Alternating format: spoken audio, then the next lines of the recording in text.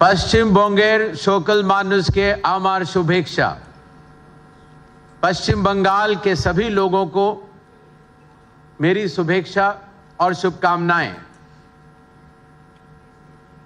आगे आने वाले वेस्ट बंगाल के चुनावों की तैयारी की समीक्षा के लिए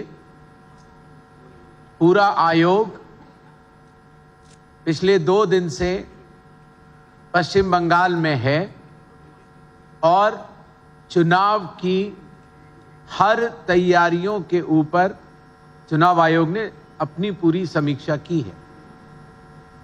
आपसे मिलने से ठीक पहले चुनाव आयोग ने चुनाव के आधार स्तंभ बूथ लेवल ऑफिसर्स के साथ चर्चा की। नए वोटर्स को भी सांकेतिक तौर पर एपिक कार्ड्स दिए गए और इलेक्शन के आइकॉन के तौर पर भी इलेक्शंस के आइकॉन्स को सम्मानित किया गया। जैसा आप सबको पता है, the democracy runs very deep in West Bengal. Consistently, the voting percentages have been very high. The total electors in West Bengal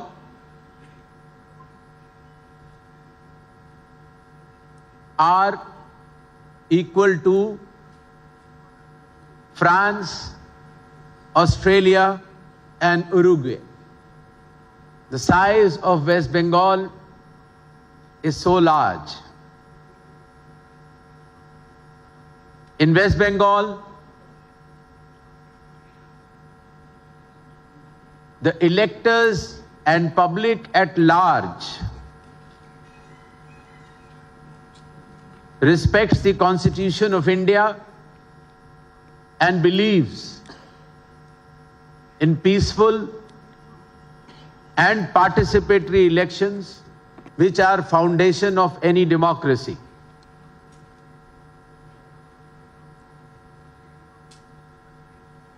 Our national song, Jan Gan Man Adhinayak Jai Hai, was composed in West Bengal by Rabindranath Tagore. Our national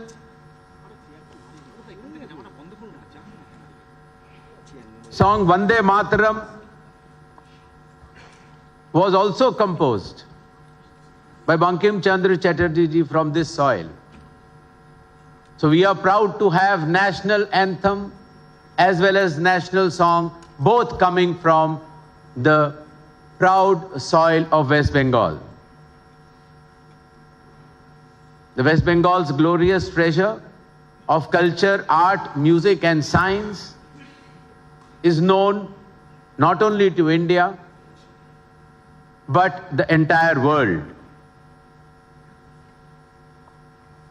Today from Kolkata, the city of joy, I appeal to all the voters of West Bengal, पश्चिम बंगाल के सभी मतदाताओं से चुनाव आयोग यह आह्वान करता है कि आगामी चुनाव हिंसा रहित और दबाव रहित वातावरण में होंगे और जो ये डेमोक्रेसी का फेस्टिवल है उसमें पश्चिम बंगाल के सभी मतदाता अपना मतदान करने अवश्य आएंगे। चुनाव पूर्वो पश्चिम बंगेर गर्वो, चुनाव का पर्व पश्चिम बंगाल का गर्व। इन शब्दों के साथ चुनाव आयोग की तरफ से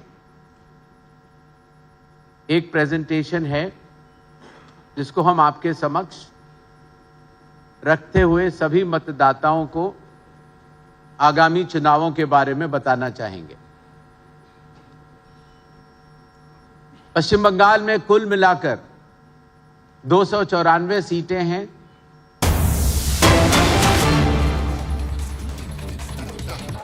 और देश के सेना को आदरणीय उनके रक्षा के जो विभाग के जो मंत्री हैं, जब उनकी जरूरत थी, जिस तत्परता रक्षा मंत्री को दिखानी चाहिए थी, उस समय रक्षा मंत्री ने तत्परता नहीं दिखाई।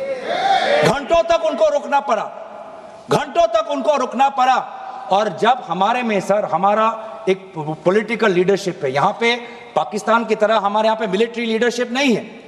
हमारा भारत का सेना डिसिप्लिन्ड है, वो हमेशा पॉलिटिकल लीडरशिप को देखता है कि पॉलिटिकल लीडरशिप क्या चाहती है। तो जिस समय भारत के सीमा के उस पार पड़ोसी देश के टैंक्स आ रहे हैं, भारत का सेना अपने राजनीतिक नेतृत्व की मांग कर रहा है, गुहार लगा रहा है कि मैं क्या करूं, तो देश का मुखिया कहता है जो उचित लगे कर लो। मतलब आत्मसमर्पण करना है तो कर लो, जंग लड़ना है तो कर लो, बातचीत करनी है तो कर लो। ये है नेतृत्व। ये आज मैं नेतृत्व पे क्यों आ रहा हूं, क्योंकि ये जो सदन में जिस प्रकार का माहौल है वो इसलिए है कि आज का देश का नेतृत्व कमजोर है, आज का देश का नेतृत्व बुज़दिल है, कमजोर और बुज़दिल आज का देश का नेतृत्व। ये स्पीकर के खिलाफ आपने नो कॉन्फिडेंस दिया है। हाँ जी, ये स्पीकर के खिलाफ, सरकार के खिलाफ तो नहीं है ना। आप इसमें स्पीकर के जो कंटेस्ट आपने दिए हैं, हाँ जी, आप वहीं तक सीमित रहेंगे। वहीं तक सीमित हो सर? बिल्कुल नहीं है, आप वहीं तक सीमित हो। नहीं, तो आखिर वहां तक कहाँ सीमित? एलओपी को उन्होंने नहीं बोलने दिया, नहीं दिया उस दिन। एलओपी को नहीं बोलने दिया मोशन ऑफ थैंक्स में सर। वही तो मैं उसी का मैं बात कर रहा हूँ। उस दिन भी उसी का मैं बात कर रहा हूँ। जब एलओपी ने कहा this wasn't the only truth highlighted by the LOP, sir I am not, sir यही है सर, यही है सर। देश को देखना चाहिए सर, संसदीय कार्य मंत्री जी देश को देख, ये I am not yielding sir. मेरा सिर्फ अनुरोध है, मैं कह रहा हूँ आप स्पीकर के रेजोल्यूशन पे चर्चा हो रहे हैं, उन्होंने और भी पॉइंट्स कहे, हम टोक सकते थे, लेकिन मेरा अनुरोध इतना ही है क्योंकि उन्होंने कई विषय पे चर्चा की है, नेतृत्व तक को छुए हैं। जब हमारा जवाब होगा आप लोग उसमें सुनना पड़ेगा, आप लोग उसमें टोकना नहीं है। आप स्पीकर का चर्चा से ऊपर आप चले गए हैं, संसदीय शब्द निकाल दिया, और जो असंसदीय शब्द उन्होंने इस्तेमाल किए हैं, अनपार्लियामेंट्री वर्ड्स इस्तेमाल किए, उसको रिकॉर्ड से हटाना चाहिए। बिल्कुल, जो असंसदीय है उसको मैं दिखवा के निकाल दूंगा। गौरव हो गई सर। भविष्य में जब पार्लियामेंट्री रिकॉर्ड्स को देखते हुए जब रिसर्च होगा, ट्रांसक्रिप्ट्स देखे जाएंगे, तो ये भी एक रिसर्च होगा कि सबसे विपक्ष के बोलते हुए सबसे ज्यादा इंटरप्शन करने वाले पार्लियामेंट्री अफेयर्स मिनिस्टर किरण रिजिजू जी होंगे। स्टैटिस्टिक्स बोलेंगे, गृह मंत्री जी स्टैटिस्टिक्स बोलेंगे।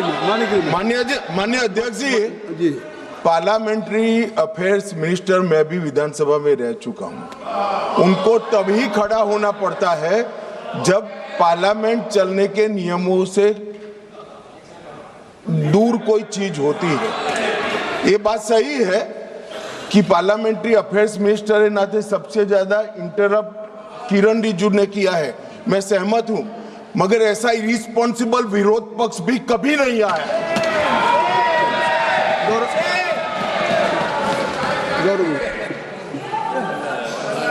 सर अच्छा हुआ सर, अध्यक्ष महोदय, अच्छा हुआ कि भाषा की जो दायरा हम बांध रहे थे वो आदरणीय गृह मंत्री ने उसको थोड़ा और उसको बड़ा कर दिया, तो हमें भी उससे थोड़ा उससे अवसर मिलेगा। सर दूसरी बात, जिस बात पर बार बार आदरणीय एलओपी जी को टोका जा रहा था, वो इस बात पे था कि अमेरिका में यूएस डिपार्टमेंट ऑफ जस्टिस में एक ऑनगोइंग इन्वेस्टिगेशन चल रहा है जहां पर भारत के एक बड़े उद्योगपति का नाम है और भारत के सरकार के एक मंत्री का नाम है। क्यों यहां पर उस विषय पर चर्चा नहीं होती है? इस बात पर जब एलओपी रहते हैं तो उनको बार बार इंटरप्ट किया जाता है। भाई जी, एक मिनट मैं आपको इंटरप्ट करना चाहता हूं। अगर आप अध्यक्ष के खिलाफ लाए हैं तो आप खुद ही नहीं, या तो अध्यक्ष के खिलाफ बोलने के लिए आपके पास कुछ है नहीं।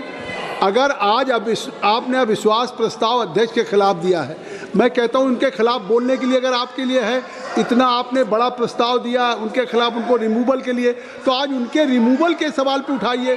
कौन मंत्री कौन कहाँ पे, नहीं उन्होंने गृह मंत्री है ऑलरेडी, नहीं parliamentary affair minister is all right to intervene at any moment, या सरकार के मंत्री इंटरवीन कर सकते हैं। और अगर वो आपको कह रहे हैं तो इससे आप इसका मतलब स्पीकर के खिलाफ नहीं बोलना चाहते, आप केवल सरकार के खिलाफ बोलना चाहते हैं, तो प्रस्ताव तक रहिए। मेरा काम है, आपको प्रस्ताव तक सीमित रहना होगा। आपको इस प्रस्ताव जो आपने दिया है, आप उस प्रस्ताव पे बोलेंगे, ये मेरा आग्रह है। सर यही हुआ था जिसके, और यही प्रस्ताव में हमने यही तो लाया है सर, कि एलओपी कौन से वो बातें कर रहे थे जब उनको बोलने नहीं दिया। सदन में रिकॉर्ड में जाना चाहिए सर कि एलओपी जब बोलना चाहते थे कौन से विषय पर बोलना चाहते थे, नहीं तो बहुत जनरल एलिगेशन आ जाएगा। जनरल एलिगेशन नहीं होना चाहिए, स्पेसिफिक होना चाहिए, स्पेसिफिक इंस्टेंसेस होना चाहिए। हम भी अगर अविश्वास प्रस्ताव ला रहे हैं अध्यक्ष महोदय के खिलाफ और बोल रहे हैं कि उनको एलओपी को बोलने नहीं देते, तो हमें भी प्रमाण देना पड़ेगा, और वही प्रमाण मैं आपको दे रहा हूं। आप फरवरी 26 का एलओपी स्पीच का ट्रांसक्रिप्ट देख लीजिए, वही रिकॉर्ड से मैं पढ़ रहा हूं कि बार बार 20 बार उनको टोका गया, वो कौन से विषय पे वो बोल रहे थे। तो दूसरा विषय उन्होंने ये कहा था, he question about the millions of pages released from the US Department of Justice, regarding which the world is questioning. The file contains names of very famous businessmen who is known to be very close to this ruling government. The file also contains uncomfortable truth that a minister has been named. In this ongoing global investigation in other parts of the world. Gaurav Gogoi जी, गौरव गोगोई, क्या है? 202 एक minute रुकिए, आप रुकिए। आप गौरव गोगोई जी, मैं chair से कहना चाहता हूं कि अगर if will go through rule 202A, only provide that the discussion on the resolution shall be strictly confined to the charges preferred in the resolution. जो resolution में charges है, आपको only you have to confine. Yes, only rule 202A provide. वही तो कह रहा हूँ sir. My members are requested. You are also, and I will request to all the members. वही मैं कह रहा हूँ। कृपया रूल 202A में जो हम members are only requested that they may speak only on the charge and preferred. Yes. आप जो चार्जेज है उस पे बोलिए। वही चार्ज पे तो बोल रहा हूं सर। नहीं, आप चार्ज से अलग हटके बोलिए। चार्ज पे नहीं बोल, चार्ज से अलग नहीं है सर। चार्ज से अलग नहीं है सर, चार्ज पे ही हूं मैं। नहीं गौरव जी, चार्ज में मैं ही हूं सर। गौरव जी, उन्होंने आप बात करते हैं चार्ज की, लेकिन आप बड़ी खूबसूरती से चार्ज के बजाय आप उसी विषय को लाना चाहते हैं। नहीं, लेकिन आप वो चीजें ले जाना चाहते हैं जो इस चार्ज से कोई उसका नहीं सर, चार्ज से ही है। नहीं, आप केवल जो उससे चार्ज से ही है, बिल्कुल नहीं, चार्ज से ही है। कहाँ है सर, वो कार्रवाई का हिस्सा नहीं बने। आप कहेंगे कोई रेजोल्यूशन पढ़ता हूं sir, that this house having taken into consideration the conduct of the speaker of the house as regards disallowing the leader of the opposition to speak when on this, I am substantiating this happened during the motion of thanks to the president's address in the month of February when the honorable leader of opposition was disallowed to speak. I'm substantiating this resolution. What was he saying? At that point, the LOP also talked about the trade deals between US and India. He talked about, he asked a very simple question, that what made India get into haste and get into a deal which is not even in our favor?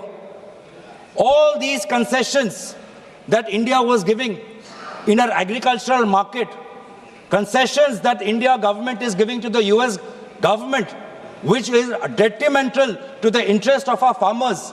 Those particular crops which have been listed, potatoes was listed. Potatoes are huge, sir. आप UP से आते हैं, आपको भी पता है sir कि आलू की खेती उत्तर प्रदेश के कितने लिए वहां के किसानों के लिए कितनी महत्वपूर्ण चीज है। और आज ये जो आलू का पे जो ट्रेड हुआ, किस कारण से आज प्रधानमंत्री, हमारे देश के प्रधानमंत्री ने एक ऐसे डील को उन्होंने समर्थन किया जो हमारे आलू के किसान के खिलाफ है। ऐसा क्या दबाव था? और यही चीज एलओपी ने कहा कि दबाव हो सकता है कि डिपार्टमेंट ऑफ जस्टिस में जो एक ऑनगोइंग इन्वेस्टिगेशन चल रहा है एक विशेष उद्योगपति के खिलाफ, उस कारण से हमारी सरकार, हमारे प्रधानमंत्री दबाव में आए, या एप्स्टाइन फाइल्स में और भी नाम है, इसलिए हमारे देश की सरकार हमारे दबाव में आए। नहीं तो क्यों? नहीं, आप कह रहे हैं उस दिन भी 50 मिनट 30 सेकंड बोलने का उनका मौका मिला, और बात केवल ये थी कि जो चीज़ प्रकाशित नहीं थी, जो कहीं उसको बिना पूर्व नोटिस दिए हुए उस बात को उठाना चाहते थे, इसके बावजूद भी LOP has given A sufficient time. फिर जब किसी दूसरे मेंबर का नाम नहीं पुकारा गया, हाउस एडजर्न हुआ, दोबारा फिर एलओपी को ही बुलाया गया। और आप अगर आप समय देख लें कि एलओपी ने कितना समय लिया, तो आखिर नहीं देखा, नहीं रिप्लाई देंगे नहीं, but I am sitting here, I am sitting. देखिए, मैं ये चाहता हूँ कि आप देखिए, आप चार्जेस की बात कर रहे हैं स्पीकर के खिलाफ, उनके रिमूवल को लाए हैं आप। नहीं, देश इस बात को भी तो देख रहा कि आप बात कर रहे हैं लोकसभा के माननीय अध्यक्ष के रिमूवल के प्रस्ताव पे।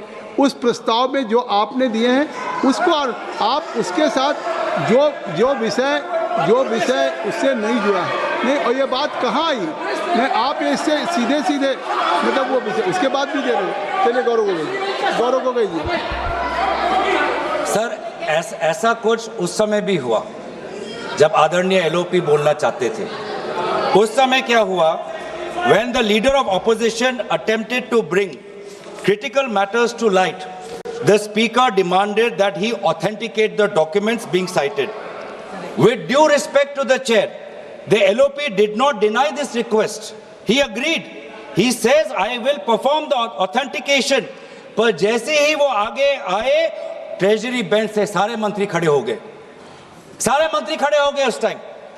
However, despite this compliance, the visible discomfort of the treasury benches repeatedly manifested as loud interruptions, effectively stopping the LOP's address. क्यों सर? जब रूलिंग आए ऑथेंटिकेट करने के लिए, एलओपी चाहते थे ऑथेंटिकेट करने के लिए, उस समय भी ट्रेजरी बेंच को इतनी आपत्ति क्यों? क्या वो नहीं चाहते कि वो सेना के बारे में जो बात करें वो रिकॉर्ड में जाए? एक फॉर्मर चीफ वो एक बात रख रहे हैं, किसी गंभीरता से रख रहे होंगे, वो चाहे वो किताब प्रकाशित हो भारत के अंदर या ना हो। एक फॉर्मर चीफ के बात को हम इतने आसानी से उसको परे कर देंगे क्योंकि उनका लिखा हुआ किताब खाली प्रकाशित नहीं हुआ? क्या उनके कहने की जो बातें हैं, क्या वो खोखला हो जाते हैं? क्या वो बातें कह रहे हैं, क्या वो मूल्यहीन हो जाते हैं? क्या उनका कोई अर्थ नहीं? क्या उनका कोई तर्क नहीं? क्या वो झूठ बोल रहे हैं? क्या ये सरकार कहना चाहती है कि नवराणे जी झूठ बोल रहे हैं जब उन्होंने कहा कि प्रधानमंत्री से ये आवाज आई कि जो भी उचित है वो कर लो? आप आज क्या बोल रहे हैं? ये फिर आप नहीं देखिए, आप बार बार मेरे कहने के नहीं, आप उस सब नहीं जो सदस्य, जो माननीय सदस्य इस सदन का नहीं, उसका रेफरेंस दे रहे हैं। और सुनिए, नहीं आप न बोलिए। और अगर आप इस तरीके से कह रहे हैं, आप जो आपने स्पीकर के खिलाफ लगाए वो उस पर कुछ कहिए, या तो कुछ उस पर कहने के लिए नहीं है, आप केवल सरकार पे बोल रहे हैं तो बोलिए। सर जिस समय mister Suresh, you are sitting from, I think so, if I have allowed to Mr. Gaurav, how you can speak? You have to allow him. You are sitting there. So only I have allowed to Mr. Gaurav. Kindly take. Sir सभापति महोदय, जब LOP ये बात उठा रहे थे और वहाँ सदन सत्ता पक्ष से विरोध आ रहे थे, उठा रहे थे, नहीं उठा रहे तो मौजूद भी नहीं है, तो हम मौजूद भी नहीं है कि उठा रहे थे नहीं। सर अध्यक्ष महोदय, सभापति महोदय नाराज मत होइए। मौजूद भी नहीं है। सभापति महोदय नाराज मत होइए। हम नाराज नहीं, नाराज मत होइए। वो उठा रहे थे, नहीं उठा आप हंसते रहे रहिए सर। वो होते तो खड़े होकर सभापति महोदय हंसते रहिए। वो खड़े होके कहते हाँ मैं उठा रहा था। आप हंसते रहिए। मौजूद भी नहीं है। आप मुस्कुराते रहिए। मुस्कुराते रहिए। आप मुस्कुराते रहिए, लेकिन वो है नहीं। आप मुस्कुराते रहिए सर। सर, जिस समय नेता विपक्ष अपनी बात रख रहे थे, सत्ता पक्ष बार बार और विभिन्न मंत्री, रक्षा मंत्री, पार्लियामेंट्री अफेयर्स मंत्री टोक रहे थे, तो उस समय सदन की संचालन अध्यक्ष महोदय कर रहे थे, पैनल ऑफ चेयरपर्सन कर रहे थे। और इसीलिए आज जब हम रेजोल्यूशन ये ला रहे हैं कि बार बार नेता विपक्ष को नहीं मौका मिलता बोलने के लिए, देश के अहम मुद्दों को उठाने के लिए, तो उस समय सदन का संचालन की कर्तव्य किसके अधिकार में थी, उस बात को हम उठा रहे हैं सर। खुद कहा, आपने खुद कहा, एक मिनट गौरव जी, मैं मुस्कुरा के कह रहा हूं, आपने खुद कहा कि मान लिया कोई चीज पब्लिश नहीं है, आपने ये कहा कि अगर पब्लिश नहीं भी थी भारत में फिर भी उसको उठाएं। तो मैं कह रहा हूं कि पब्लिश अगर नहीं है, पब्लिश नहीं तो इसका मतलब है कि वो पब्लिक डोमेन में नहीं है, और जब पब्लिश नहीं तो पब्लिक डोमेन नहीं है, और पब्लिक डोमेन में नहीं है तो आप इसको सदन में कैसे उठाएंगे, सदन में कैसे उठाएंगे? सर, ये जो किताब की बात है, जहां तक मेरी जानकारी, नॉट पब्लिश्ड इन इंडिया। आपका भाषण कंटिन्यू रहेगा। लंच के लिए हम ब्रेक करते हैं। ये सभा की कार्रवाई 2 बजे तक के लिए स्थगित करते हैं। All right, viewers, Lok Sabha has now, in fact, gone into a recess, a lunch, in fact, and what was being witnessed was a showdown over opposition's motion to remove the speaker. And while they moved the resolution to remove the speaker, they also rigged up the issue of Naravne's book again, to which government also reacting very strongly. Amit Shah, in fact, accusing the opposition of being the most irresponsible opposition that India has seen so far. So essentially a showdown now being witnessed in the lower house of the Parliamentary Lok Sabha. This comes up as Gaurav Gogoi also rigged up the issue of the US deal, saying that the government gave some concessions to the US while signing the free trade agreement. He continues to say and reiterates Congress's accusations that the government compromised on the interests of the farmers as they signed the free trade agreement with the United States. Now, those are the latest allegations being made by the Congress in Lok Sabha as we witnessed a showdown in the Parliament. And now, viewers, moving on to another breaking news. US Navy's EA-18G Growler is now seen in these visuals, in fact, taking off the deck of the USS Abraham Lincoln. Now, we are given to understand it's taking off to carry out more strikes on Iranian targets. That's what we're looking at, and visuals on your screen as the fighter jet takes off from USS Abraham Lincoln. It's the US aircraft carrier group right now in the Middle East. This as the war in West Asia enters its day 10. Now, those are the visuals on your screen. As you can see, the American jet taking off from USS Abraham Lincoln to carry out more strikes on Iran. Now, those are exclusive visuals, in fact, coming from the war zone areas, viewers, and the public has access to those visuals. You can see on your screen American jet, in fact, taking off from USS Abraham Lincoln as it now carry out more strikes on the Iranian targets. And this updates coming on the day 11 of the war in West Asia continues. ये इस प्रकार की सोच रख रही है कि यह धर्म विशेष के लोग कापुरुष हैं और इनको मार दिया जाएगा, केवल मैं ही शील्ड हूं, तो ये ठीक उसी प्रकार का बयान है जैसे अकबरुद्दीन ओवैसी ने कहा था कि 15 सेकंड के लिए पुलिस हटा के देखो, 15 मिनट के लिए पुलिस हटा के देखो, फिर हिंदुओं का क्या होगा आप जान जाएंगे. Mamata Banerjee has just repeated Akbaruddin Owaisi's statement in different words. Thank you. बहुत बहुत धन्यवाद. All right, viewers, that was BJP's reaction on the earlier statement made by Mamata Banerjee. In fact, West Bengal CM had earlier said, we exist, which is why all of you are safe. If one community surrounds you, they will finish you off in 1 second. That was the statement made by the West Bengal Chief Minister Mamata Banerjee. And now, in fact, BJP reacting strongly to that statement, that remark made by the West Bengal CM, that it is only Owaisi's earlier controversial remark that is now being rephrased by the West Bengal CM. That is what the BJP is now saying on the controversial remark that was made by Mamata Banerjee earlier. Now, let me also tell our viewers what exactly the West Bengal Chief Minister said. She said, we exist, and that is why all of you are safe. If one community surrounds you, they will finish you off in 1 second. Now, BJP calling out that statement as fear-mongering, communal fear-mongering that Mamata Banerjee is now engaging in ahead of elections in the state. All right, now viewers are moving on to more developments coming to light from West Asia. Saudi's Aramco CEO has now released a statement saying there would be catastrophic consequences. In fact, heading out to...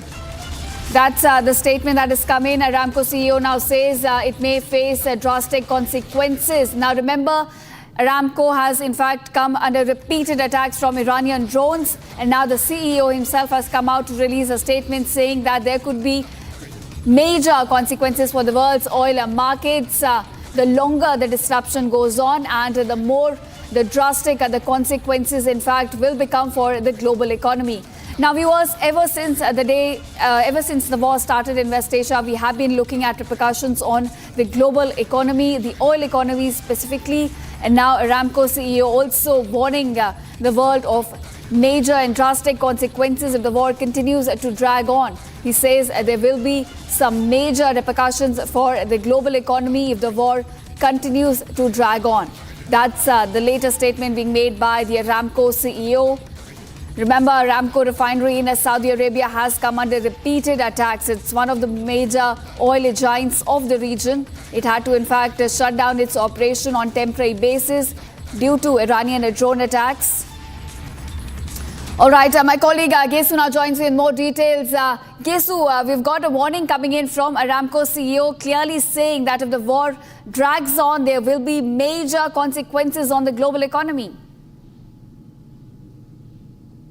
That's not the only thing that he said. In fact, the most important thing that he's pointed out is that this will have catastrophic effects, yes, on the global oil markets. He's also said that a contingency plan is in place and the east-west corridor is being used full throttle to now meet customer demands and supply demands across the globe. Now remember, Aramco, Babco, one of the biggest oil suppliers across the globe, have been hit in multiple missile raids. Now also, Amin Nasir, the CEO of Aramco, has said that this is the lowest that the oil inventory with the company has been in the last 5 years, and that in itself is enough to remind you of the impact that this war has on energy infrastructure, on oil supply routes across the globe. Now also remember, he said that the price surge will be unimaginable if this continues and if the war does not come to a standstill or at least a short de-escalation. Now this also comes as various other oil refineries across the Gulf region continue to remain under attack. Now, very interestingly, Ishita, West Asia has been in war before also, but energy infrastructure, oil supply routes were never touched. This war has changed that completely. It's in fact flipped that narrative straight onto its face, with oil refineries and energy infrastructure now being at the middle of the violence of this entire war, in fact. Ishita. Right, of course, Kesu, we're already looking at major repercussions being felt across the world. We're looking at repercussions on global economy. And now he's also, pointed out some sectors. He says aviation, agriculture, these are the sectors that will be bearing the brunt of this energy crisis. Exactly, and Ishita, you'd be surprised to know that he had earlier given out a statement saying that the company is performing really well. The demands have in fact increased for global supply of oil and petroleum and gas, and he said that 2026 could be a table-turning year for the company when it comes to its stocks, when it comes to the oil prices, the oil supply markets. And however, that has actually completely, that narrative has fallen face flat. That hope that their markets were aiming at has has fallen face flat, with the Gulf now being at war. In fact, he's also said that, of course, aviation that relies heavily on oil and gas supply, not just that, home cooking also. We're looking at the Indian government now, putting in place the Commodities Act from 1955 to actually fulfill the demands for liquefied petroleum gas. So something as basic as home cooking gas is also dependent on these global supply routes, and everything comes to a standstill. Not just the aviation ministry that will stall all travel, but also major industries will see a complete fall down because of the oil surge, not just in the prices, but also the fall in supply, as the supplies themselves take one of the most biggest hit of this entire war that's ongoing in West Asia. Ishita. Right, of course, Gesu, we're looking at domino effect now being visible across essential sectors because of this crisis erupting from West Asia. Thank you so much for joining us. And now we will be moving on to another breaking news coming in. Iranian government spokesperson has now said about 193 children have been killed in the US and Israeli attacks. So that's a big number of the casualties that has been in fact put up by Iranian spokesperson. He says over 193 children. This is just the number of children which have been killed in this 11-day war so far. That's the number given by Iran. In fact, at this point, 193 casualties have taken place due to Israel and the US strikes. And these are just children who have lost their lives in the country due to the continuous strikes, continuous bombing by US and in fact Israel. Now viewers, that's the number we're looking at this point on day 11 of West Asia war. 193 children have lost their lives in the US and Israeli strikes which have been carried out against Iran. You've seen carpet bombing being carried out across the country, and the figure has now been put up by Iran as saying about 193 children have lost their lives in these war operations that continue to impact their country. That's the latest number, in fact, that has been put up by Iran, saying casualties. In fact, if you look at the casualties at large, they've crossed the 1,000 mark already. But specifically in terms of children, Iran has now put up a number saying about 193 children have been killed in the US and Israeli strikes all across the country of Iran. Now, viewers, it is day 11, and this is the number at which the casualties stand. And now, viewers, in an exclusive conversation with our editor-in-chief Arnab Goswami, Israeli spokesperson David Mincer rejected the claims of bombing Iranian school. This as Israel is confronted on February 28th strike, specifically when a deadly missile strike demolished a girls' school in Minab, southern Iran. And the number of civilians, in fact, were killed in the same, which includes children, ought to have viewed this strike now as a war crime. And Israel's war ally, US, has now also spoken out condemning the school bombing and also cautioning Israel of the targets, in fact. David Mincer joining me right now is the Israel PMO spokesperson. He serves as the Israeli government spokesperson for the National Public Diplomacy Directorate in the Prime Minister's office. Mr. Mincer, even the Americans have now criticized the wide-ranging attacks in Tehran. Lindsey Graham, who virtually speaks for Trump, has said that you're overdoing it, and has said that you need to be more careful and more selective about the targets you select, not to do this in a way that does not allow the Iranian people the right to a new and better life. Why this public rebuke by Lindsey Graham? Good to be with you. Good to be with you, Arnab. If I may say very respectfully, I think that this is not your story that you're reporting is not correct. I can tell you that the Prime Minister and President Trump are absolutely shoulder to shoulder in this campaign. They are having regular conversations, sometimes once a day, sometimes even more than that. And we are absolutely side by side in this campaign against the Iranian regime. There is no daylight between the two countries. We're working hand in hand, our militaries, our air forces, and certainly our leaders. And it's because of the foresight of Prime Minister Netanyahu and the determination of President Trump that we've got to where we've got to. But this Operation Roaring Lion, it's certainly directed against the Iranian terror regime and certainly not Iran's people. What we're doing is we're creating a portal, a door, if you like, where the Iranian people can walk through to get freedom, the freedom which they've been denied by the regime. Now, our policy is crystal clear, whether in the US or Israel, we never target civilians, never target civilians. And now this is in direct contrast to the Iranian regime. Now, myself and my children, we've been running in and out of bomb shelters. Last week, I joined the Prime Minister on a visit to a synagogue which was destroyed, by an Iranian ballistic missile. 9 people were killed in that incident. I looked around that synagogue. I saw a burnt down synagogue, but you know what I didn't see, Arnab?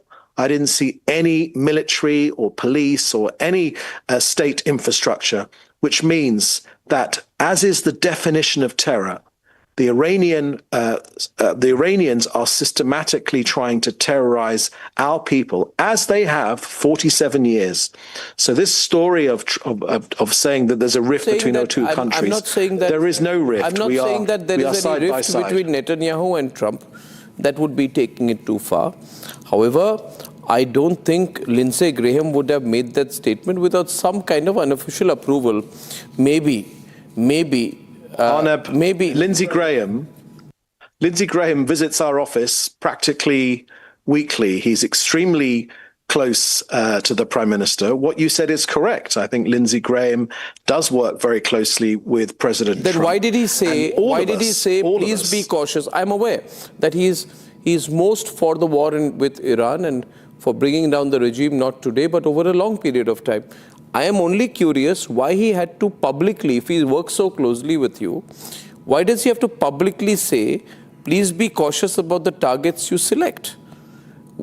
Why did he say that publicly to the Israelis? Senator Graham, who is very close with our Prime Minister, he understands how careful Israel is when it goes directly after the regime targets themselves, directly after the regime targets. Now, the Iranian public themselves have suffered decades of repression under the Ayatollahs, and the weakening of this regime will create conditions for a freer and more peaceful future. So our fight is with the tyrannical Iranian regime in Tehran, and certainly not with the people of Iran. I'm sure, and you will have seen, as I have. I'm sure you believe in what you say, but now it has been widely reported with video evidence, David, and now this is getting very serious. You see, this is not about who's right and who's wrong,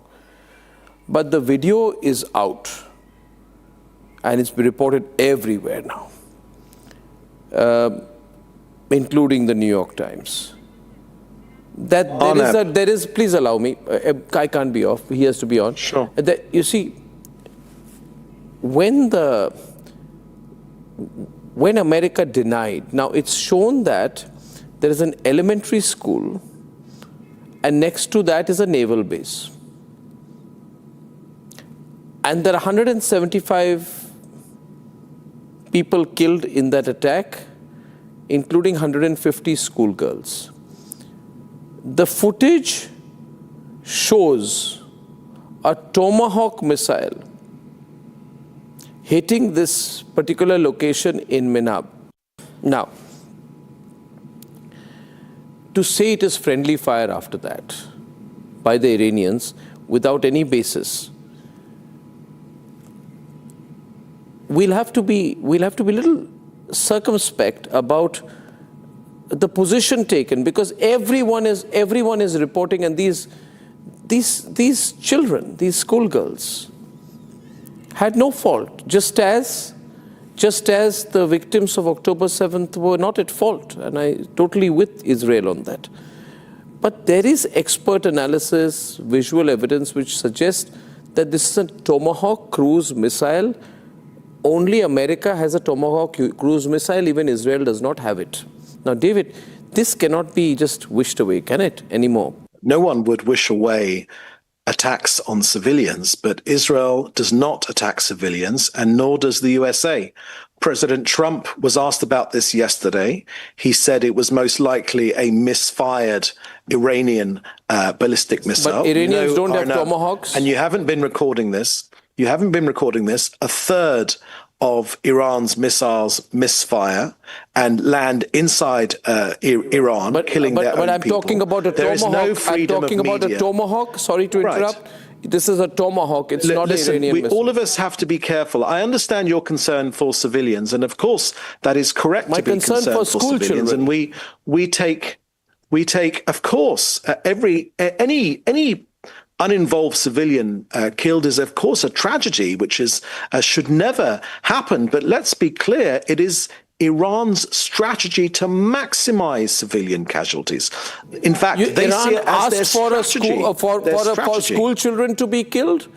Or was this a misfiring in a spirit of adventurism, or maybe in the heat of the moment, the location mapping, Arnab, something happened? See, I think you have to be, Arnab, with the greatest of respect. With the greatest of respect, it's a Tomahawk. You must be very it's a Tomahawk cruise missile. You must be very careful.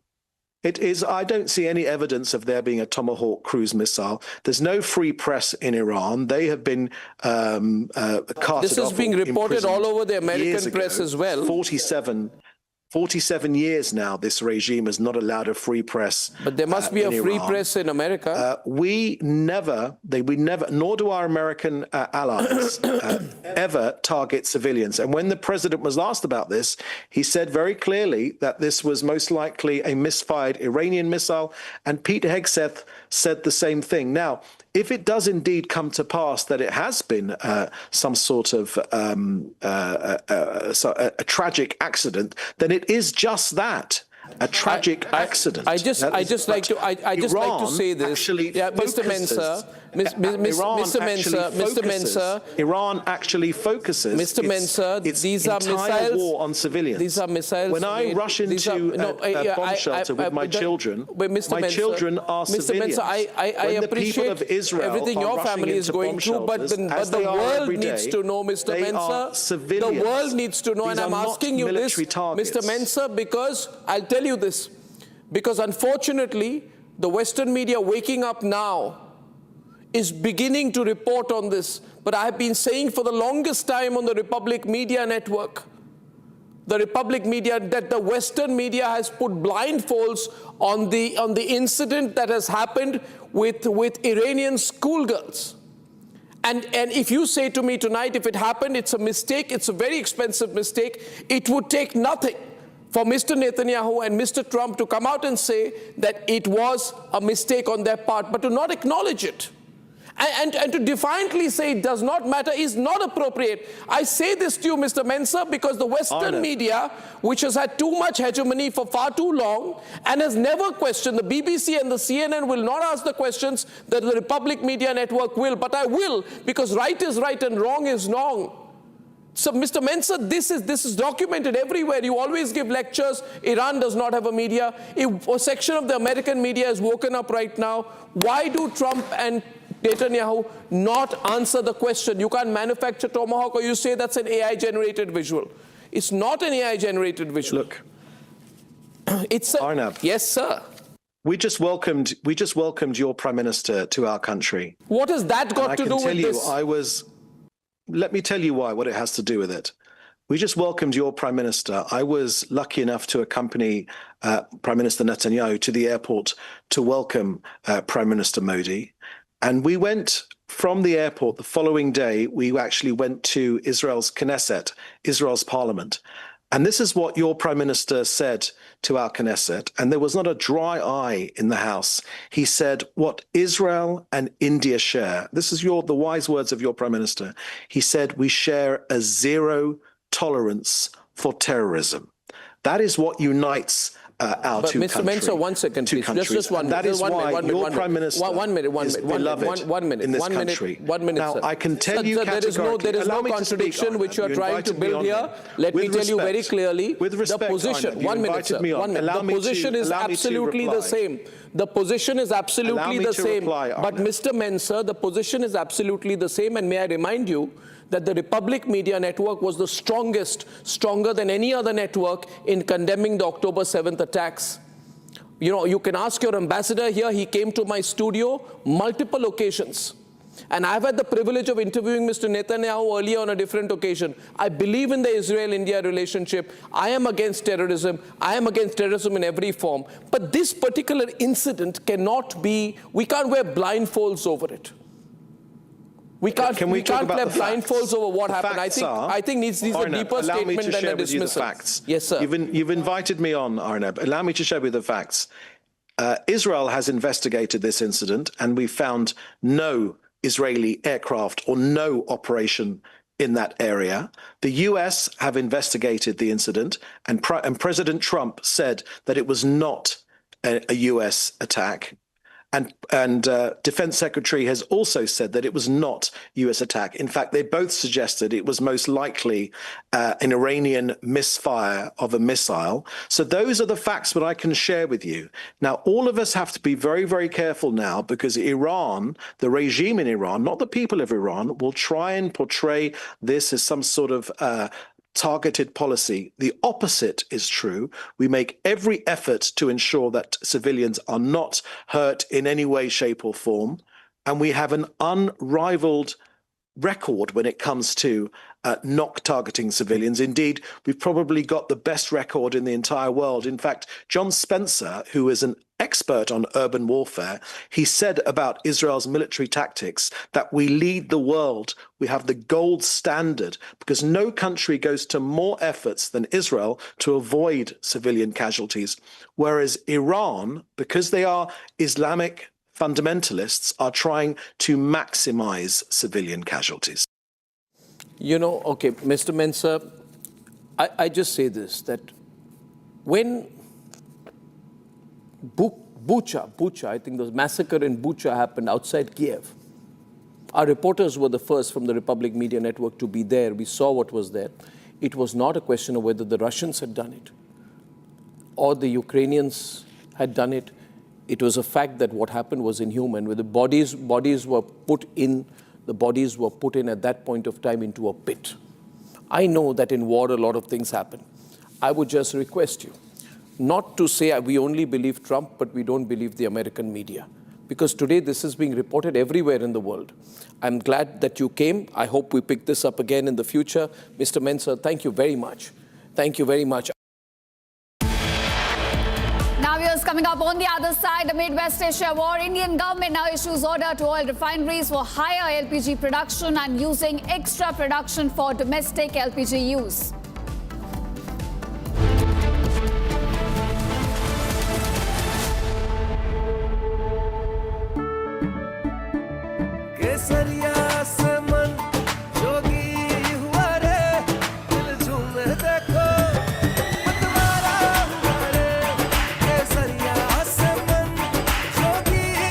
हर पल मनाओ केसरी त्योहार।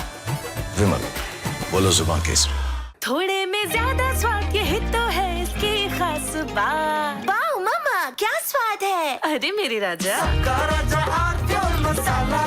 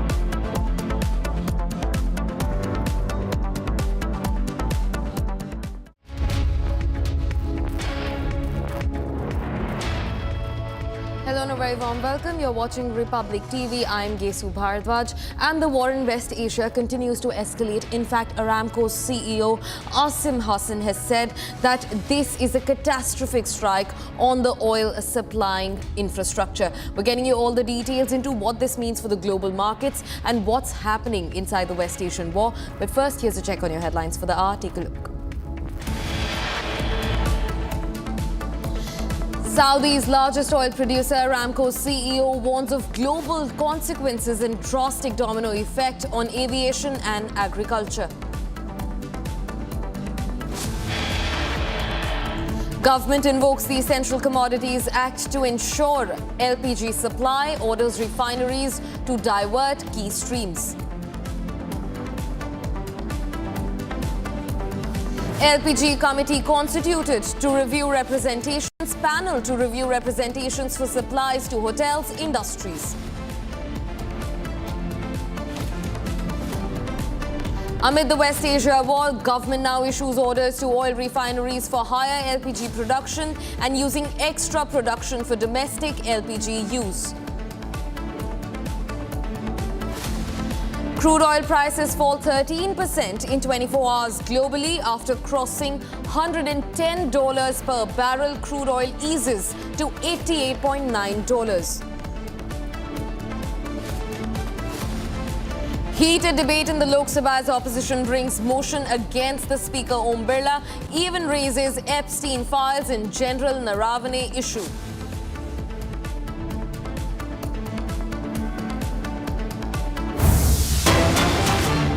Cutting across a fresh breaking development that we're getting at this hour now. Different locations across Tehran were hit once again. In fact, more intense and in wider scale than before. These explosions illuminate the skies of Karaj city and Tehran with a blue glow. These are the visuals on your screens as Iran is battered with a series of missile barrages from the Israeli Defense Forces and the US. Now, different locations across Tehran were hit once again. This comes closely at the heels of at least 30 oil depots in and across Tehran being hit by the Israeli Defense Forces just yesterday, setting half the capital of Iran on fire. Now, across Tehran, various other locations have also been hit once again. In fact, these attacks, from what's being reported, are more intense and have happened on a wider scale than before. Now, these explosions have illuminated the skies of Karaj city and Tehran in Iran with a blue glow. In fact, viewers, this comes right after at least 30 different oil depots in and around the Iranian capital of Tehran were hit, and the entire capital was burning in huge fumes. Now, once again, different locations across Tehran were hit once again. In fact, these attacks are more intense and have happened on a much wider scale than before. Now, the Israeli Defense Forces and the US are yet to reveal their first statements on the strike, the renewed strike that's happened on the Iranian capital of Tehran. Now, remember, these locations, the visuals that you're seeing on your screens come from the Karaj city and Tehran in Iran, which have been battered once again by collaborative missile strikes from the Israeli Defense Forces and the US.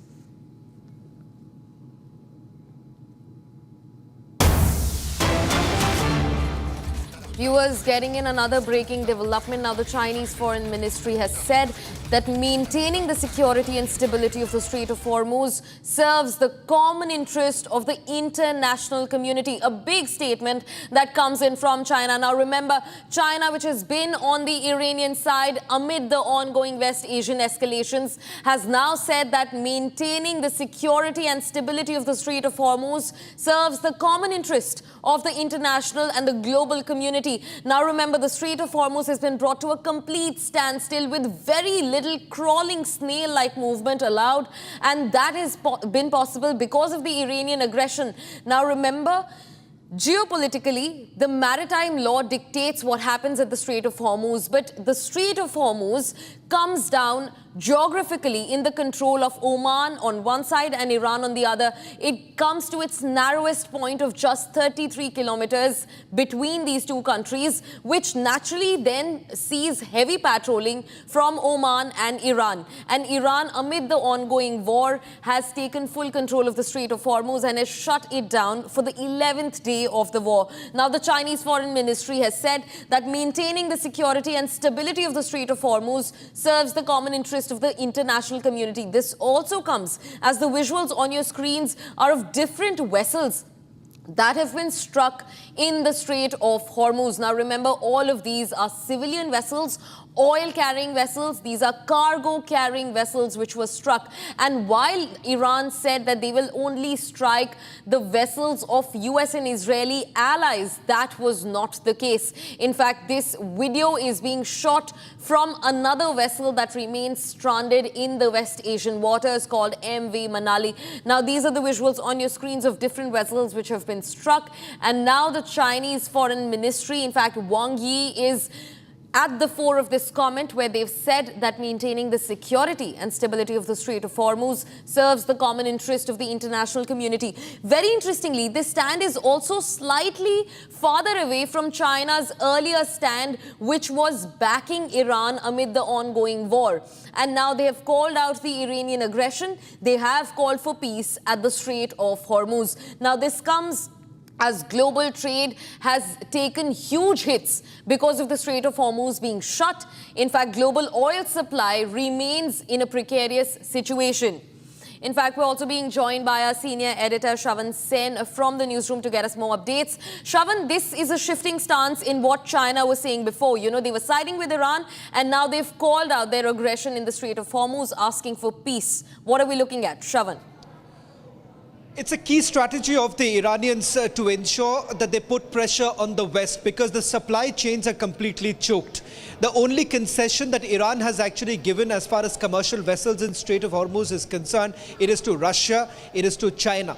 In fact, China here essentially wants to play the role of the big brother here by basically sending across this message that by choking Strait of Hormuz, it isn't really doing good for any country. As far as China is concerned, remember, a large part of its oil supply also comes in from Strait of Hormuz, but China isn't affected to that extent, given the fact that their LNG supplies and their reserves are far more than any country in the region itself. So if you look at the impact that it comes, perhaps China hasn't taken that kind of a hit as yet. But having said that, right from the start of the war till now, there is a pressure that has been built by China as well as Russia right now. And that is the reason why the zigzag that has been taken by President Trump can essentially be seen from the statements that have been made so far, where there is a clear indication right now, perhaps an attempt that has been taken by President Trump to find a way out, wriggle out from this entire war, because it is costing the Americans.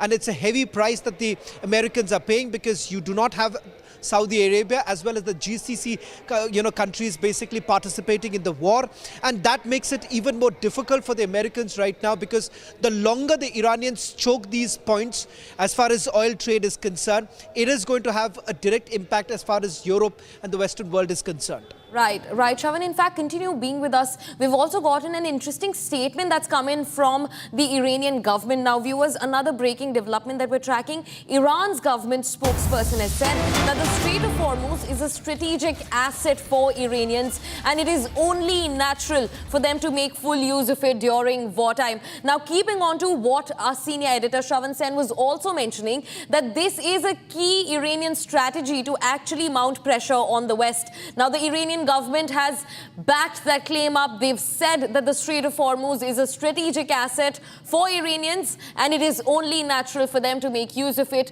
during wartime. Now, quickly coming back to Shravan Sen, who continues to join us on the broadcast. Shravan, how do you look at this statement? You were just talking about it. I think we've lost contact with our senior editor, but viewers, now the Iranian government spokesperson has said that the Strait of Hormuz is a strategic asset for Iran and it's only natural for them to make full use of it during wartime. Now, this statement comes as China has also said that the Strait of Hormuz needs to be secured, that the Strait of Hormuz needs to be stabilized. And as a rebuttal almost, the Iranian government has now given out another statement saying that the Strait of Hormuz is a strategic asset for them and it's only natural that they make full use of it during the ongoing tensions in West Asia. Now, also remember, Iran is using the Strait of Hormuz to build pressure on West with global supply chains of oil and gas halted. The West is under crumbling pressure because of Iranian aggression and Iranian action in the Strait of Hormuz. Now, also remember, West Asia has been through tensions before, but the Gulf never touched energy or oil routes. But this time around, that has completely changed. That narrative has flipped. And now Iran is making strategic use, as they've said themselves. The Iranian government says that the Strait of Hormuz is a strategic asset and that it will be absurd for them to not make full use of it during wartime.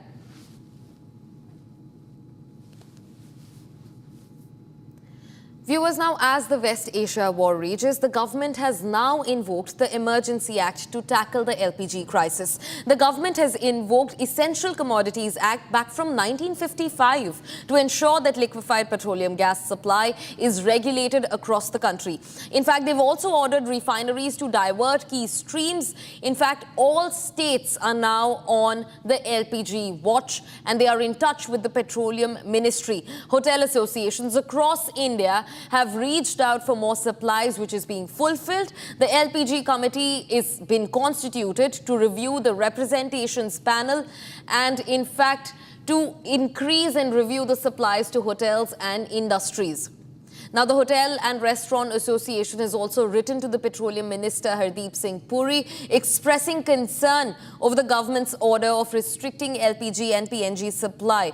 Now, restaurants and hotels depend heavily on PNG for daily cooking and operations. Now, remember, this comes as the government has mandated for all oil sectors and LPG suppliers to completely divert all their supplies to the government and the public sector first. That's what we're looking at. And in this turmoil, the hotels and other industries, commercial industries, seem to be caught up. Now, also remember, viewers, the government has invoked the Essential Commodities Act to maintain and to stabilize and to regularize the LPG supply for over 3 crore domestic households. The government invoked this sparingly and used emergency powers to direct the oil refineries to ramp up LPG production as it looks to increase the availability of domestic cooking gas to hedge against the potential disruptions from the now widening conflict in West Asia. That's the latest that we're noting. And in fact, the sector provides about 40 lakh direct and 160 lakh indirect jobs in Maharashtra, the hotel sector, the industries that are hit the hardest over the LPG crisis, which has been triggered by the West Asian war.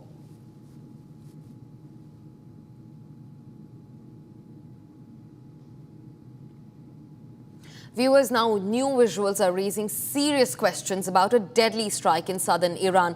A video has been circulating online which appears to show a US Tomahawk cruise missile striking an Iranian military facility in the city of Minab. Now, also remember, the Tomahawk missile is also available with the Israeli Defense Forces, but US has made a strategy of not letting the allies fire these missiles until a due permission is received from the key holder of the missile, which is the US. It's, in fact, the video comes from the city of Minab, located just meters away from a girls' elementary school. The footage appears to show the missile hitting an Islamic Revolutionary Guard Corps naval base. That's what the claim is. And now, following moments later, by a massive plumes of smokes rise from nearby Tayyaba school. This video now contradicts the earlier claim that Iran itself was responsible for the attack, the claim that's been made by Israel. More in this report. Take a look.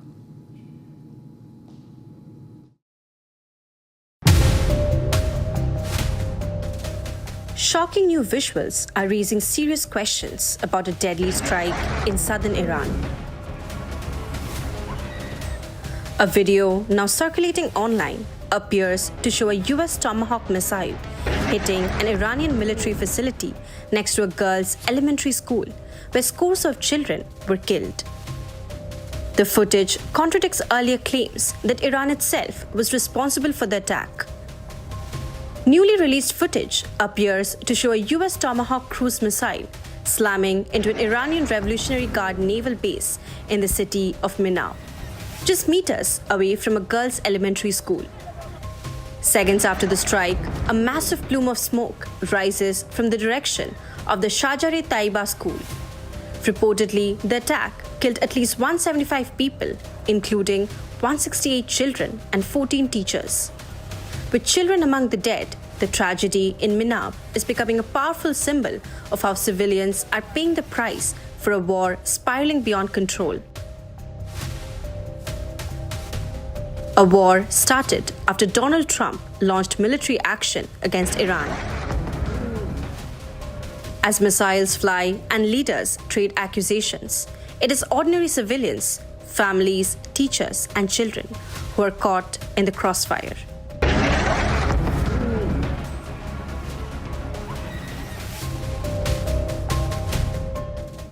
Viewers, now quickly shifting focus from the war about the Pune Porsche case hearing that's ongoing in the Supreme Court. Now, the Supreme Court has granted bail to the father of one of the minors involved in the Pune Porsche crash blood sample swapping case. Now, the bail was granted by a bench of Justice B.V. Nagaratna and Justice Ujjal Bhoyan. The court has noted that the accused has already spent around 18 to 22 months in custody. The court, in fact, ordered the release of the subject over conditions to be imposed by the trial court. In fact, it also said that the prolonged detention cannot continue when the trial has not progressed significantly. That's the first statement that we're getting in from the Supreme Court. In fact, now a bail has been granted to Vishal Agarwal, who is the father of the minor allegedly driving the luxury car Porsche that killed two young engineers on the 19th of May 2024 in Pune. The horrors of the case completely echoing inside Supreme Court as the court now grants bail to Vishal Agarwal. In fact, a bench of Justices B.V. Nagaratna and Ujjal Bhoyan granted bail to the accused's father, saying that he's already spent about 22 months in jail and that a similar accused in a similar case has been granted relief. In fact, joining me live is my colleague Sarthak to get us more updates. Sarthak, speak to us about the recent that we're hearing from the Supreme Court. A bail has been granted to the father of the minor who was driving the car. In fact, this is not a sole case of just killing two young engineers. It's also about blood sample swapping. Sarthak.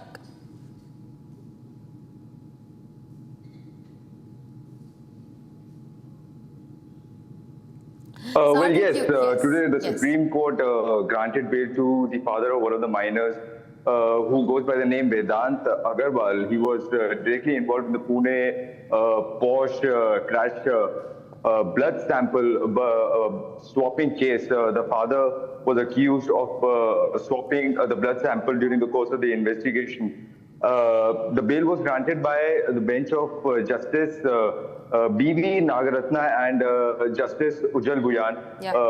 The court noted while granting bail to the accused was that he had already spent around 18 months in custody, and the court orders that the release is subject to the conditions to be imposed by the trial court at this point.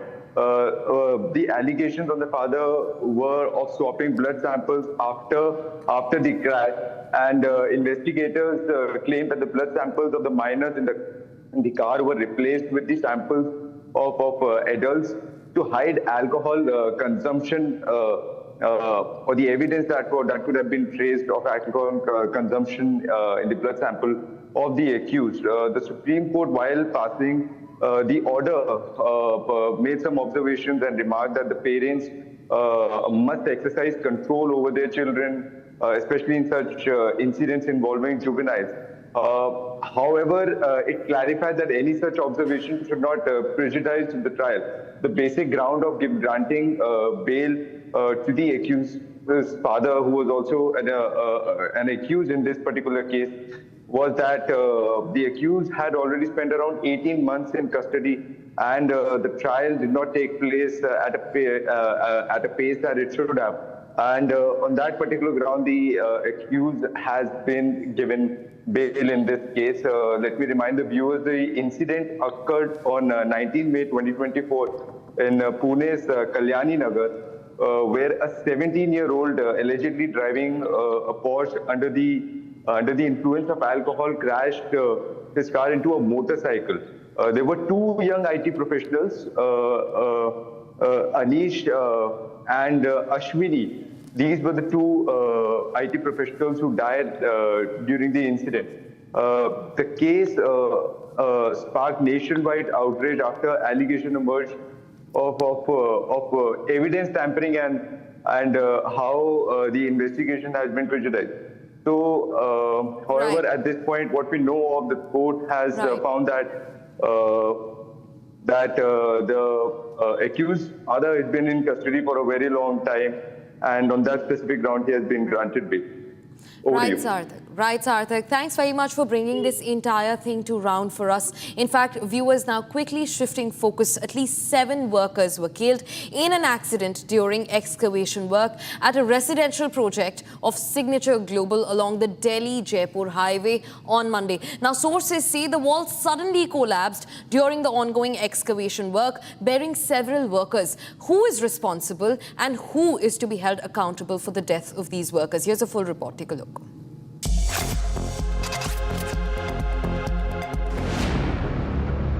Seven labourers were killed late Monday night after being buried under soil during excavation at a Haryana construction site.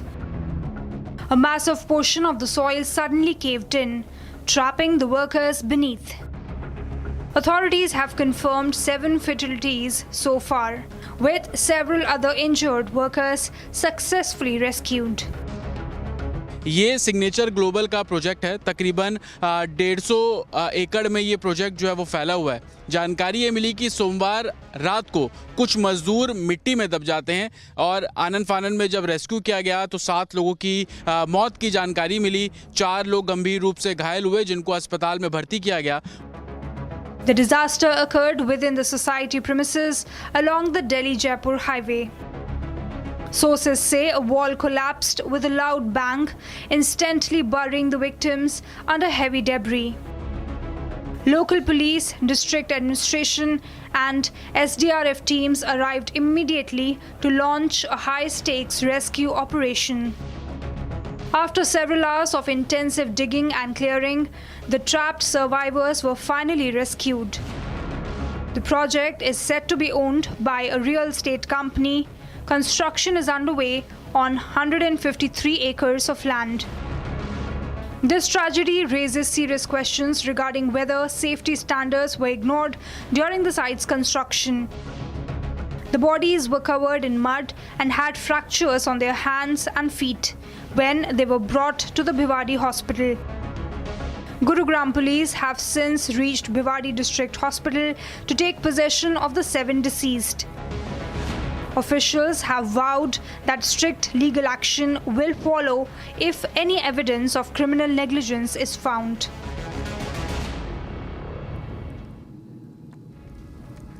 Viewers, well, that's all that we could wrap in this edition of the News Bulletin. But don't go anywhere. We continue bringing you news and updates on the other side. In fact, the Indian government, amid the West Asian war, has issued orders to oil refineries for higher LPG production and using extra production for domestic LPG use. This and a lot more right on the other side. Stay tuned to Republic TV.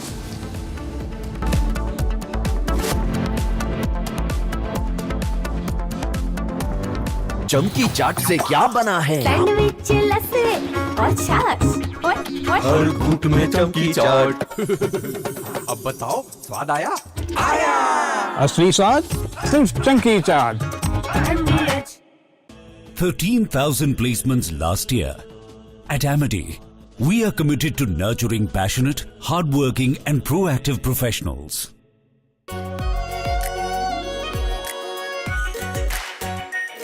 Are pure shahi paneer masala, delicious, healthy every day.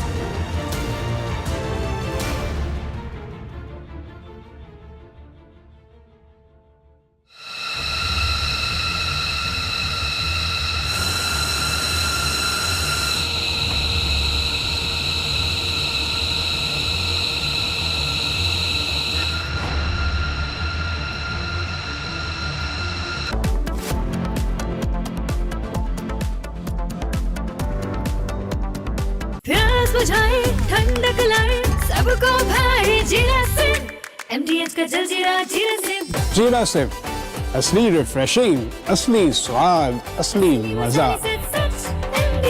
MDH केसरिया से मन जोगी हुआ रे, दिल झूमे देखो मतवारा हुआ रे। केसरिया से मन जोगी हर पल मनाओ केसरी त्योहार। विमल, बोलो जुबान केसरी। आर प्योर सूजी पास्ता उबालो मिलाओ और खाओ 8 मिनट में तैयार। क्या टेस्ट है सबका राजा R pure masala.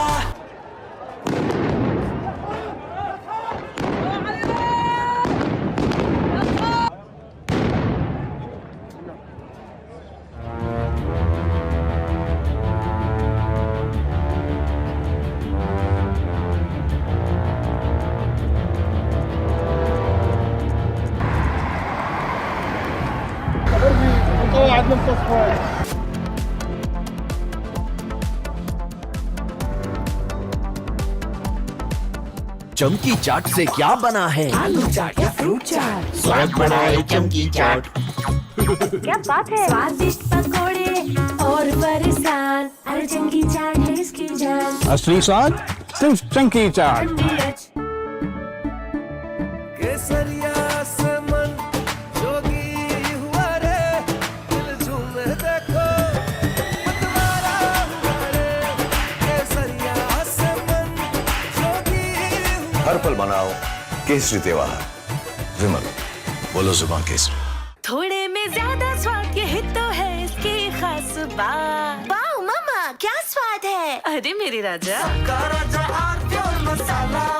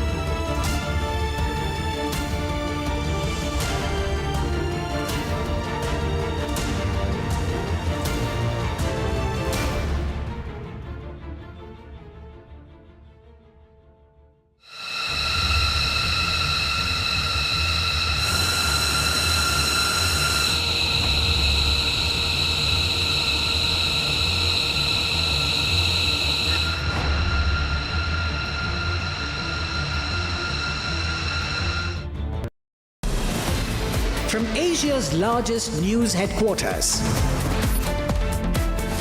setting the agenda for Bharat.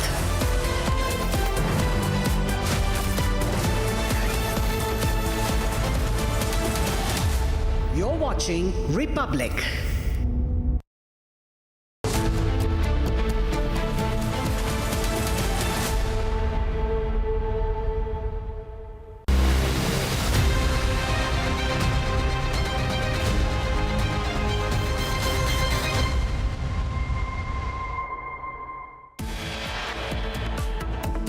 Saudi's largest oil producer, Aramco CEO, warns of global consequences and drastic domino effect on aviation and agriculture amid the ongoing war. Government invokes Essential Commodities Act to ensure LPG supply, orders refineries to divert key streams.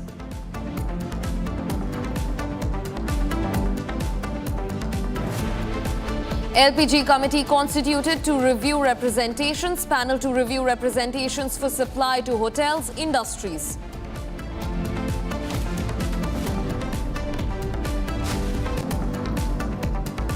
Amid West Asia war, government issues orders to oil refineries for higher LPG production and using extra production for domestic LPG use.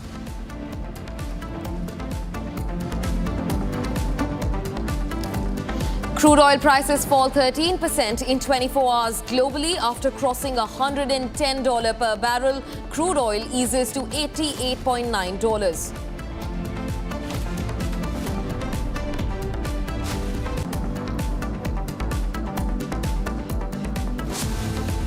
Heated debate in Lok Sabha as the opposition brings motion against Speaker Om Birla, even raises Epstein files in General Naravane issue.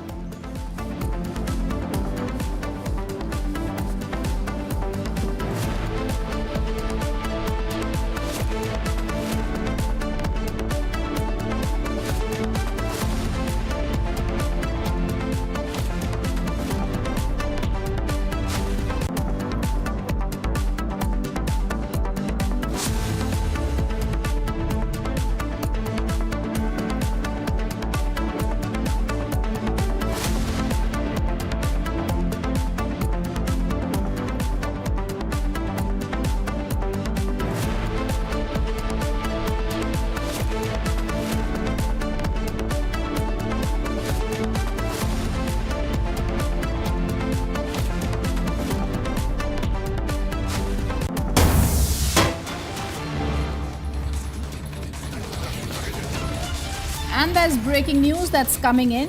Big breaking news coming in from Europe, and now Russian President Putin has threatened to stop energy supply to the European market. He said EU countries plan to impose additional restrictions on Russian LNG and energy. He said, I've instructed the government to evaluate the possibility of stopping energy supplies to the European market without waiting for the door to be shut in our face. This is the big breaking news that's coming in as Putin has threatened to stop energy supplies to Europe. This is the big news that's coming in as this is a threat coming in. We're also going to be getting you the guests on the story. Let me also go across to our guest, Major Samarpal Toor, who's also joining us. Major Samarpal Toor, this is the news that we're getting, and we've already seen the looming energy crisis that has, of course, been started with President Trump at the very core of it, and now Putin is also threatening to stop energy supply. How are you looking at the ramifications of this for the world? Russia is going to send in a message so that the pressure on Trump is put by the Europeans for stopping this war. Because until and unless the energy is being supplied to the Europeans, everything is going to be coordinated, and attacks against Iran are going to continue. So only to ensure that Trump feels the heat, President Putin has taken this immediate alternative that the natural gas that has been going on through the Turk Stream pipeline from Russia to Europe needs to be stopped immediately, because the European Union had already threatened Russia that by late 2026, 2027, they will stop taking the liquid natural gas from the Russians.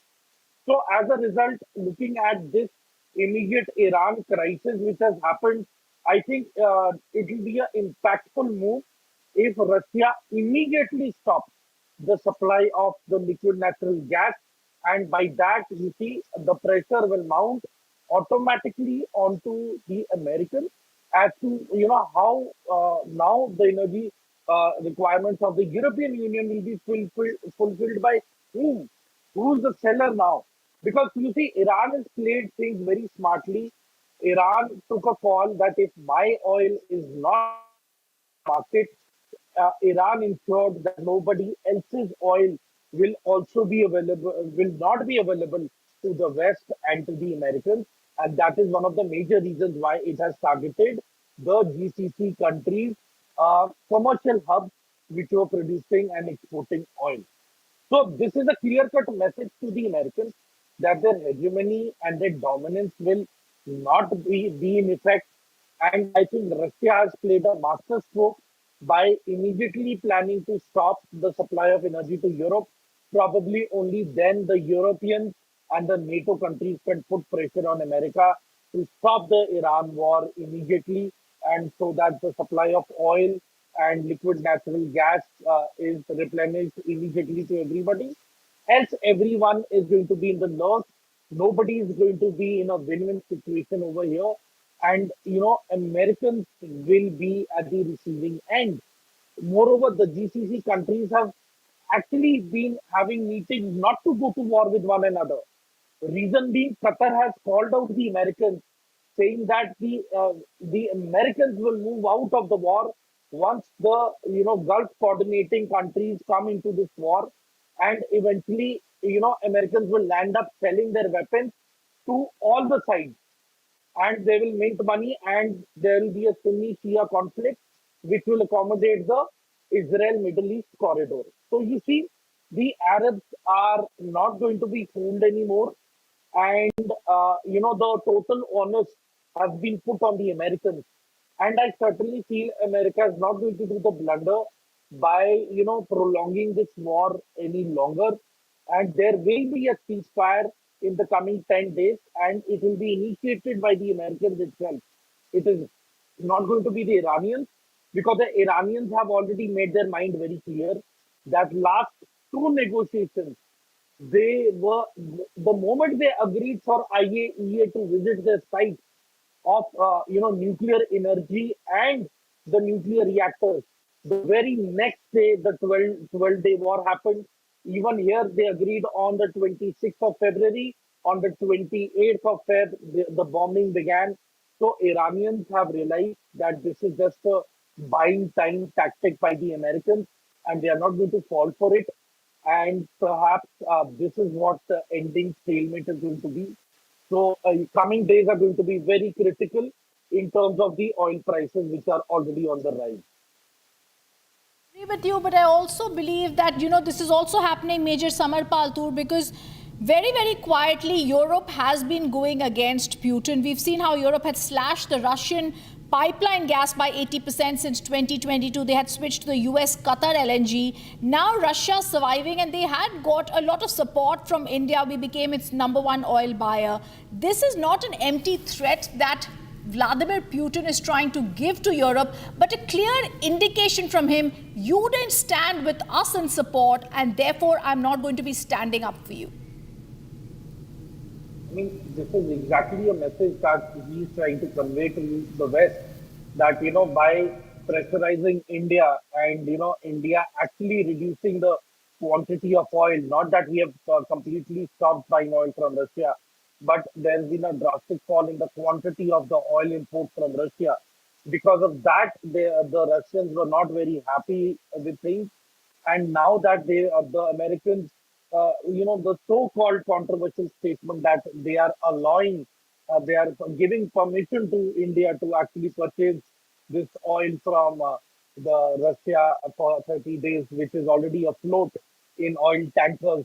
Well, firstly, India has made it clear they don't need permission. Number two, yes, we have felt the brunt in change of decision, and the oil that we were buying earlier from Russia is now $5 more expensive. However, overall, it is comparatively much cheaper compared to the countries which are procuring oil from Russia on those rates.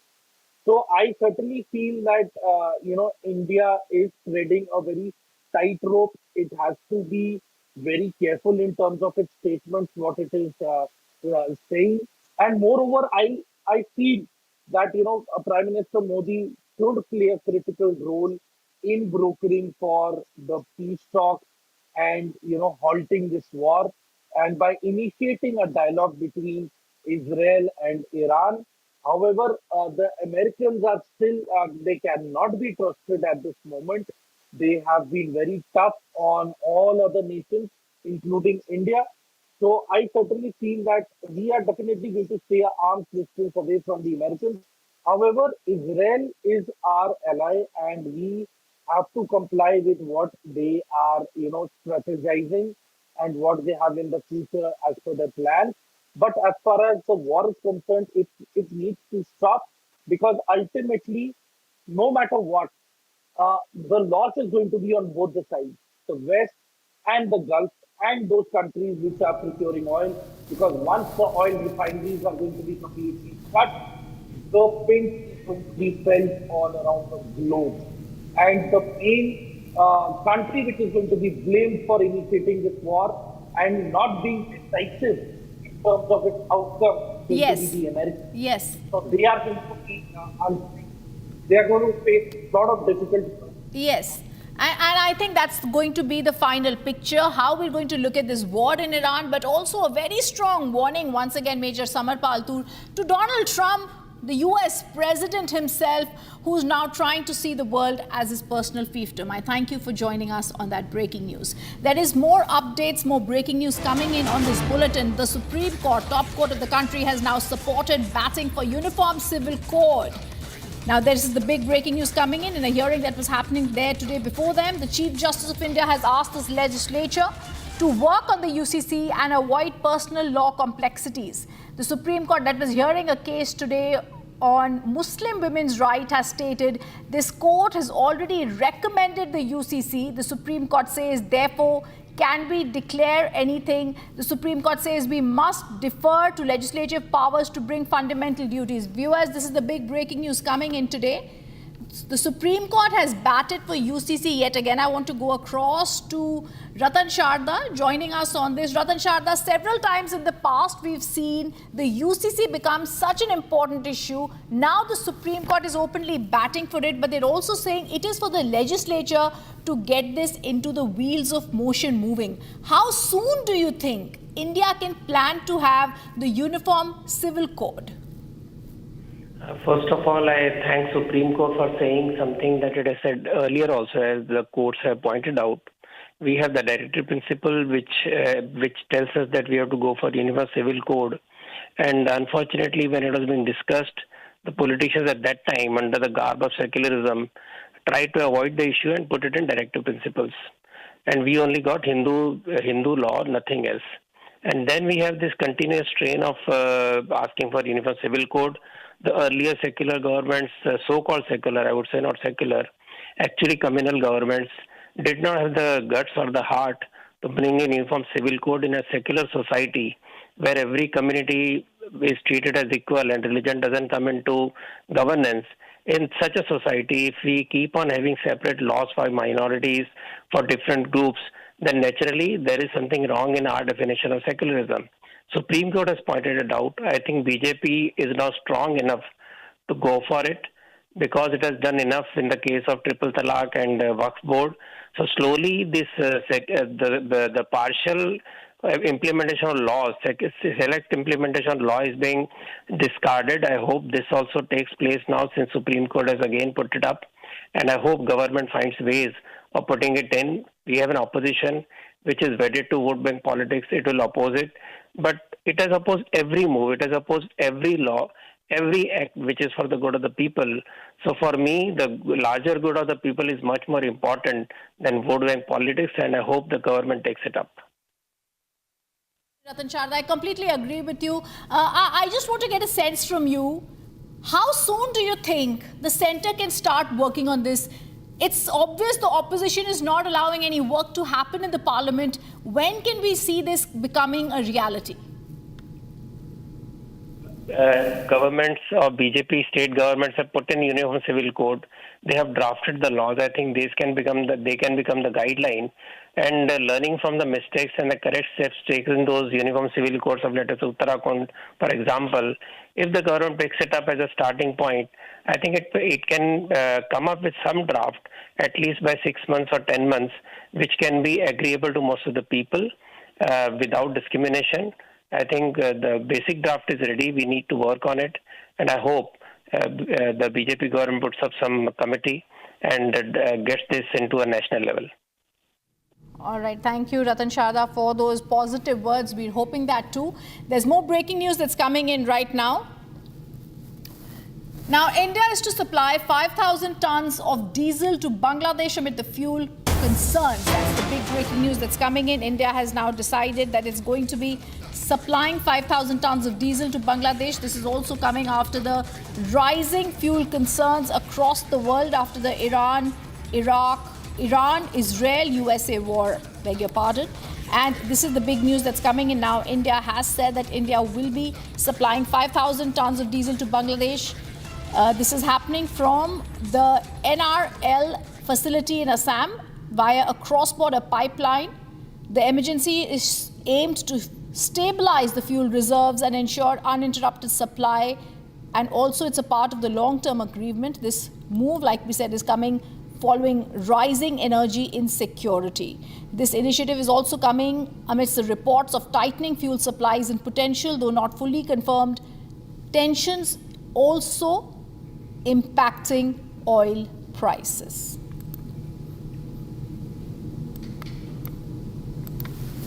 Russian President Vladimir Putin has said that Iran war has triggered a global energy crisis and cautioned that oil production dependent on transport through the Strait of Hormuz could soon come to a complete halt. Putin, though, signaled again that Russia was ready to supply oil and gas to Europe.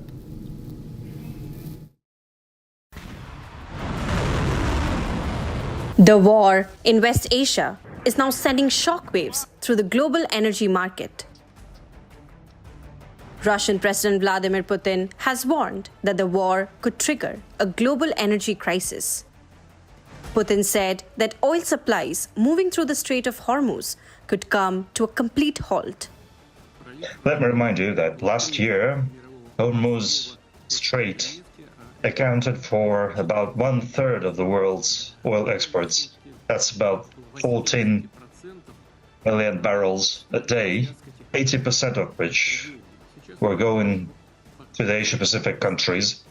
Now this route is essentially cut off, and oil production that depends strongly on the use of the Hormuz Strait and oil storages in the region are being filled with oil that cannot be transported away or is getting too expensive to transport.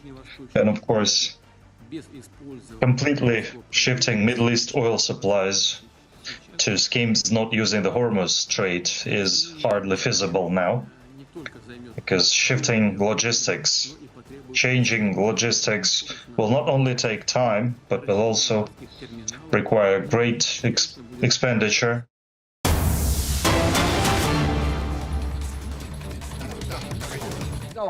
और मेरे लिए mic automatic on हो जाएगा, ये सोचना भी गलत है। सबसे पहले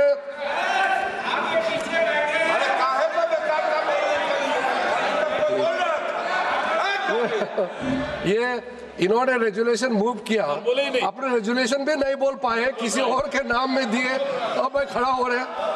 इतना बड़ा मौका था, रेजुलेशन आपके नाम में ड्राफ्ट हुआ, फिर भी नहीं बोल पाए।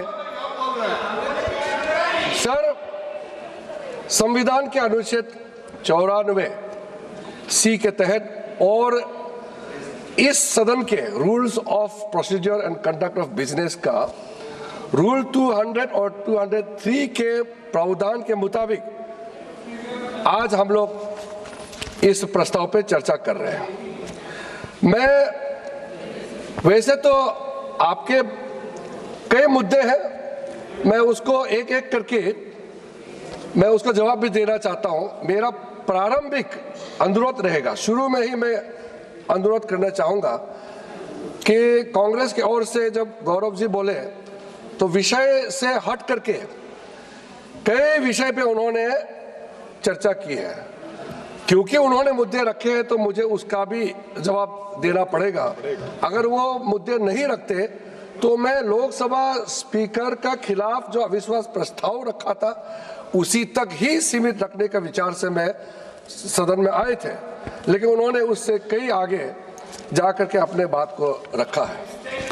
लेकिन शुरू में उन्होंने मेरे ऊपर में एक टिप्पणी कर दिया और गौरव गोगोई उम्र में छोटे हैं, मेरे छोटे भाई समान हैं और अब 3 बार इस सदन का सदस्य हो गए हैं, लेकिन उसका गलती नहीं है क्योंकि ये जब इस सदन में आए थे तब ये विपक्ष में चले गए, तो उन्होंने अपने कांग्रेस पार्टी का पार्लियामेंट्री अफेयर्स का रोल्स परफॉर्मेंस को कभी देखा नहीं है, तो ये इसका गलती नहीं है। और ये जब सदन में आए 2014 में, उससे 20 साल पहले मैं चुनाव का मैदान में उतर चुका था और 10 साल पहले मैं इस सदन का सदस्य हो चुका था, इसलिए वो उसमें सदस्य नहीं थे तो मैं ब्लेम नहीं करता हूँ। लेकिन मैं इतना जरूर कहना चाहता हूँ कि पार्लियामेंट्री अफेयर्स मंत्री बहुत समय लोगों को ऐसा लगेगा कि ये रूलिंग पार्टी के लिए सिर्फ बोलते हैं। मैं सूचना देता हूँ सदन में या कोई बात रखता हूँ तो कभी कभी सदन का बिहाफ से रखता हूँ। मैं ज़्यादातर जो पेपर ले करता हूँ बिजनेस एडवाइजरी कमेटी, वो भी पूरे सर्वदलीय पार्टी का बैठक का ही कागज को रखता हूँ। मैटर तो अलग अलग मंत्री रखते हैं, तो पार्लियामेंट्री अफेयर्स मंत्री सिर्फ रूलिंग पार्टी का नहीं होते हैं, वो सबका बिहाफ में होते हैं। फिर भी उन्होंने कहा कि इतिहास में सबसे ज्यादा बोलने वाला पार्लियामेंट्री अफेयर्स मंत्री है बोलता है। इसलिए एक बार रिकॉर्ड जाके देख लो, कांग्रेस पार्टी का 60 साल का इतिहास, और हमारे भी कई हमारे बड़े नेता जो आज इस दुनिया में नहीं है पार्लियामेंट्री अफेयर्स मंत्री रहे हैं, प्रमोद महाजन जी, सुषमा स्वराज जी, वेंकैया जी हमारे उपराष्ट्रपति भी रहे हैं, मदन लाल खुराना जी। इसलिए पार्लियामेंट्री अफेयर्स मंत्री के ऊपर में टिप्पणी करने से पहले आपका अपना कांग्रेस के जमाने का भी आप लोग को थोड़ा सा ध्यान रखना चाहिए। सभापति महोदय, जो हमको जो अथॉरिटी दिया है आज ये मुद्दे लेकर के आने के लिए, उसमें थोड़ा सा हम बिंदु में जाना चाहते हैं। संविधान 118 में स्पीकर को क्या अथॉरिटी दिया गया है? स्पीकर इस सदन का जितना रूल्स ऑफ प्रोसीड्योर और कंडक्ट ऑफ बिजनेस जो भी इस सदन में चलते हैं, उसका फाइनल अथॉरिटी लोकसभा अध्यक्ष ही होते हैं। इसका अब लीगल कॉन्टेक्स्ट में देखा जाएगा, आर्टिकल 122 अनुच्छेद 122 भारत के संविधान में देखा जाएगा तो स्पीकर का कोई भी निर्णय को किसी भी अदालत में भी चैलेंज नहीं कर सकता है। सुप्रीम कोर्ट का एक रूलिंग आया था, सिर्फ शेड्यूल 10 जब डिस्क्वालिफिकेशन का सवाल आता है मेंबर्स का, सिर्फ उसी मुद्दे पर स्पीकर का डिसीजन को कोर्ट में रिव्यू कर सकता है, अन्यथा लोकसभा स्पीकर का डिसीजन वो फाइनल होता है। इसमें मैं बहुत ज्यादा और उस उल्लेख नहीं करना चाहता हूं, लेकिन कुछ चीजें होते हैं जो स्पीकर और सदन में कभी कभी मैंने देखा है स्पीकर के ऊपर में ऐसे टिप्पणी कर देते हैं, कभी रिकॉर्ड में आ जाते हैं, कभी रिकॉर्ड में नहीं आते हैं। स्पीकर निष्पक्ष होते हैं, ये भी सब जानते हैं, लेकिन स्पीकर किसी एक दल से आते हैं, खास करके रूलिंग पार्टी से आते हैं, ये भी सब जानते हैं। हम लोग वेस्टमिंस्टर मॉडल को काफी फॉलो करते हैं। वेस्टमिंस्टर में once a speaker is always a speaker. Speaker पद में चुनाव होने के बाद वो हर पार्टी का कोई भी सदस्यता या कोई भी कनेक्शन बिल्कुल वो नाता तोड़ देता है जीवन काल के लिए। हमारे यहाँ में संविधान निर्माताओं ने सोचा कि भारत का जो हमारा व्यवस्था है थोड़ा सा हटके होना चाहिए। हमारे डॉक्टर बाबा साहब अम्बेडकर हो, पंडित जवाहरलाल नेहरू, सरदार पटेल जी, जितने भी संविधान सभा में रहे हैं, doctor Rajendra Prasad ji, BN Rao, KM Munshi, Krishna स्वामी अयंगर जी, मोहम्मद सादुल्ला जी, TT कृष्णाचारी जी, इन लोगों ने मिलकर ये सोचा कि भारत में स्पीकर किसी पार्टी का सदस्यता को रिजाइन करने का जरूरत नहीं है, क्योंकि उसको फिर से चुन के आने का मौका देना चाहिए। और जब स्पीकर चुनाव में जाता है तो किसी ना किसी पार्टी से तो उसको लड़ना होता है, इसलिए उस समय निर्णय किया गया है कि भारत में लोकसभा का स्पीकर जो होगा वो चुनने के बाद भी किसी पार्टी का सदस्यता से वो औपचारिक खत्म नहीं कर सकता है और चुनाव में वो पार्टी का टिकट लेकर के फिर से लड़ सकता है। ये एक बेसिक अंतर है। 2005 में उस समय के लोकसभा स्पीकर सोमनाथ चटर्जी ने मुझे भी मौका दिया कॉमनवेल्थ पार्लियामेंट्री फोरम का कॉन्फ्रेंस में, तब मैंने यूके में इस बात को कहा कि हमारा व्यवस्था स्पीकर को लेकर के अलग है, आपका व्यवस्था अलग है। इसलिए स्पीकर अगर सरकार से तालमेल करता है, मंत्री से मिलता है, अपोजिशन से मिलता है, वो इसका इंटरेक्शन होता है तो उसमें रोक टोक नहीं है। लेकिन जब चेयर में बैठते हैं तो उसका रोल इम्पार्शियल होना चाहिए, इसमें कोई दो मत नहीं है। लेकिन जब संविधान को आप देखेंगे और इस सदन का रूल्स को आप देखेंगे तो स्पीकर का कोई भी निर्णय को आज तक किसी ने चैलेंज नहीं किया है। तो उस दिन मुझे दुख इस बात का लगा, जो नेता प्रतिपक्ष यहाँ खड़े होकर के, ये रिकॉर्ड का प्रोसीडिंग में है, आप लोग देख लीजिए, उन्होंने कहा कि मुझे इस सदन में बोलने के लिए किसी से परमिशन नहीं चाहिए। ये रिकॉर्ड में है और ये मेरा अधिकार है इस सदन में बोलने का। हमारा नेता प्रतिपक्ष का अभी पिछले फर्स्ट पार्ट का ही ये मैं बात बोल रहा हूं, उन्होंने कहा इस सदन में बोलने का मेरा अधिकार है, मुझे परमिशन नहीं चाहिए। तो मैं सोच रहा था कांग्रेस पार्टी में कई वरिष्ठ लोग भी हैं, नेता प्रतिपक्ष को क्यों नहीं समझाया? इस सदन में प्रधानमंत्री हो सकते हैं, मंत्री हो सकते हैं, नेता प्रतिपक्ष हो सकते हैं, मगर इस सदन में बोलने के लिए स्पीकर का परमिशन आवश्यकता है। स्पीकर का परमिशन के बिना आप मर्जी नहीं कर सकते हैं। और आप फिर कहेंगे कि आपका माइक ऑन नहीं है। परमिशन दिए बिना आप अपने आप को स्पीकर से भी बड़ा आप समझेंगे तो मेरा कोई उसमें इलाज नहीं है। दूसरा, सर 115A में, रूल्स 115A में ये भी प्रावधान है कि जब बोलने के लिए हम लोग सूची देते हैं, हर एक पार्टी किस विषय में कौन बोल रहा है सूची हर पार्टी देते हैं। और ये भी छूट है कि अगर कोई पर्टिकुलर मेंबर पार्टी का तरफ से नहीं, मैं अपने आप नाम देना चाहते हैं, वो भी दे सकते हैं। और जो स्पीकर को सूची नहीं दे करके भी स्पीकर को नजर को मिलाने के लिए, to catch the eyes of the honourable speaker, जो स्पीकर घूम के देखते हैं तो उसका नजर को दिखाने के लिए मेंबर हाथ भी उठा सकते हैं और अपने सीट से उठा सकते हैं स्पीकर का अटेंशन ड्रॉ करने के लिए। सूची देने का बावजूद भी रूल 115A में क्लियर है कि स्पीकर, पार्टी ने सूची दिया, उसके अलावा भी किसी भी सदस्य को स्पीकर डायरेक्ट बुला करके बोलने का परमिशन दे सकता है। ये पूरा विषय बहुत क्लियर है सर। मैं इसलिए जिक्र कर रहा हूं क्योंकि आज बार बार लीडर ऑफ अपोजिशन को बोलने नहीं दिया जा रहा है और स्पीकर को, अथॉरिटी को जो चैलेंज किया जा रहा है, इसको लेकर के मैं ये सब बताने मजबूर हो रहा हूं। इसके अलावा सर कुछ रेसिडियल पावर भी होता है सर। स्पीकर का पास कुछ रेसिडियल पावर होता है जो कि रूल्स ऑफ प्रोसीड्योर में मेंशन नहीं है, कंडक्ट ऑफ बिजनेस में मेंशन नहीं है, जो आज कई बार उठाया कि जब डिप्टी स्पीकर नहीं है और स्पीकर के खिलाफ नो कॉन्फिडेंस मोशन लाया गया है, कौन चेयर करना चाहिए। संसदीय परंपरा में कई चीज पहली बार होते हैं, इसलिए कन्वेंशन बहुत बड़ा एक तो विषय होता है। तो इसका अब ये चाहते हैं कि स्पीकर का रोल भी ये लोग तय करना चाहते हैं। ये चाहते हैं कि ये कुर्सी पे कौन बैठेगा, ये भी ऑपोजिशन तय करना चाहते हैं। क्या दुर्भाग्यपूर्ण है कि ये स्पीकर का रोल भी इन लोग लेकर के अपना अधिकार लेना चाहते हैं।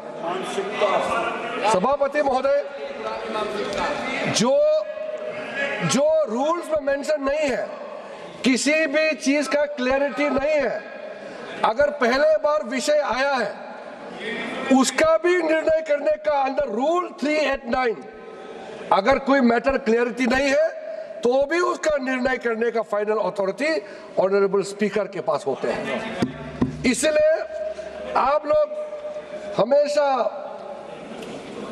आप लोग जो है इतने सालों से आप लोग रूलिंग में रहे हैं, 2014 के बाद आप लोग विपक्ष में चले गए, तो आप लोग इतना बेचैन होने का आवश्यकता नहीं है।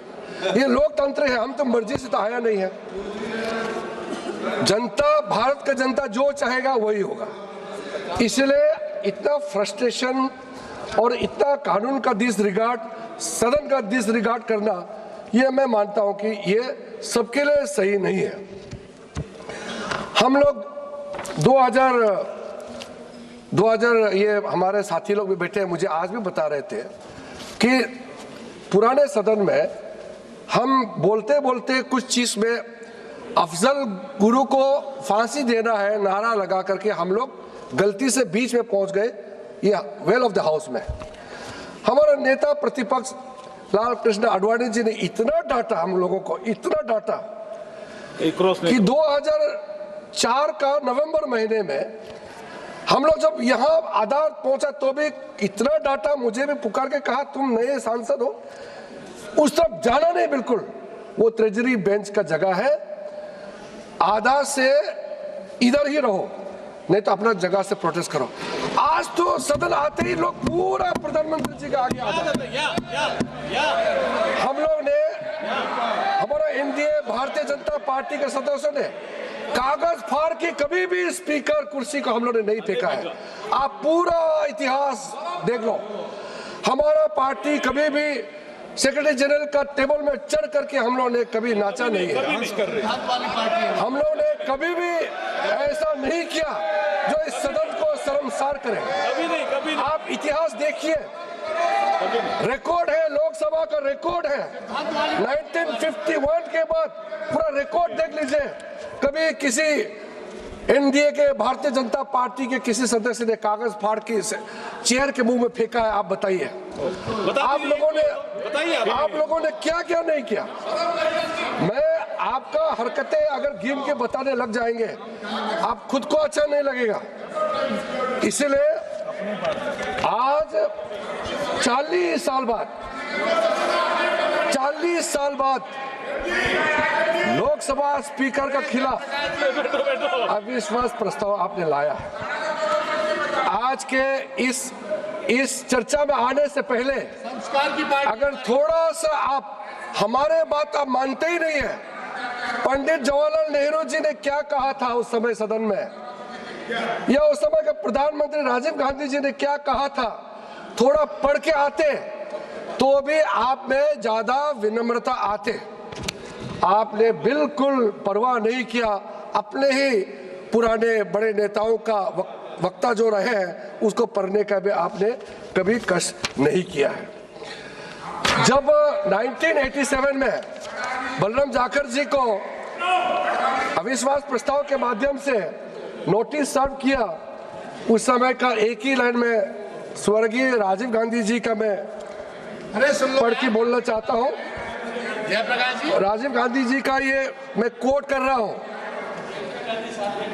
इस सभा की महान परंपरा रही है कि हम अध्यक्ष की सदस्यता पर अंगुली नहीं उठा सकते, चाहे हम उनसे सहमत हो अथवा असहमत। वे जो करते हैं भले ही वो किसी को पसंद ना आए, परंतु यदि हम उनके विश्वास एवं संसदीय लोकतंत्र के प्रति उनके वचनबद्धता पर उंगली उठाते हैं तो हम सब अपनी संस्था का आधार ही नष्ट कर देते हैं। ये स्वर्गीय राजीव गांधी जी का स्पीच का हिस्सा है। आज यहाँ यही किया जा रहा है, यही किया जा रहा है। राजीव गांधी जी ने कहा और मैं भी कह रहा हूं, यही आप लोग आज यहाँ किया जा रहा है। जब 1954 में जब जीवी मौलंकर जी का खिलाफ में अविश्वास प्रस्ताव लाया गया, उस समय पंडित जवाहरलाल नेहरू का जो ओपनिंग रिमार्क्स है मैं उसको पढ़ना चाहता हूँ। What first prime minister Pandit Jawaharlal Nehru had remarked, I quote, I would beg honorable members sitting opposite, those who have signed it and those in duty bound have supported it, to read that thing which they have signed it. It is a vicious thing they have signed. I doubt whether the persons have read it before they have signed it. If they have read it, they would have hesitated 100 times before they signed that document. And Pandit Jawaharlal Nehru further says, at any time, and yet seeing the manner in which this has been brought forward and the wording used here, I say it is a gross abuse of one's intelligence, and to ask anybody in this house to support this is to consider that man utterly lacking in intelligence. उसके बाद पंडित जवाहरलाल नेहरू जी का बहुत ही अच्छा portion है, मैं उसको भी बताना चाहता हूँ। ये कोई पंडित जवाहरलाल नेहरू जी का मैं हिंदी वर्जन वाला आपको बोल के सुनाता हूँ। आप अच्छा ही सुन रहे हो, अब तो सुन लो। ये हमारा साथी रहे हैं, मैं सोचा कि ये थोड़ा सीनियर है, राहुल गांधी जी और सबको समझाएंगे, ये ही ऐसे हरकत करते हैं, क्या समझाएंगे दूसरे को। इससे तो अपेक्षा था कि ये थोड़ा वेल मैनर्ड बिहेवियर करेंगे। पंडित जवाहरलाल नेहरू जी कहते हैं, ये कोई दल का मामला नहीं है, इस कारण प्रत्येक व्यक्ति को दल का विचार छोड़कर इस पर विचार करना चाहिए। ये मामला इस सारी सभा का है। जवाहरलाल नेहरू जी कहते हैं, संसद के सम्मान का जहां तक संबंध है, यह विषय बड़ा गंभीर हो जाता है। अध्यक्ष के विषय में जो कुछ कहा गया और किया गया है, वो सब हम लोगों के ऊपर ही लौट आता है। जो अपने को इस सभा का मान्य सदस्य कहते हैं, इस प्रश्न के सभा के सम्मुख आते ही मुझे अत्यंत दुखी हुआ। मैं चाहता हूं कि सदस्यों को इसका पता लग जाए। हम अध्यक्ष को बहुत वर्षों से जानते हैं, काम करते देखते हैं, और संभव है हम में से कुछ लोगों की सम्मति उनके विषय में ठीक वैसे ही ना हो जैसे कि। Viewers, now quickly shifting focus to another breaking development that we're getting in amid the West Asia war. Now, Prime Minister Netanyahu has said that our aspiration, I'm quoting him, is to bring the Iranian people to cast off the yoke of tyranny. He, in fact, also said that in the end, it depends on the Iranians, but there is no doubt that through the actions taken so far, Israel is breaking the Iranian regime's bones. Now, in fact, he also said that Israel's hand remains extended, now also hinting that the operation is nowhere close to its end. A big statement coming in from the Israeli Prime Minister Netanyahu, where he says that Israel is breaking the Iranian regime's bones and that they will bring a permanent end to it if they succeed together along with the Iranian people. Now remember, the Israeli Prime Minister Benjamin Netanyahu said that Israel's military campaign against Iran is not over yet, adding that the operation was degrading Iran's clerical leadership. Viewers, now shifting focus. The Speaker of Islamic Republic of Iran's Parliament said absolutely we are not seeking a ceasefire, and he said that we believe we must strike the aggressor in the mouth so that they learn a lesson and never again even think of aggressing against Iran. Now the Zionist regime sees it as and existing in perpetuating the cycle of war negotiations. Now remember, this comes as Israel has said that it's not seeing the end to the war anytime soon. Now Iran's Deputy Foreign Minister Kazem Gharbibadi has ruled out the possibility of a ceasefire with the US. Now remember, this is a reiteration from the side of the Iranian regime. Earlier too, they said that a complete surrender is only something that the US can dream of. And now Iran's Deputy Foreign Minister Minister Kazim Gharibabadi has ruled out the possibility of a ceasefire with the US. Now, this comes following in the heels of Israeli Prime Minister Netanyahu's statement where he said that Israel will continue its bombing expeditions inside the Iranian territories and will keep bellowing attacks against the Iranian regime. Now, also remember, Iran has now spoken out. Iran says that there is no room for a ceasefire or even negotiations with the US. In fact, they have said that they are out to hit the aggressor in the mouth so that the aggressors learn a lesson and never again think of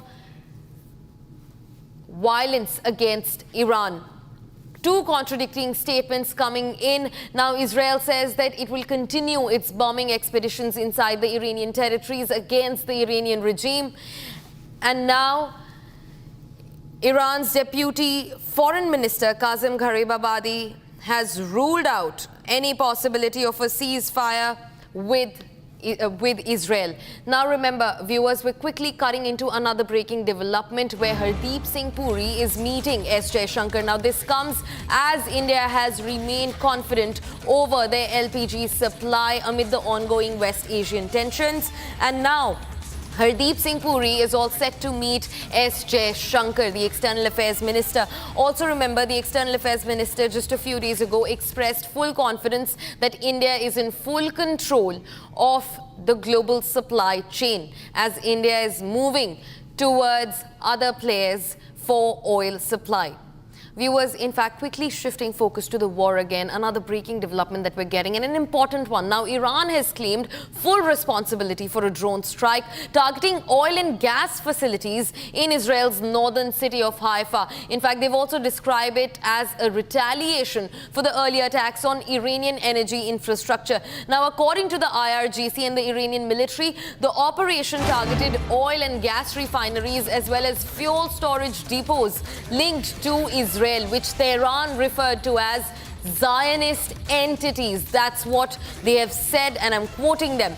Now, the strike comes after reported Israeli attacks on over 30 oil depots in and across Tehran, the capital city of Iran, and refinery facilities in and around Tehran, escalating the tit-for-tat targeting of critical energy infrastructure in the ongoing conflict. Now, Iran has retaliated. Remember, just yesterday, over 30 oil depots, fuel depots in and across the Karaj city, Tehran, the Iranian capital, were hit, sending the entire capital into huge plumes of smoke. In fact, various carpet bombing operations were also launched by the Israeli Defense Forces at the Iranian capital. And now, with major energy infrastructure completely flattened inside Tehran, Iran has retaliated.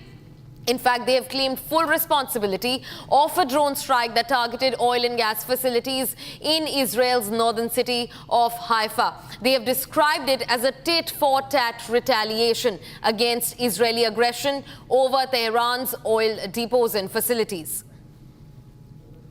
Viewers, these are the visuals on your screens from Haifa. Huge plumes of smoke going up as Iranian aggression increases.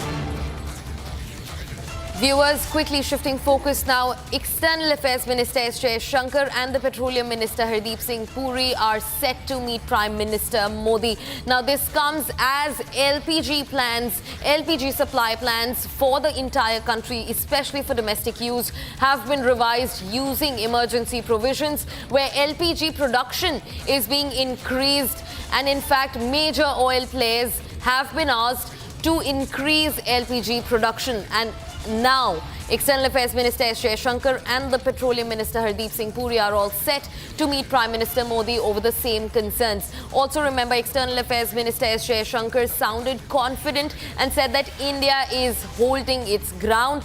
India is not facing any oil, fuel, petroleum or even crude or LPG shortages. This comes as West Asia tensions continue to climb. Now, External Affairs Minister had made this statement earlier. In fact, the Petroleum Minister Hardeep Singh Puri has also, in cooperation with his cabinet, applied the Essential Commodities Act over liquefied petroleum gas for domestic use for over 3 crore households across India. Now, households are being looked at first on the priority list, coming down to other sectors that require LPG, also being looked at, which includes hospitals, as the supply remains in a crumbling position after the West Asia tensions have increased. Now, External Affairs Minister S. Jaishankar, Petroleum Minister Hardeep Singh Puri are all set to meet Prime Minister Modi over the hovering tensions on LPG and gas supplies. Now, also remember, Hardeep Singh Puri said confidently that India is not eyeing any shortage at all. In fact, they have put in place the Essential Commodities Act 1955, asking for mass production of liquefied petroleum gas. Now, also, India is shifting focus and eyeing at other oil supply and gas supply partners other than the ones operating out of the Strait of Hormuz. And Russia has come out to be one of the biggest partners in this entire thing. And also, the government is first looking at the domestic supply of liquefied petroleum gas, keeping on to External Affairs Minister S. Jaishankar's resolve that India's first priority is its own people, is its national interest in the face of crippling oil and gas demands across supply across the world.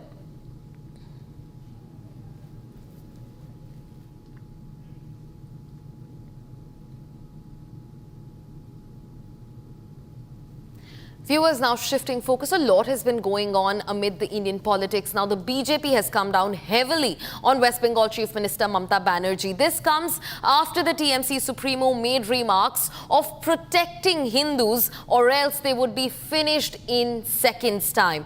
Now, BJP Sambit Patra alleges that Chief Minister Mamata's remarks are similar to those made by Akbaruddin Owaisi. Watch this next report. देखिए, ममता बनर्जी जी की जो clip आज हम media में देख रहे हैं, social media में भी चल रहा है, वो बहुत ही निंदनीय है, चिंताजनक है और धमकियों से भरा हुआ है। ममता बनर्जी जी का कहना कि मैं सरकार में हूं, हमारी सरकार है, तो आप सुरक्षित है, अगर मैं हट जाऊं एक सेकंड के लिए तो एक कम्युनिटी आपको घेर करके सेकंडों में समाप्त कर देगी। आप सोचिए ममता बनर्जी क्या कहना चाहती है। मतलब वो स्वीकार कर रही है कि तुष्टीकरण के उस लेवल तक उन्होंने एक कम्युनिटी को पहुंचाया है। वो स्वीकार कर रही है कि हिंसा इस कदर बंगाल में हो रहा है कि 1 मिनट में, 1 सेकंड में एक पूरी की पूरी कम्युनिटी साफ की जा सकती है, उनको मारा जा सकता है, उनको बंगाल के पृष्ठभूमि से हटाया जा सकता है। आप सोचिए, एक कुर्सी पे बैठी हुई मुख्यमंत्री अगर एक धर्म के लिए इस प्रकार की सोच रख रही है कि यह धर्म विशेष के लोग कापुरुष हैं और इनको मार दिया जाएगा, केवल मैं ही शील्ड हूं, तो ये ठीक उसी प्रकार का बयान है जैसे अकबरुद्दीन ओवैसी ने कहा था कि 15 सेकंड के लिए पुलिस हटा के देखो, 15 मिनट के लिए पुलिस हटा के देखो, फिर हिंदुओं का क्या होगा आप जान जाएंगे। Mamata Banerjee has just repeated Akbaruddin Owaisi's statement in different words. Viewers, now at the center of any war are civilians. But for now, we're shifting focus from the war and looking at another story that we're tracking. Now, 7 workers were killed in an accident during excavation work at a residential project of Signature Global along the Delhi-Jaipur highway on Monday. Sources have also revealed that the wall suddenly collapsed during the excavation work, burying several workers under it. Here is the full report on who is responsible for the catastrophe.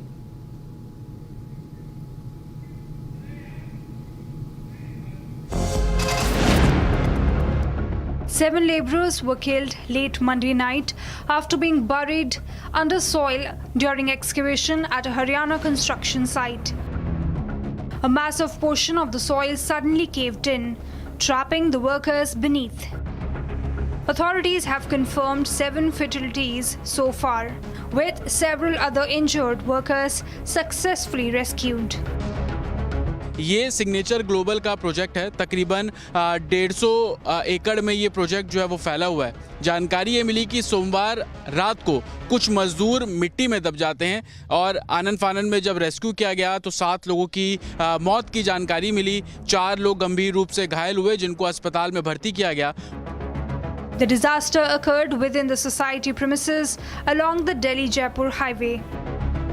Sources say a wall collapsed with a loud bang, instantly burying the victims under heavy debris.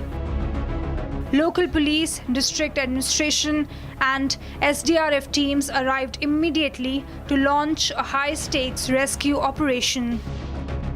After several hours of intensive digging and clearing, the trapped survivors were finally rescued.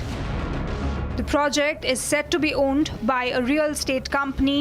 Construction is underway on 153 acres of land.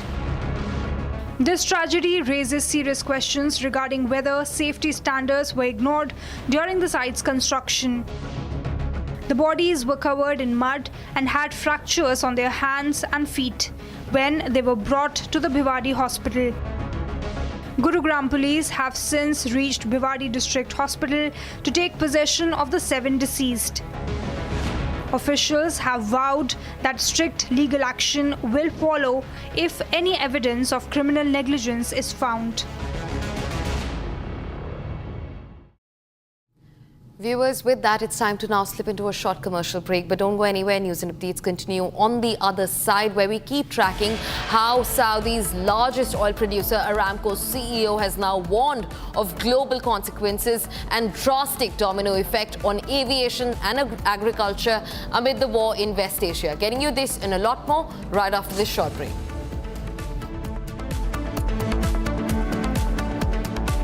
चमकी चाट से क्या बना है? Sandwich, लस्सी और छाछ और हर घूंट में चमकी चाट।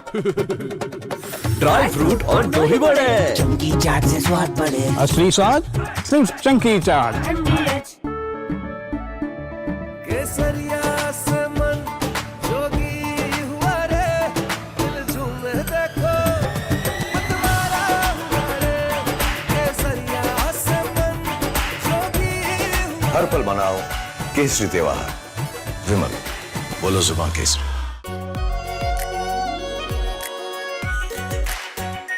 Are pure shahi paneer masala, delicious, healthy everyday.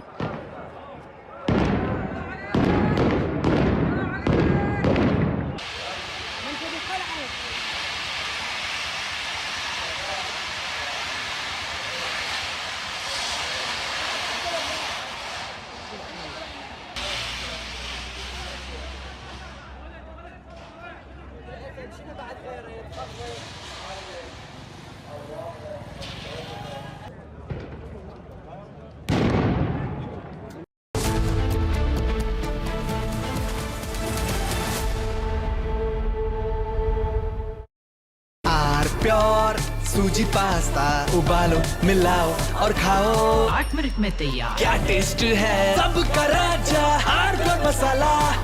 13,000 placements last year.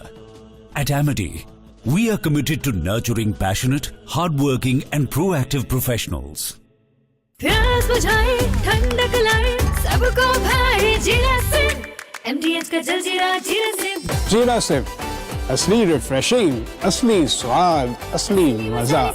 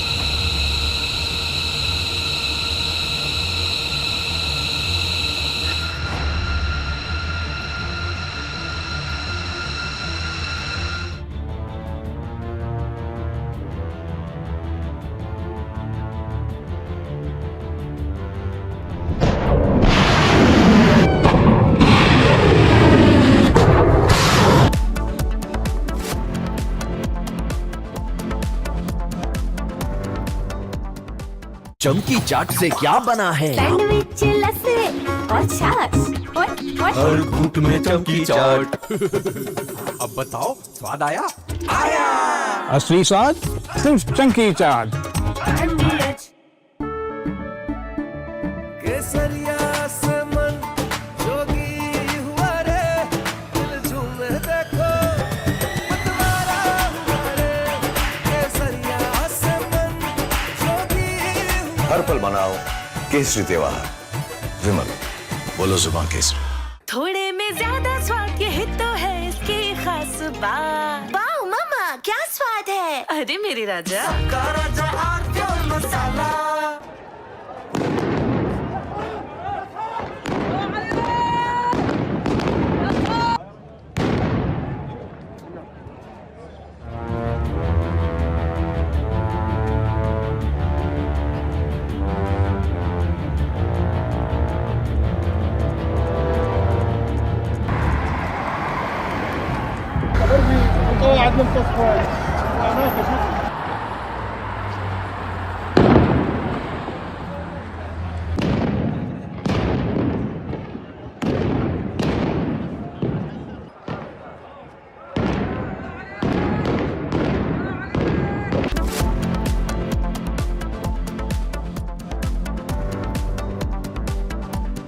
प्यास बुझाए, ठंडक लाए, सबको भाई जीरा सिर्फ MDH का जल जीरा, जीरा सिर्फ। जीरा सिर्फ असली रिफ्रेशिंग, असली स्वाद, असली मजा।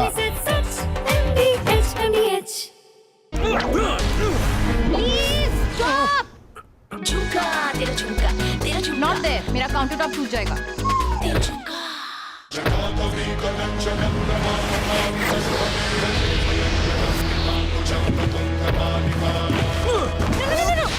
मेरी चिमनी टूट जाएगी। What are you doing? रानी, इस घर में कुछ है जो टूटता नहीं। ये पिलर कभी नहीं टूटेगा। रुंगटा स्टील TMT से बना। रुंगटा नहीं तो घर स्ट्रॉन्ग नहीं। रुंगटा स्टील TMT बार एकदम solid.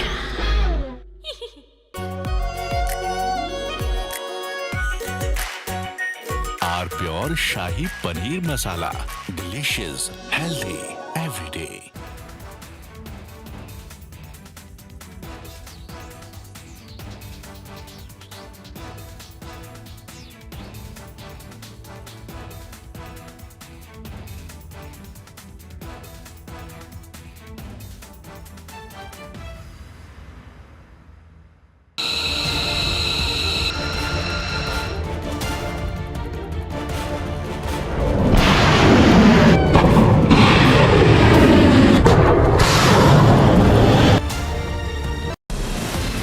From Asia's largest news headquarters,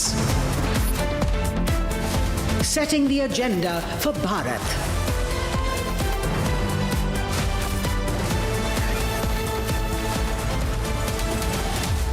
You're watching Republic.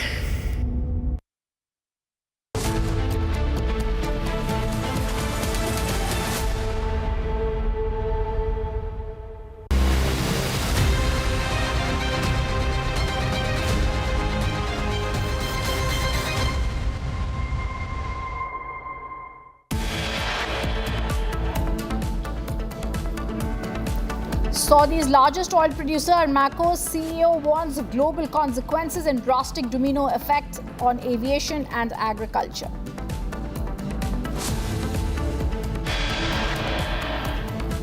Government invokes ECA to ensure LPG supply, order refineries to divert key streams.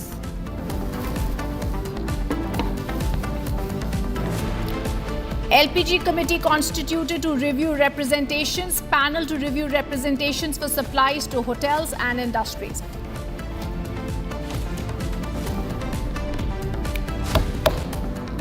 Amid West Asia war, government issues orders to oil refineries for higher LPG production and using extra production for domestic LPG use.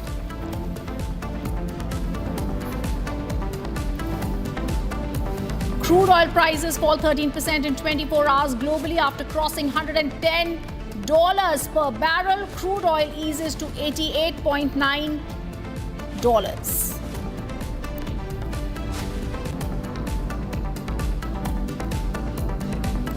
And it's also the Parliament where we are seeing a showdown. Heated debate in the Lok Sabha as opposition brings motion against Speaker, even raises Epstein files and General Narwane issue.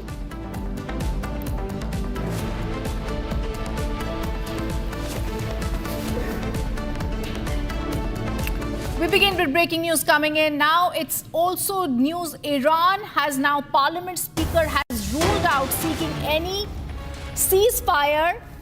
Iran says will teach Israel and US a lesson, rules out ceasefire.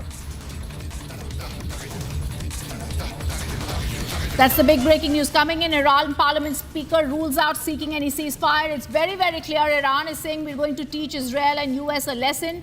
This is after Donald Trump had earlier said that they were trying to see whether a ceasefire could be reached. But this is Iran now saying they do not want a ceasefire. They're going to be teaching a lesson. What this is really indicating is that Donald Trump did not think this through. The war in West Asia is going on. And this is the big breaking news that's coming. And as we are speaking, Iran's parliamentary speaker has now given out this news. A clear indication about possibly what lies ahead is the Iranian leadership warning of further retaliation against US and Israel following the start of the conflict on 28th of February. Oh, let me go across to my colleague, Senior Executive Editor Abhishek Kapoor, to throw light on this latest warning coming from the Iran Parliament Speaker. Abhishek, it's clear there's going to be more escalation. Iran is not backing down. Well, yes, and multiple voices coming out of Tehran clearly indicate that they are doubling down rhythm, they are hardening their position, and it's like a cornered cat that sort of hits back, and that's the only way a cornered cat really responds. So while we are discussing whether what the Americans and the Israelis together have done is right or wrong, if you look at it from the Iranian perspective, they have lost their supreme leader, they have lost his entire family, they have lost almost the entire second rung of their leadership, various ministers, ministries, department heads, including the IRGC head. There is absolutely new crop of leadership that's come up. Just yesterday, in a dare, they have anointed Mujtaba, the son of Ayatollah, the late Ayatollah Khamenei, as the next supreme leader. And now these voices coming in. Speaker of the Iranian Assembly, Ghalibaf, and one of the advisors of the supreme leader or the new supreme leader, Mujtaba Khamenei, on foreign policy issues, maintaining to interlocutors in the West that they are not looking at backing off, that they are good insofar as their war machine is concerned, howsoever decimated or whatever the claims being made by the Americans, that they can continue this war of attrition that this has become with those low-cost drones and missiles from wherever Iranians can shoot at American military targets, and those facilities or buildings, even civilian infrastructure, which the Iranians suspect are being used by the Americans from Gulf countries. So in that sense, I think what we are seeing is that Iran perhaps sees that Americans are not finding a way out, or as they say, a ramp off, and want to make it seemingly difficult. We don't know whether there is any back channel going on, Rhythm.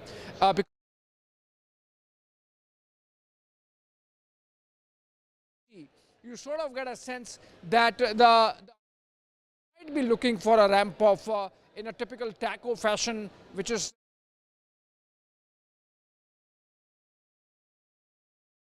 the scale of American.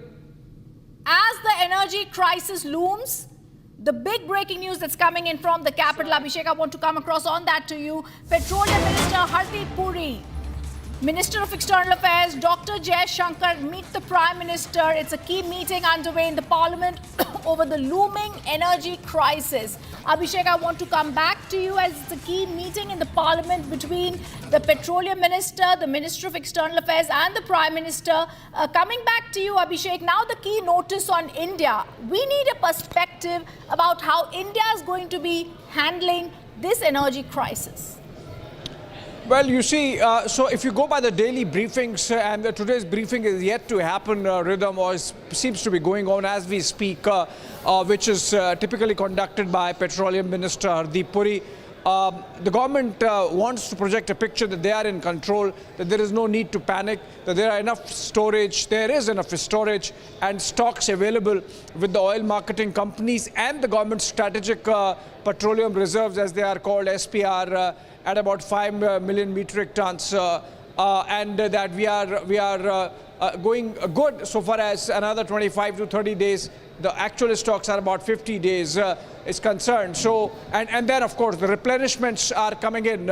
Just that the gas supplies from Gulf are completely hit because Qatar has stopped production, because oil you can source from other places. Even on gas, diversification of supply chains is being attempted, but all this really takes time. So if you have to get gas from Canada, if it can come from the Gulf in 2 days or 5 days or 7 days, from Canada it can take 15 days, 20 days. So obviously there is some sense of a crunch building up, and that's seen in some pockets of the country. We have got reports, ground reports filed by our reporters and correspondents spread across the country. So while, for example, from Jammu and Lucknow, the reports suggest that there is no sense of panic and it's absolute calm. Other pockets like Hyderabad or Mumbai or Ahmedabad, there is some sense of panic amongst consumers, not with the agencies or stockholders, because they know that the stocks are good. All right, Abhishek, thank you for giving us those latest details. We're going to stay with the news of the West Asia war, and there's big news coming in. The Iranian army has now announced that its Air Force drones have attacked an oil and gas refinery and fuel storage facilities belonging to the Israeli regime in Haifa. This news is coming on reports of the Iranian media. The strike has been announced as a direct retaliation for the joint US-Israeli strikes on Iranian energy. The target is, they say they targeted the Haifa oil refinery operated by the Mazan Group in Haifa Bay. This is considered to be Israel's largest oil processing facility. They say Israel's largest oil-producing refinery has been hit. And they say that we've used drones, Air Force drones, called suicide drones in this specific attack, with specific details coming in. And this is also a retaliation that is coming on this story.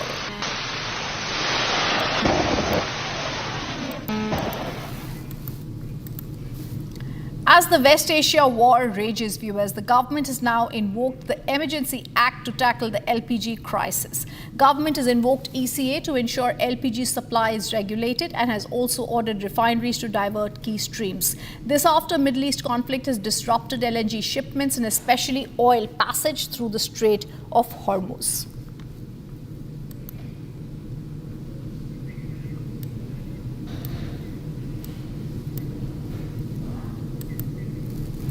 Let me actually tell our viewers the reasons this happened, why this government invoking the Emergency Act. The Middle East conflict first disrupted LNG shipments. The LNG emergency is caused. LNG supplies via the Strait of Hormuz have been impacted. The suppliers have invoked force majeure clause. There's diversion of the natural gas to priority sectors. And the LPG emergency is therefore caused in the priority sector, the domestic piped gas, the compressed gas for transport. It's also seen 80% of the average 6 months of consumption availability is there. 100% availability of average 6-month gas consumption has to be seen.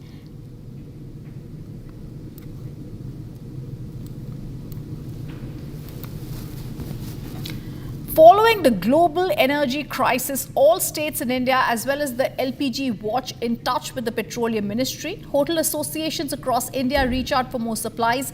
LPG committee has been constituted to review representations. The panel to review representations for supplies to hotels, industries and others have written to the Petroleum Minister Hardeep Singh Puri expressing concern over the government order restricting LPG PNG supply.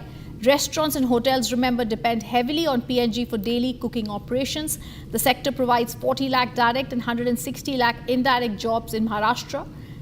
The association requests the government to ensure minimum PNG supply to protect the hospitality industry and the workers' livelihood. As of now, the situation is very bad. I can say it's horrible. From past Thursday onwards, we have been facing acute shortage and scarcity of cylinder supplies. Due to it, as of now, 20% of our hotels have already been closed. And if the same situation continues in the days to come, higher percentage of hotels will have to be forcibly shut down. So now if we consider the fact about the about LPG gas cylinders that are available right now, for how long the restaurants can work, and at the moment how many restaurants are working or they have shut? As I told you before also, as I mentioned you before also, 20% of the restaurants have already been shut down due to non-availability of cylinders, and black marketing is also very much on the rise. As on today, I have been getting messages all across Mumbai from my members that black marketing per cylinder has shot up to the tune of 3,000 rupees per cylinder, and which is not at all feasible. And at the most, a mid-sized restaurant can store a stock of 2 to 3 days fuel at the most. So I think so within a day or two, stock will be exhausted, and after 2 days, situation will be very bad. The BJP has come down heavily on West Bengal Chief Minister Mamata Banerjee after TMC Supremo made remarks of protecting Hindus, else they could be finished in seconds. Time. BJP's Shambit Patra has alleged the Chief Minister Mamata Banerjee's remarks are similar to those made by Akrubuddin Owaisi. Watch this report. देखिए, ममता बनर्जी जी की जो clip आज हम media में देख रहे हैं, social media में भी चल रहा है, वो बहुत ही निंदनीय है, चिंताजनक है और धमकियों से भरा हुआ है। ममता बनर्जी जी का कहना कि मैं सरकार में हूं, हमारी सरकार है तो आप सुरक्षित है, अगर मैं हट जाऊं एक सेकंड के लिए तो एक कम्युनिटी आपको घेर करके सेकंडों में समाप्त कर देगी। आप सोचिए ममता बनर्जी क्या कहना चाहती है। मतलब वो स्वीकार कर रही है कि तुष्टीकरण के उस लेवल तक उन्होंने एक कम्युनिटी को पहुंचाया है। वो स्वीकार कर रही है कि हिंसा इस कदर बंगाल में हो रहा है कि 1 मिनट में, 1 सेकंड में एक पूरी की पूरी कम्युनिटी साफ की जा सकती है, उनको मारा जा सकता है, उनको बंगाल के पृष्ठभूमि से हटाया जा सकता है। आप सोचिए, एक कुर्सी पे बैठी हुई मुख्यमंत्री अगर एक धर्म के लिए इस प्रकार की सोच रख रही है कि यह धर्म विशेष के लोग कापुरुष हैं और इनको मार दिया जाएगा, केवल मैं ही शील्ड हूं, तो ये ठीक उसी प्रकार का बयान है जैसे अकबरुद्दीन ओवैसी ने कहा था कि 15 सेकंड के लिए पुलिस हटा के देखो, 15 मिनट के लिए पुलिस हटा के देखो, फिर हिंदुओं का क्या होगा आप जान जाएंगे। Mamata Banerjee has just repeated Akbaruddin Owaisi's statement in different words. And there's big breaking news coming in from West Asian war alerts. Netanyahu has now said our aspiration is to bring the Iranian people to cast off the yoke of tyranny. He said in the end it depends on them, but there is no doubt that through these actions taken, it will go far. We are breaking their bones. This is what Netanyahu has now stated. It's clear that he's trying to state and say our hand is extended. A big statement from Netanyahu where he says Israel is breaking Iran's bones. We will bring a permanent end if we succeed together.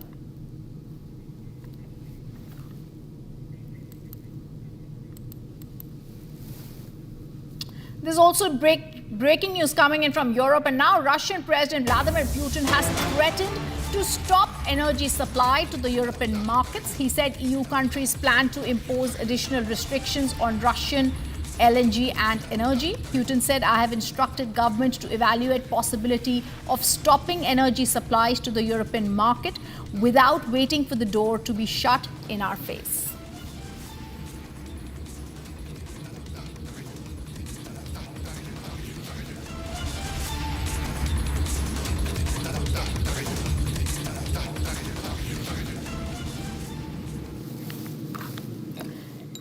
An Iranian government spokesperson has said 193 children were killed in the US and Israeli attacks.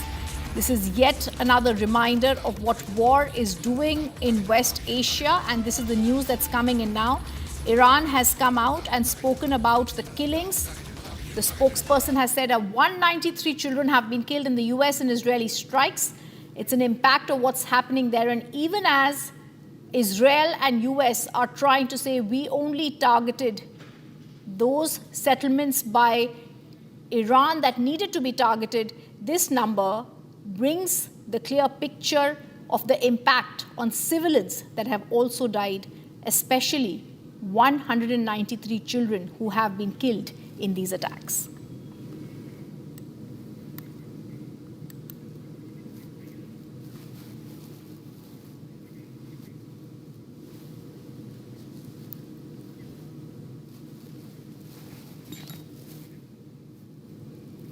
And the truth of the matter, viewers, the world is paying for Trump's madness. Arnab tears into Donald Trump's reckless Iran war, exposing how soaring oil prices over $100 a barrel, dismissed by Trump as a small price to pay, while branding critics fools, have devastated India with 8.5 lakh crore wiped from markets, crushing ordinary savings and spiked petrol diesel costs.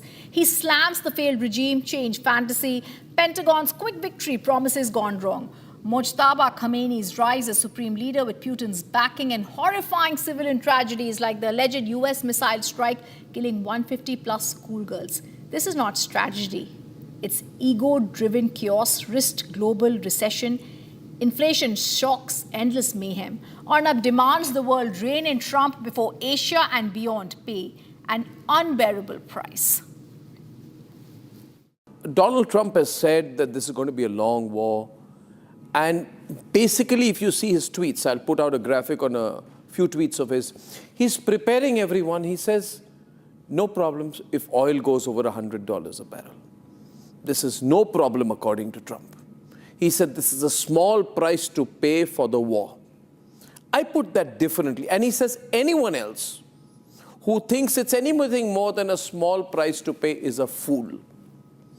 So Donald Trump believes that everyone except him across the entire world is a fool. Ladies and gentlemen, I reserve my words. I shall say nothing about Donald Trump. But I will say one thing tonight. He should rethink his words. When he thinks of the money that's wiped out, which rough estimate is 8.5 lakh crores. Ladies and gentlemen, when he says this is no problem, the war should continue for a long time, he must rephrase that. He should now begin to say that there is absolutely no problem anywhere in the world. If the whole world is in a state of shock, as long as Donald Trump's personal ego and narcissism is under control. As long as he's feeling all right personally, there is no problem. Ladies and gentlemen, when he says only fools would think differently, when he says it's a small price, let me tell you what small looks like. And that is the number, 8,50,000 crore rupees wiped out from the Indian markets. That is Trump's definition of small. We were not consulted. We were not warned. We simply are paying for his war. We are paying for his understanding of the way he thinks the world should be. Ladies and gentlemen, the one number that tells you everything about oil was $72 a barrel before the first missile flew. And look at it today. Nobody in the Gulf voted for this war. Today it has crossed $100 per barrel. Trust me, everybody, when they go to pick up petrol, diesel, are paying for it. You are paying for Trump's war. Our government is doing fine. We're doing the best. The government is doing the best it can in the prevailing circumstances. But somewhere we are all world citizens. Aren't we always told we are world citizens? We should have a say in what's happening in the world. Ladies and gentlemen, the Sensex does not lie. The Sensex does not have a foreign policy. It doesn't have a side. Thousands of crores, ordinary Indians' savings, retirement money, all gone.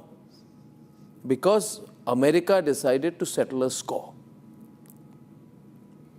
And now the media, the Western media, which has lost its spine a long time, is suddenly waking up to what we had asked earlier about an American missile hitting a school and killing 150 schoolgirls. That also, and you see the pictures of the children being buried. Dozens and dozens of schoolgirls for no fault of them. This is the price of America's war. This is the price for Trump's ego. Trump thinks it's all right. It's all right. A Tomahawk missile, an American missile, allegedly hits a school and 150 school children die. He says it's not a Tomahawk missile. What is this? If it's not a Tomahawk missile, Donald Trump. Children playing in their school were killed, destroyed, lives destroyed, and then being buried one next to each other. Children who should have been in a school laboratory. Schoolgirls who should have been doing physics and chemistry experiments. Schoolgirls who should have been in the park. These schoolgirls all wiped out, all killed. And Trump says it's all right, it's a small price to pay. We can choose to be quiet about it. And you, if you're watching the program today, can say nothing happens. It's a small price to pay. But this, Donald Trump, is not a small price to pay. Especially because there is no end to this madness. And Trump has lost control, in my view. Trump was told one thing and something else is happening on the ground. Pete Hegseth told him, he's the Secretary for Defense. Pentagon reports to him. Pentagon and Pete Hegseth told Trump that this is going to be over within 2 or 3 days. And now they do not have an answer. They do not have an answer, so they do the Rambo number. And they say, be prepared for many more people dying, be prepared for mayhem, be prepared for oil shocks, be prepared for economic disruption, be prepared for everything. Ladies and gentlemen, I'm not bothered about the cost for America. I'm bothered about the cost for all of us. And I'm truly concerned that unless the world comes together and says, Mr. Trump, you have been unable to carry out a regime change. And proof of that is Ayatollah Mojtaba being made the supreme leader. And Vladimir Putin sending him a letter, standing in solidarity with him and saying, congratulations on taking over. The regime change operation has failed. If anything, ladies and gentlemen, if anything, all this money being spent, all the innocent people being killed, an entire region and the rest of the world, more than 30 countries drawn directly or indirectly into a battle, all based upon some wrong advice that Trump went by when Pete Hegseth and the Pentagon told him this would be over in 3 days, and they cannot deny it. The American media should start questioning what is happening. Because today, everybody is already realizing the whole world is being told to pay the price.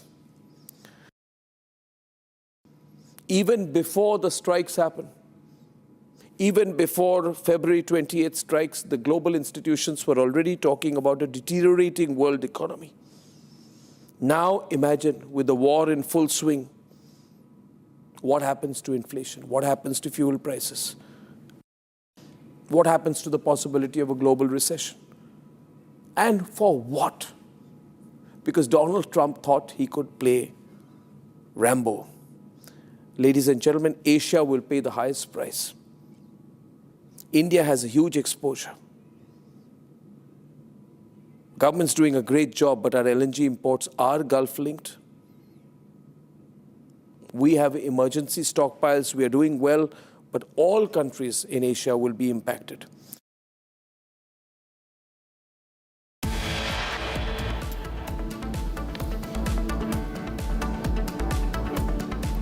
And coming up, Saudi's largest oil producer, Aramco CEO, warns of global consequences, drastic domino effect on aviation and agriculture.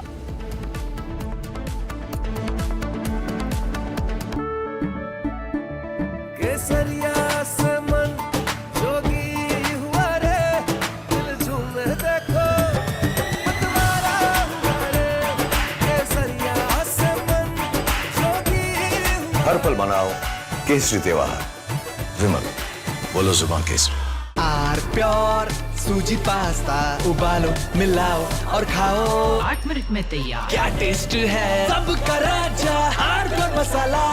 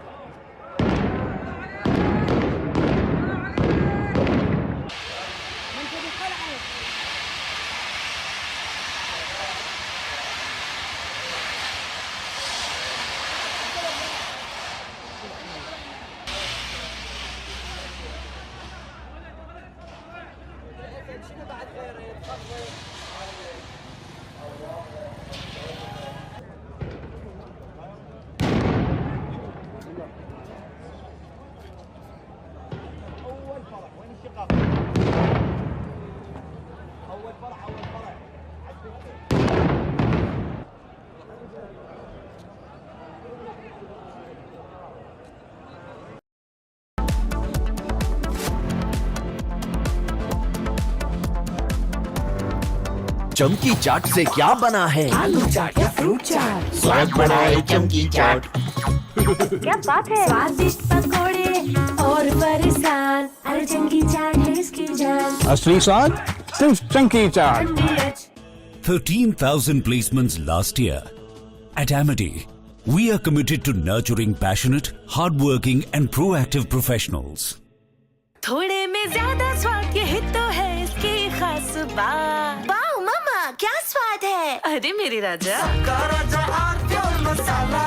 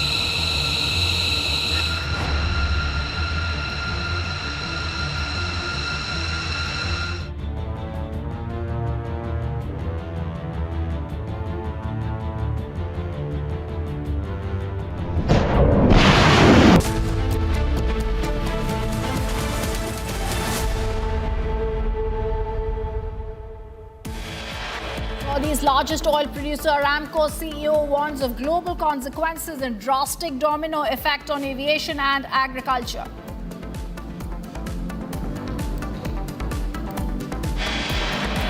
Government invokes ECA to ensure LPG supply, order refineries to divert key streams.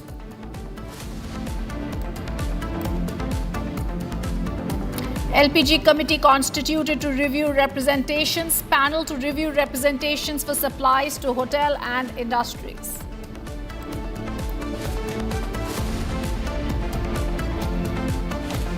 Amid West Asia war, government issues orders to oil refineries for higher LPG production and using extra production for domestic LPG use.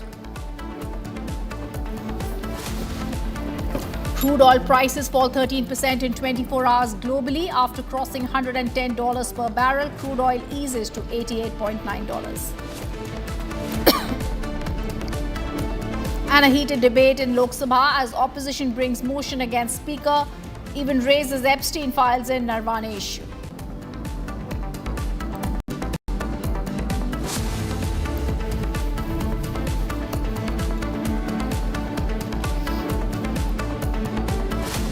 Breaking news that's coming in now. Karnataka Chief Minister Siddaramaiah has written to the Petroleum Minister regarding the shortage of commercial LPG in Bengaluru. He writes that to Hardeep Puri, he says there's a shortage of commercial LPG in Bengaluru and he wants him to know that this has disrupted supply for hotels, mess facilities, hostels, etc.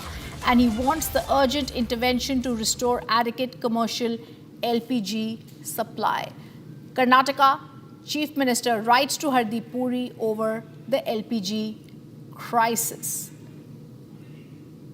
Amid the West Asia war, the global energy crisis, and we're seeing the Karnataka Chief Minister write to the Petroleum Minister. Let me go across to Abhishek joining us from Bengaluru. Abhishek, a very clear and subtle way that the Karnataka Chief Minister is now passing the buck to the central government.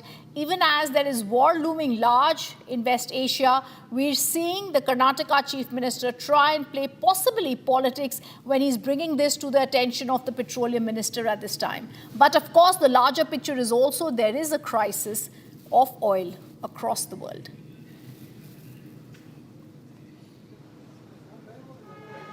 Rhythm, in fact, the Chief Minister CM Siddaramaiah, who spoke to the media yesterday, also mentioned the fact it is the failure of the union government that the people in the city of Bengaluru and across the state of Karnataka are facing the shortage of the gas supply. On the other hand, he has also written a letter to the union minister seeking his intervention and the intervention of the union government in getting the gas which has been held across the globe towards India.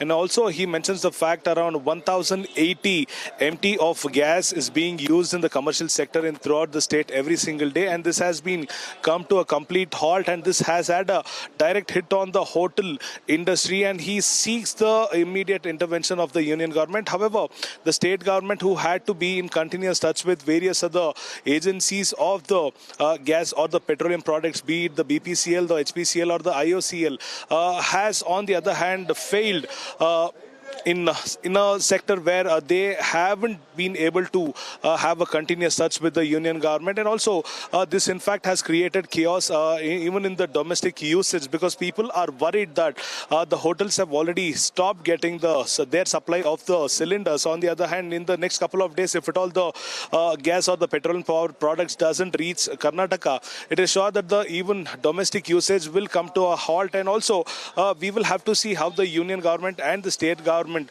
proceeds with respect to this particular issue. We have seen the ruling party in Karnataka, Congress, which has claimed that this failure is only because of the union government, and also they mentioned the fact that the state government has no hold or no responsibility with respect to getting the gas towards Karnataka. We are also awaiting the response of various other MPs with respect to what their point of view might be with respect to this particular development. Rhythm. All right, thank you for those details, Abhishek. We're going to keep tracking that story. And there's big breaking news coming in. G7 nations are mulling the use of emergency oil stocks. G7 considers the move to bring down oil prices.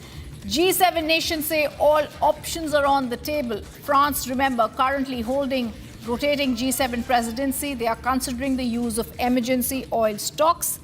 G7 finance ministers and IEA executive director held a virtual meeting on Monday to discuss the economic impact of the escalating conflict. And the group has declared it's ready to take necessary measures to support global supply. It stopped short of a final commitment to release the stocks immediately. But this is a key G7 nation meeting, and the International Energy Agency completed emergency discussions regarding the potential release of strategic oil reserves. This is clear as there's a potential scale, and officials are discussing a coordinated release of 300 million to 400 million barrels, which represents roughly 25% to 30% of the total IEA emergency reserves.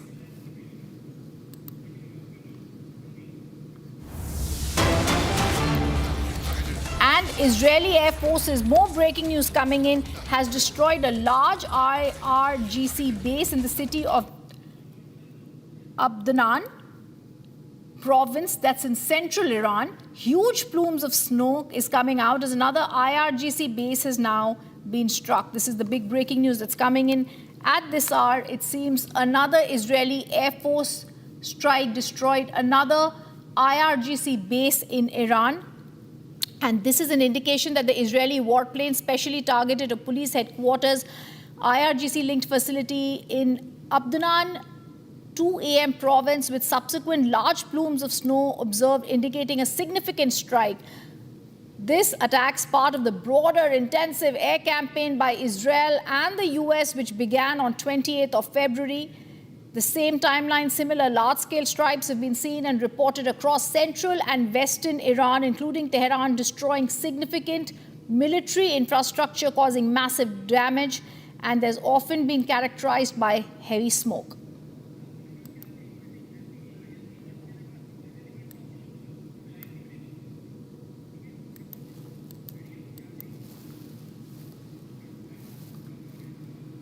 As the West Asia war is raging, the government has now invoked the Emergency Act to tackle the LPG crisis. The government invokes ECA to ensure LPG supply is regulated. It's also ordered refineries to divert key streams. This after the Middle East conflict disrupted LNG shipments, especially the oil passage through the Strait of Hormuz. We're going to play certain visuals, viewers, to explain the situation to you. The main emergency is on the priority sector: domestic piped gas, compressed gas for transport, pipeline compressed fuel. 100% availability needs to be there. The second main thing to be seen is that there is 70% availability of average 6-month gas consumption. There should be gas supply to tea industries, manufacturing and other industrial consumers. And a priority number 4 is also supply of city gas to industrial and commercial consumers. Important is gas supply to the city gas to industrial commercial consumers, and an 80% average of 6-month gas consumption should be there. Also, the supply has to be to natural gas to the fertilizer plants.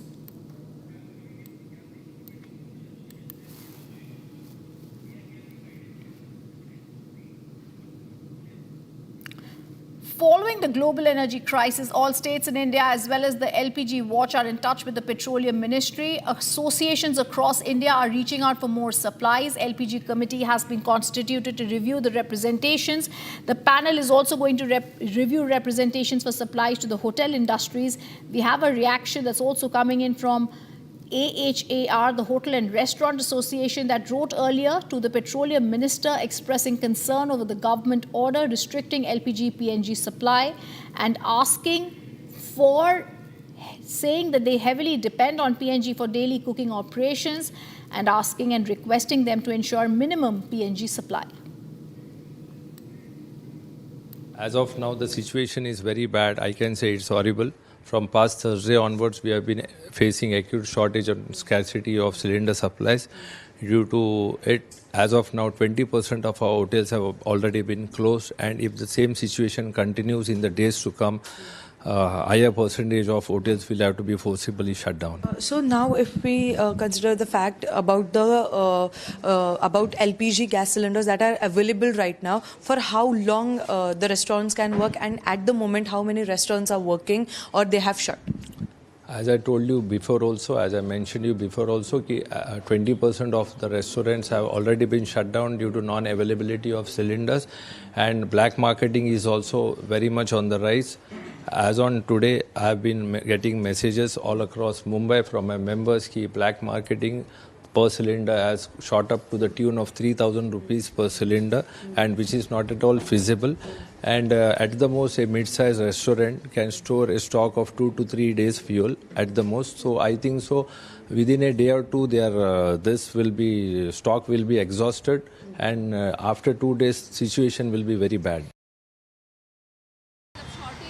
बहुत shortage है, बहुत मतलब daily का जो हम लोग का धंधा है वो हम लोग कर नहीं पा रहे हैं, और पब्लिक पूरा रिटर्न जा रही है उसके वजह से, क्योंकि माल ही नहीं निकलते। एक सिलेंडर कितना दिन यूज़ करेंगे?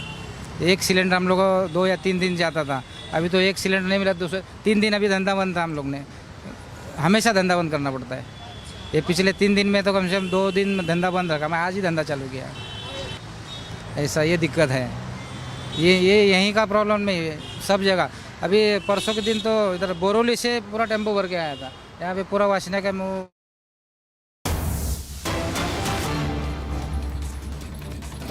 And there's breaking news coming in. There is another letter that's coming in now from the National Restaurant Association of India, written to the Petroleum Ministry. It states commercial gas is lifeline to these businesses. The supply cut of commercial gas will have a catastrophic impact, and gradually they will have to shut down. This is the big breaking news. There's another letter to the petroleum industry. This is going from the National Restaurant Association of India, writing to the Ministry of Petroleum and Natural Gas, stating that it is a lifeline to these businesses, and this will finally lead to catastrophic results for this industry, which will finally lead to its stopping. We have to see, viewers, this is the impact that this war is happening right here in India, and this is the breaking news coming in. This letter has now come out. Another letter, another update on the same energy crisis. Now, the National Restaurant Association of India writes, calling it a catastrophic closure of majority of the country's 5 lakh restaurants. They say the supply has been halted with this crisis in cities like Bengaluru, Mumbai, Delhi, and therefore there's confusion. There's essential services plea. This is the big breaking news coming in.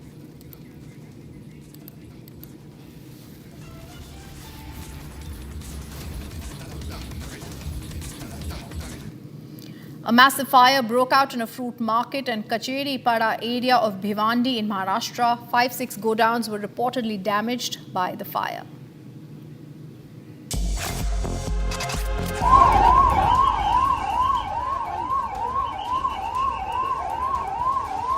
A massive fire erupted in a fruit market in Maharashtra's Bhiwandi. Initially, the fire broke out in a garbage in Pada area. But the fire quickly spread to the fruit market. According to the police, the team reached the spot immediately to bring the situation under control. A fire brigade was also called. The fire was brought under control by the fire brigade team. But there was damage caused to 5 to 6 godowns located at the market. At least 5 to 6 godowns were reportedly damaged by the fire. Fortunately, no casualties were reported.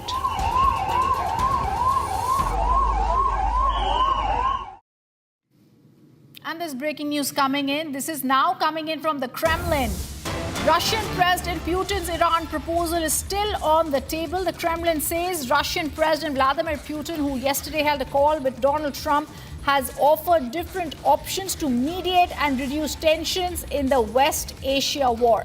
Spokesperson Dmitry Peskov declined to offer more details about what the talk was on, but he said there were considerations that Putin raised on the call. He said these proposals are still on the table. Russia is ready to provide any help it can to reduce the tensions in the Middle East. That's the big breaking news coming in from the Kremlin. And this is now Russia offering to get some help on the story. We're also getting to know details about how Russia is trying to ensure that possibly in this case they're able to offer help. This is the big breaking news coming in. As the Kremlin says, the Russian President Vladimir Putin is there. This is now confirmed that President Vladimir Putin's proposal for mediating the war involving Iran remains active on the table following a phone call with US President Donald Trump. While the Kremlin president has declined to provide specific details regarding these considerations, he said Russia has offered several options to de-escalate the regional tensions and facilitate a political statement.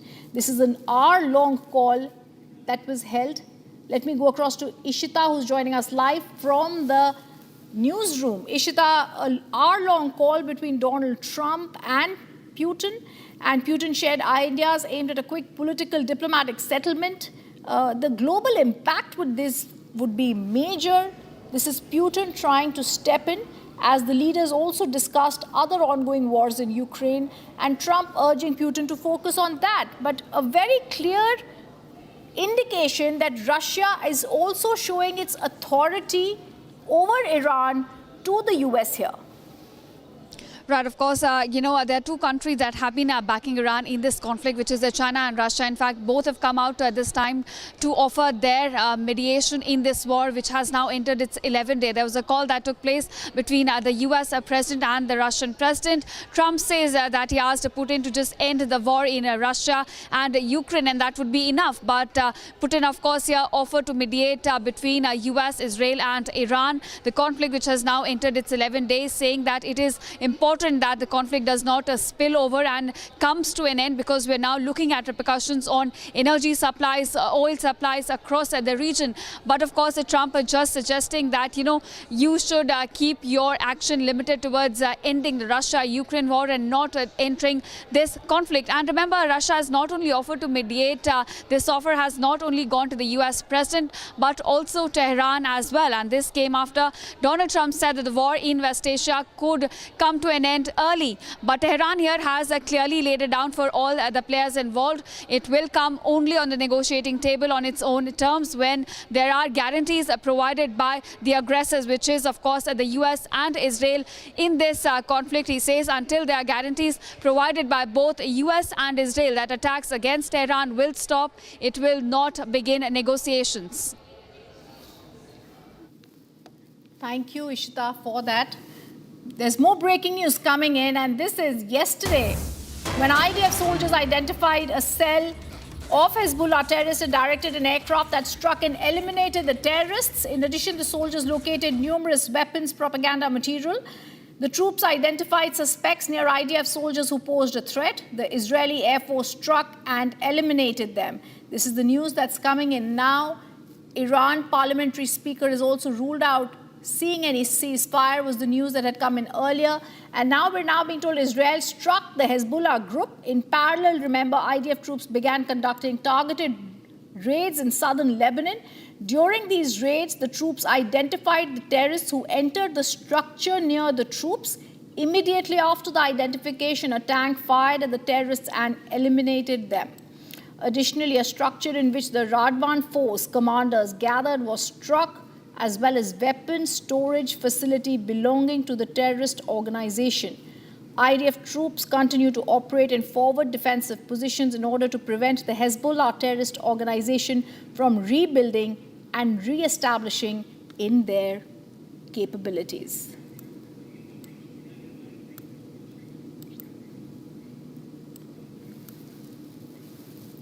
There's also news that's coming in. The Iranian army has now announced its Air Force drones have attacked an oil and gas refinery and the fuel storage facilities belonging to Israeli regime in Haifa.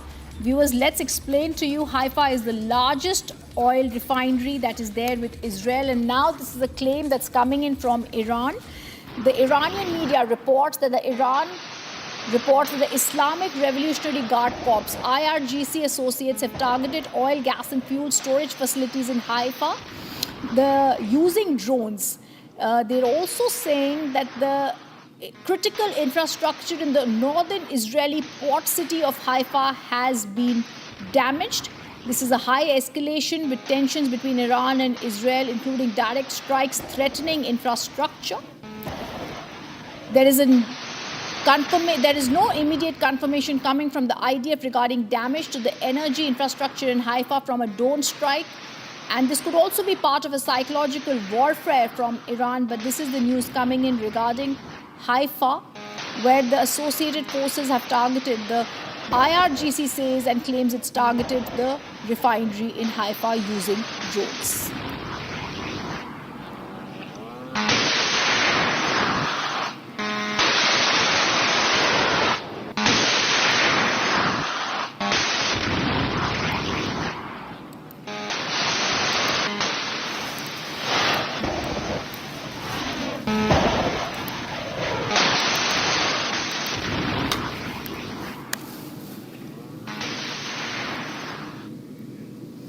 And even as all this is coming out, there's more news coming that the Iran Parliament Speaker has ruled out seeking any ceasefire.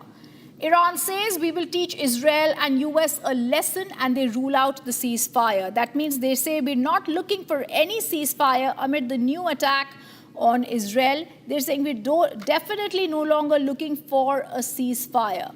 Sirens are warning of the immediate effects of this West Asian war. However, they're saying, and this is also Iran's Parliament Speaker Mohammad Bagher Khalib, who's writing on X, that we are retaliating, and it's coming after he says we're definitely not on the lookout for a ceasefire. We believe that the aggressor should be punched in the mouth so that he learns a lesson, so that he will never think of attacking our beloved Iran again. In addition to firing missiles, they have also the stronghold in the Strait of Hormuz, which has sent oil prices soaring.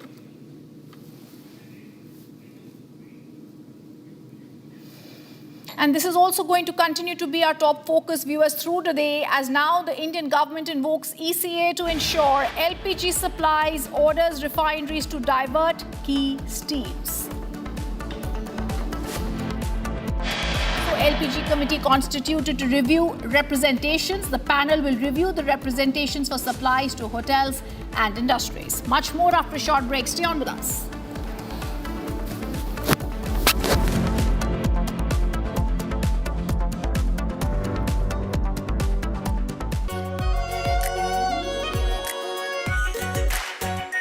Our pure Shahi Paneer Masala. Delicious, healthy, every day. केसरिया से मन जोगी हुआ रे दिल झूमे देखो मतवारा हुआ रे केसरिया से मन जोगी हर पल मनाओ केसरी त्योहार विमल बोलो जुबान केसरी आर प्योर सूजी पास्ता उबालो मिलाओ और खाओ 8 मिनट में तैयार क्या टेस्ट है सबका राजा आर प्योर मसाला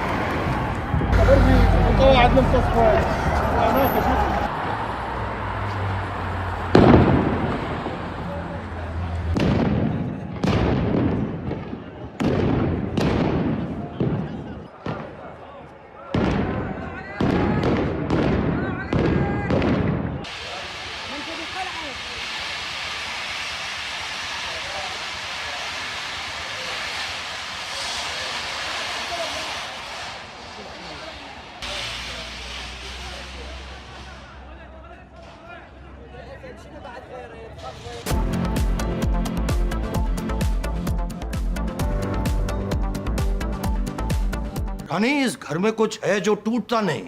ये पिलर कभी नहीं टूटेगा। रुंगटा स्टील टीएमटी से बना। रुंगटा नहीं तो घर स्ट्रॉन्ग नहीं। रुंगटा स्टील टीएमटी बार एकदम सॉलिड।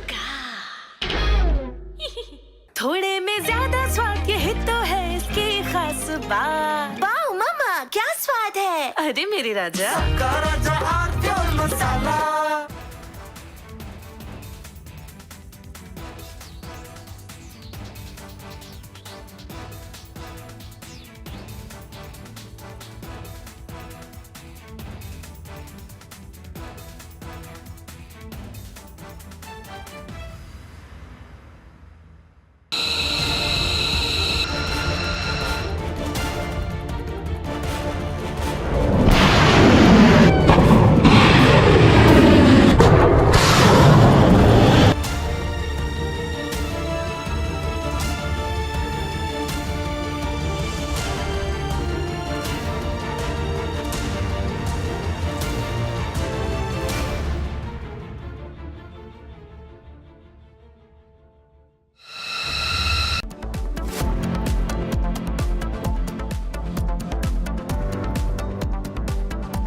चमकी चाट से क्या बना है? सैंडविच लस्सी और छाछ और हर घूंट में चमकी चाट। ड्राई फ्रूट और दही बड़े। चमकी चाट से स्वाद बढ़े। असली स्वाद सिर्फ चंकी चाट। केसरिया से मन जोगी हुआ रे, दिल झूमे देखो मतवारा हुआ रे। केसरिया से मन जोगी। हर पल मनाओ केसरी त्योहार, विमल बोलो जुबान Kesari.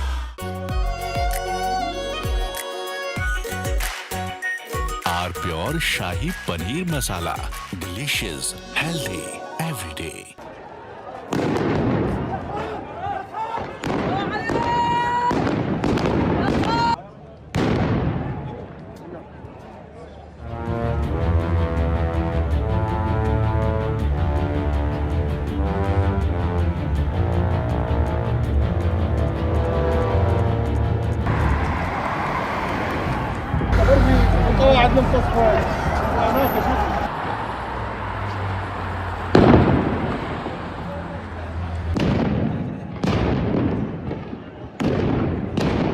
From Asia's largest news headquarters,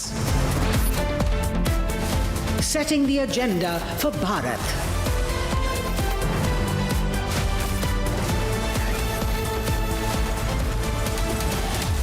You're watching Republic.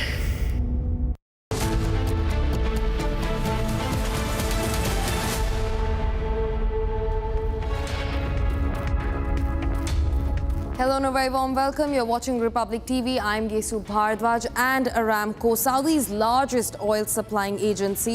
The CEO has now said that it's going to be catastrophic for the global supply market if attacks do not stop on the refineries. We're getting you all the details on that, and also how India is now tackling its liquefied petroleum gas shortage and much more. First, after your headlines, take a look.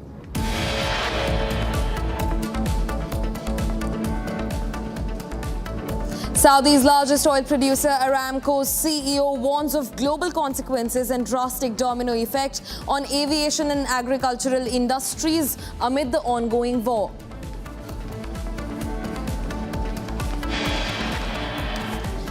Government invokes Essential Commodities Act to ensure LPG supply, orders refineries to divert key streams.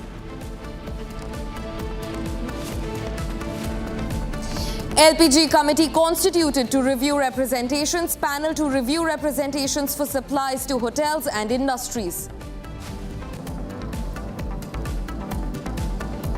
Amid the West Asia war, government now issues orders to oil refineries for higher LPG production and using extra production for domestic LPG use.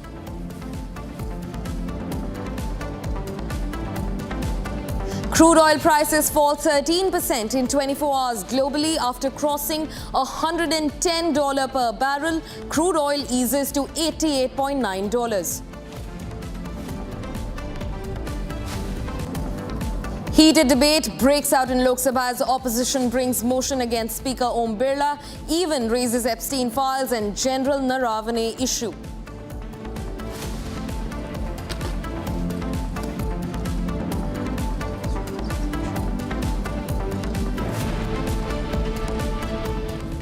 Viewers, starting first with the fresh breaking development of the hour. Now, the National Restaurants Association has written to the Petroleum Minister Hardeep Singh Puri, asking him to put hotels and the hospitality industry in the essentials list. In fact, they have now in a written statement said that 5 lakh plus hotels and food businesses are aligned to the National Restaurant Association of India, approximately providing employment to over 8 million people. In fact, the letter also states that commercial gas is the lifeline of these businesses. In fact, they've said that supply cut of commercial gas will have catastrophic impact and gradually these businesses will have to shut down. Now we see the hospitality and the hoteliers taking a hit over the LPG supply reduction in India. Now remember, the government's first priority remains domestic gas supply, and they have not put hotels and businesses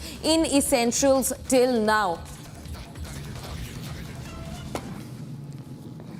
We're also being joined by my colleague Swarli to get us more updates into the matter. Swarli, speak to us about the recent that has come from the side of the hospitality industry. Now, we understand that, priority 1 is going to be domestic gas supply. Priority 2 is going to be hospitals. But where do we find hotels and the hospitality sector fitting in the list?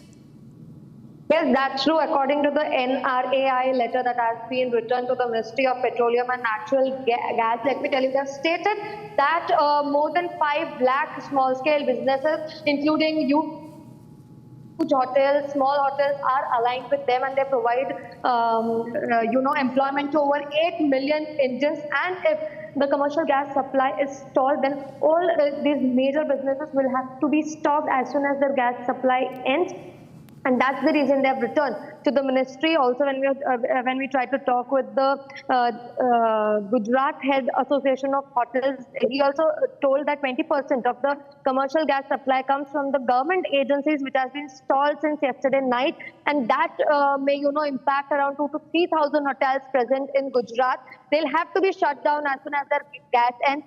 And to be a matter of fact, major cities like Pune and Bangalore have started, they have the impact of the supply chain that has been dropped right now because the commercial gas is not on the priority list of the government, because we know that there is a war situation. And that's the reason cities like Pune and Bangalore, even there is a letter has been written by the city associations, and now from NRAI, it's a major update. They have also claimed that it's the 3rd largest commercial service industry, more than 5.7 crore. So there's a kind of impact that is being seen because of at the Hormuz Strait, we all know that shipments are blocked, and gas is blocked right now by the government for the commercial gas industry. Yeah.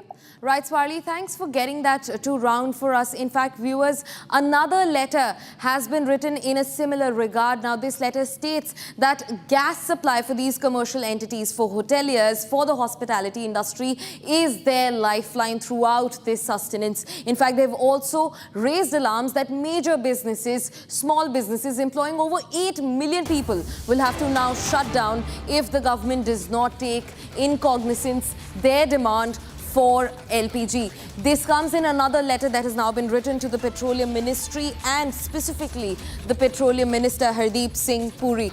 Now, this comes in connection with the first one that was written. Now, remember, the government's priority remains domestic supply of LPG. Second on the list is going to be educational institutes and hospitals at the priority list of LPG supply. The government has also invoked the Essential Commodities Act, but hoteliers and the hospitality business, one of the biggest businesses or sectors in India, do not find any mention. And now a large threat looms over their head. What next? That's what these hospitality sectors are asking.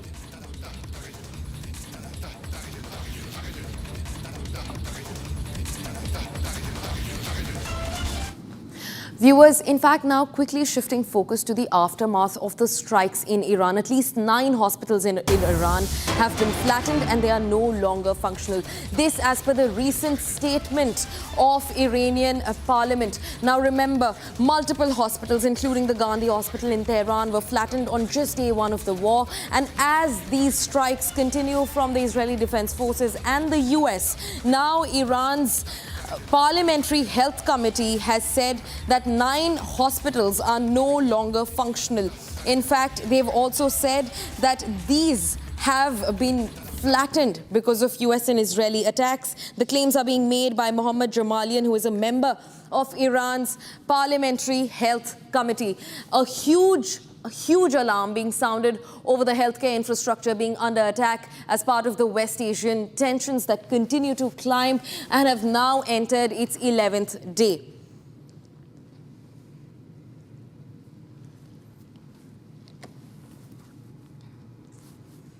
Viewers, now Iran has made some explosive statements today. One of them is against EU's chief Ursula von der Leyen, and they have said that she's trying to whitewash Israeli aggression. Now remember, this comes after her statement where she demanded Iran to step down its aggression amid the climbing West Asian aggressions. And now Iran has responded. It says that the EU chief von der Leyen is trying to whitewash Israel's and US's aggression. The foreign minister of Iran also slammed the European Union and said, please spare the hypocrisy. In fact, I'm quoting the foreign minister who said that you've made a career out of standing on the wrong side of history, green-lighting occupation, genocide and atrocities, and now laundering US and Israeli crime of aggression and war crimes against the Iranians. An explosive statement made by Iran's foreign minister against European Union chief von der Leyen. Now, Iran has made this statement after the EU chief called for Iranian aggression to be reduced amid the ongoing escalations in West Asia. Now, in fact, he's also questioned that where was the European Union's voice when over 165 people, including 120 schoolgirls were killed in Iran's Minab. Viewers, shifting focus to another breaking development that we're tracking at this hour. Now, Iran has said that the European Union is whitewashing Israel's and US's war crimes. In fact, they've said that where was the European Union when 120 schoolgirls were killed in Iran's Minab? Viewers, now shifting focus to internal skirmishes over LPG. Now, after Hardeep Singh Puri, the Petroleum Minister, and External Affairs Minister S. Jaishankar met with Prime Minister Modi, they've come out with a collaborative statement saying that LPG domestic supplies are in a comfortable position in the country. Now remember, this is the political statement that is being made that LPG and domestic supplies are completely in a comfortable position. India once again boasting its standing when it comes to oil and LPG demands and supply within the national borders amid the ongoing escalations in West Asia. Now, the government has said that the LPG remains in a comfortable position in India. However, remember, this comes at the feet of, even though the government is saying that there is adequate energy sources available, hotels and hospitality sector has now raised alarms over LPG shortages. Karnataka's Chief Minister Siddaramaiah also has raised alarms over shortage of commercial LPG cylinders within Bengaluru. However, the government has now assured that LPG, its domestic demand will be fully met as there are adequate energy sources available.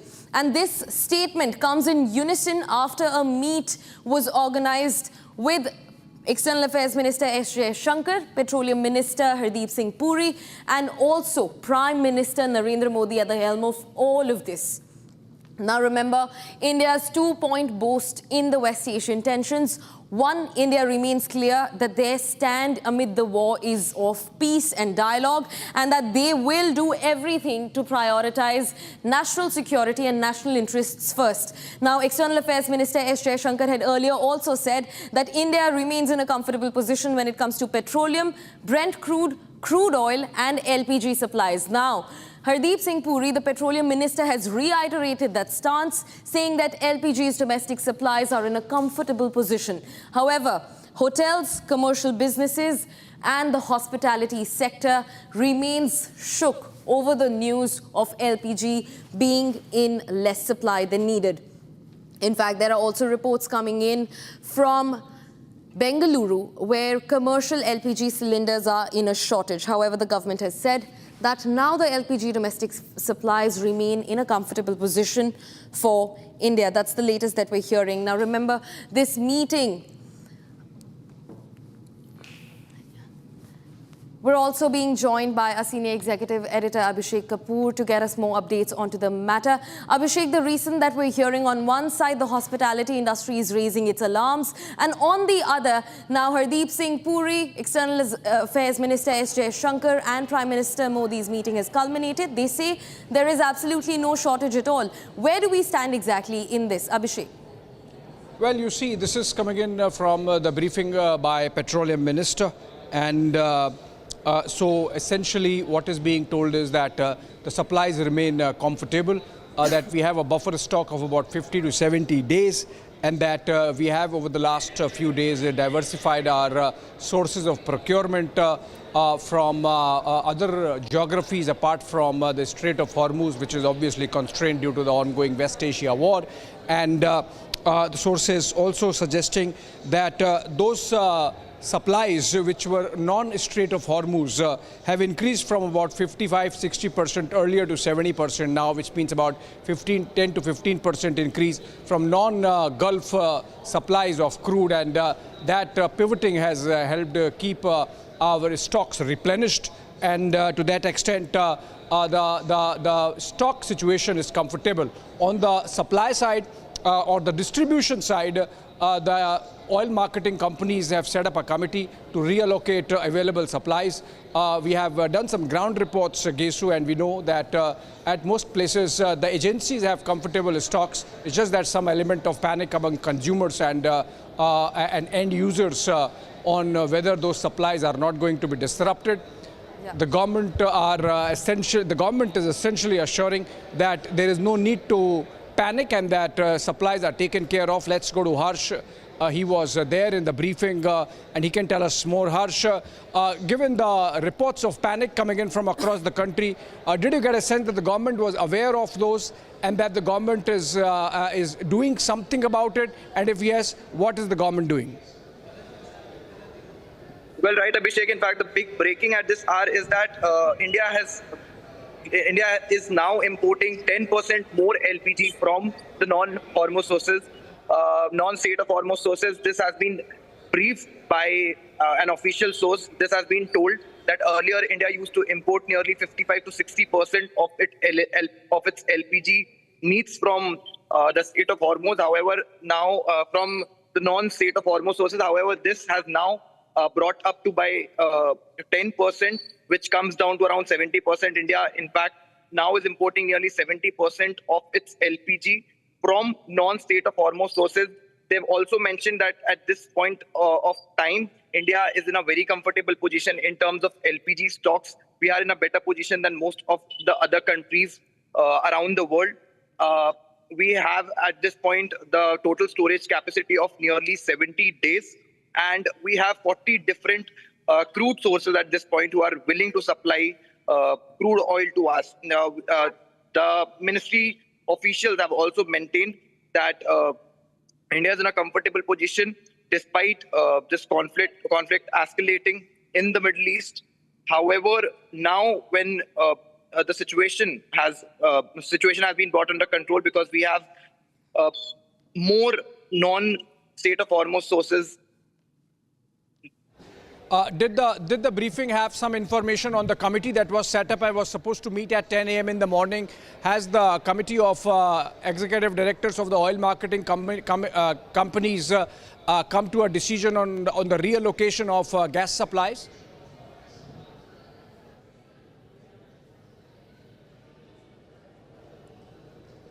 I think we lost the line there with Harsh. We'll get him back. But essentially, Gesu, what we are seeing is the government is tiding over the situation, asking agencies or the gas agencies specifically to make sure that panic does not spread, that they assure the customers and end users that there is no constraint on regular supplies that they are supposed to get as per their calendar of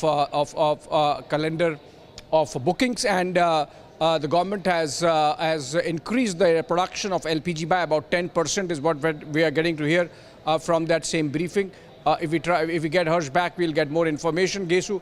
But as of now, it seems the situation, according to the government, is under control. And whatever we are seeing on the ground by way of a scramble or the hotel industry, specifically the restaurant industry, complaining is essentially an impact of the reallocation that's been done, prioritizing PNG, which is the home distribution of gas, and the LPG cylinders. Yeah.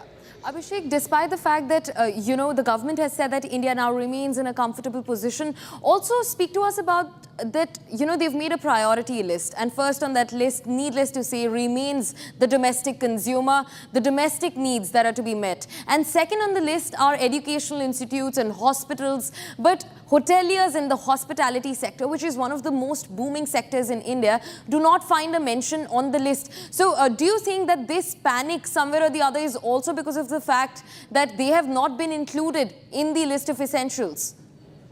Well, you see, the fact of the matter is somebody has to get impacted because half our energy supplies are stuck through, because of the Strait of Hormuz choke due to the war. Qatar, which supplies two-fifths of our energy, they've completely shut down. They are not producing any gas. They are not supplying any gas. So obviously, by the time we pivot to other sources, which the government obviously is doing, it takes time to get those supplies coming in. So if it takes 5 days to 7 days time, the government has to make do with the existing constraints and the reduction in those supplies. And that's why there's a reallocation and the committee that's been set up. So if you look at the prioritization that's been done, and you rightly mentioned, the domestic consumers get first priority, then the hospitals and educational institutions, and then other sectors get allocations. So obviously, whosoever or whichever sector gets adversely affected, they're going to complain, they're going to crib.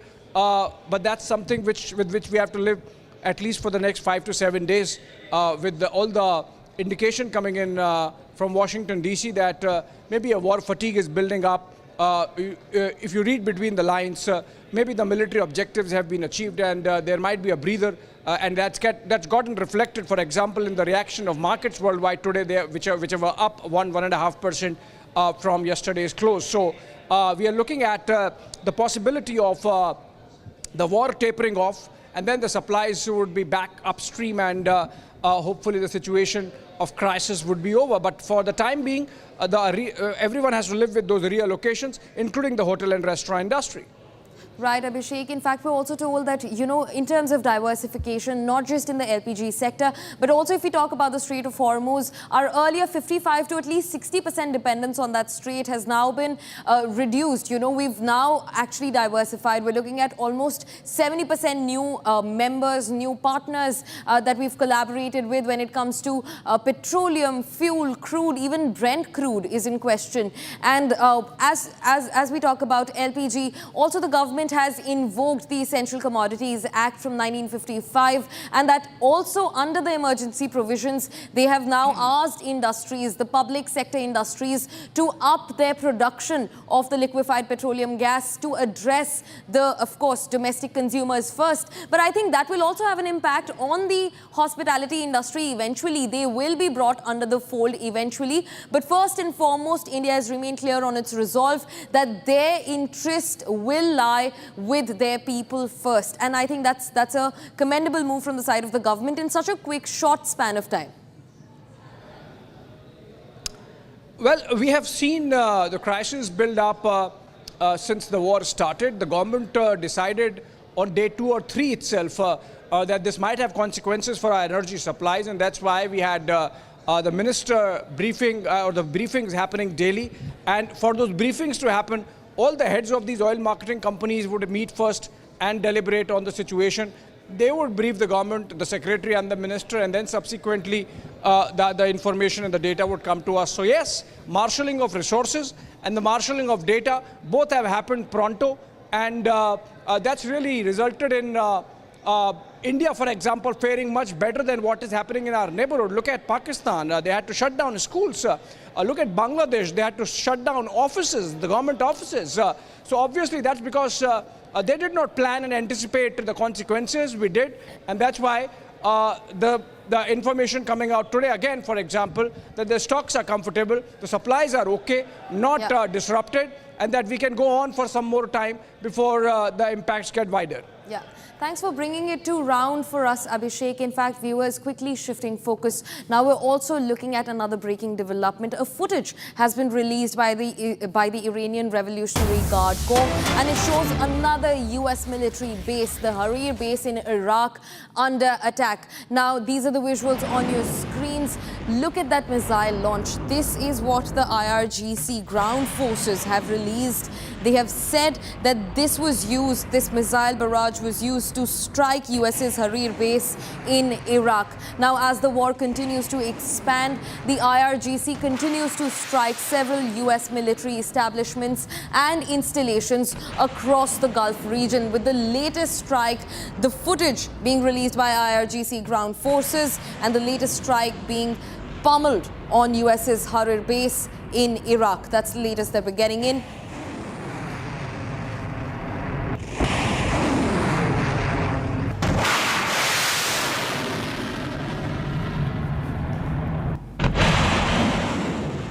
Now, viewers, amid the ongoing war in West Asia, US is heavily involved, not as a direct stakeholder, but siding shoulder to shoulder with Israel in its aggression against Iran. Now, Trump has heavily patted his own administration on the back, saying that they're doing a great job. In fact, this also comes as he's exchanged a few blows with the Russian President, Vladimir Putin. Take a look at this.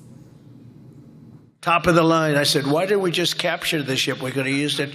Why did we sink him? They said, it's more fun to sink him. I said, that's not. This morning, I'm thrilled to announce that we have reached a breakthrough trade deal with the United Kingdom.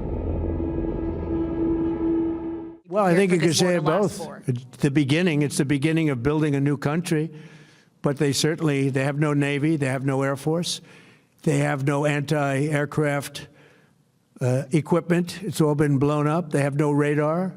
They have no telecommunications. And they have no leadership. It's all gone. So, you could look at that statement. We could call it a tremendous success right now as we leave here. I could call it. I had a very good call with President Putin. We had a lot of people on the line from our side, from his side.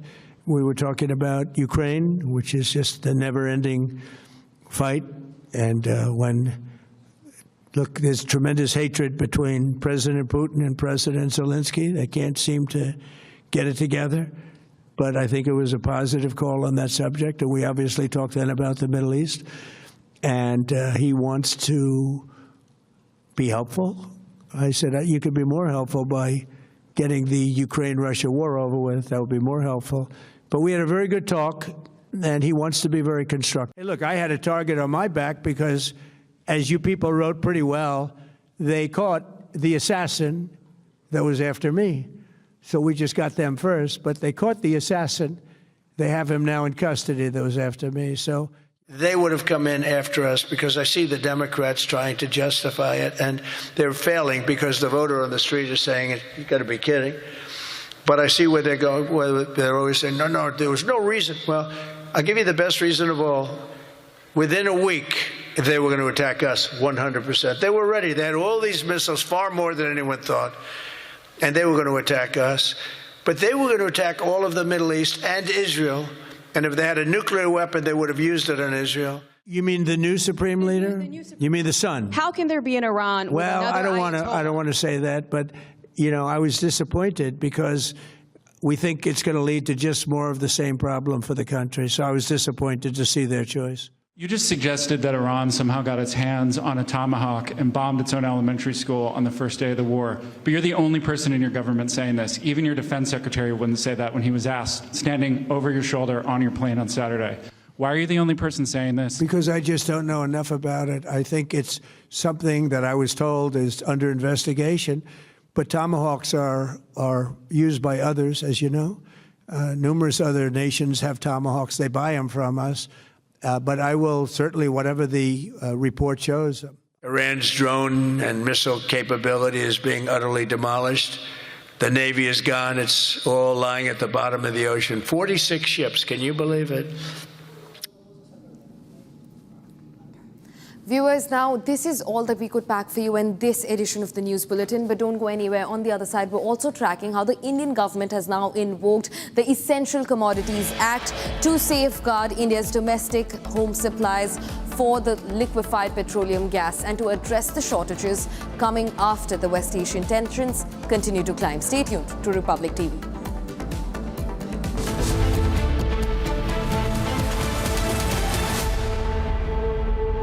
Pure सूजी pasta उबालो मिलाओ और खाओ 8 minute में तैयार। क्या taste है सबका राजा आर प्योर मसाला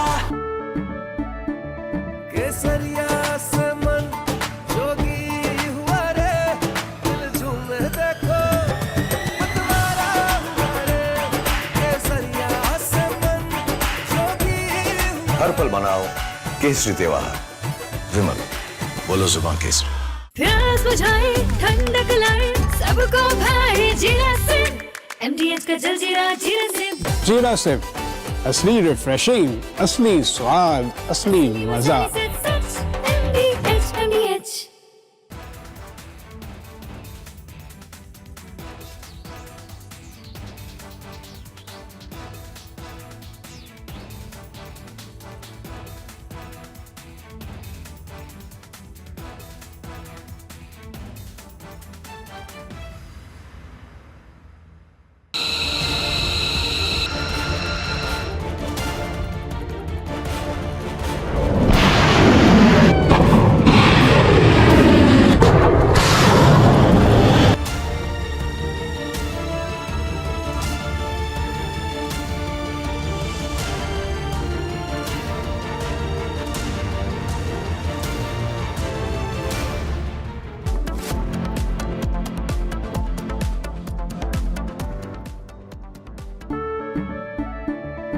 केसरिया से मन जोगी हुआ रे दिल झूमे देखो मतवारा हुआ रे केसरिया से मन जोगी हर पल मनाओ केसरी त्योहार विमल बोलो जुबान केसरी थोड़े में ज्यादा स्वाद यही तो है इसकी खास बात। वाओ मामा क्या स्वाद है। अरे मेरे राजा सबका राजा R pure masala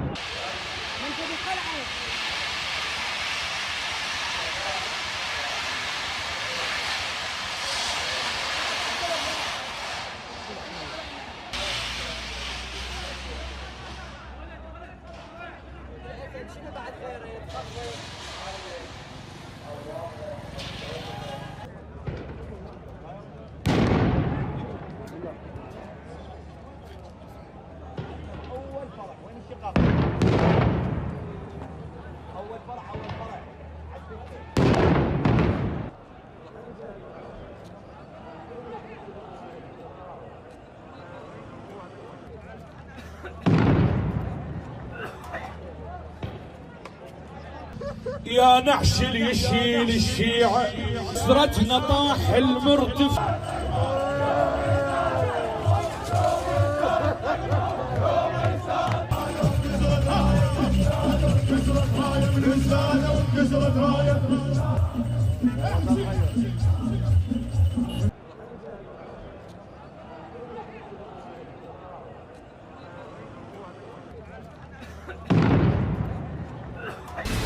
From Asia's largest news headquarters,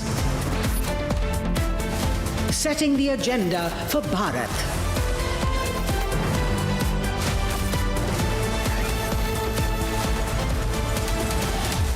You're watching Republic.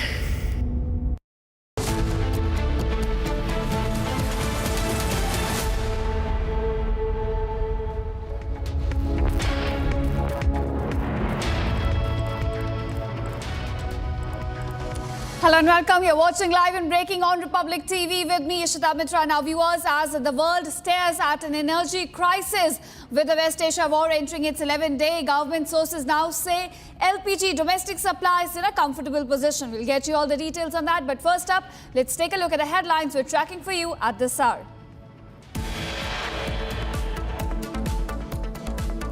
Saudi's largest producer, Aramco CEO, warns of global consequences and drastic domino effect on aviation and agriculture. Government invokes Essential Commodities Act to ensure LPG supply, orders refineries to divert key streams. LPG committee constituted to review representations. A panel to now review representations for supplies to hotels and industries. Amid West Asia war, government now issues orders to oil refineries for higher LPG production using extra production for domestic LPG use.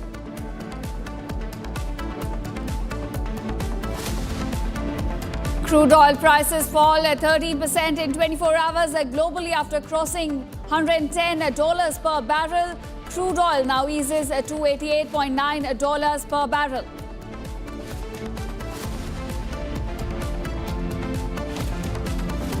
Heated debate erupts in Lok Sabha as opposition now brings a motion against Speaker Om Birla, even raises Epstein files and General Naravane issue.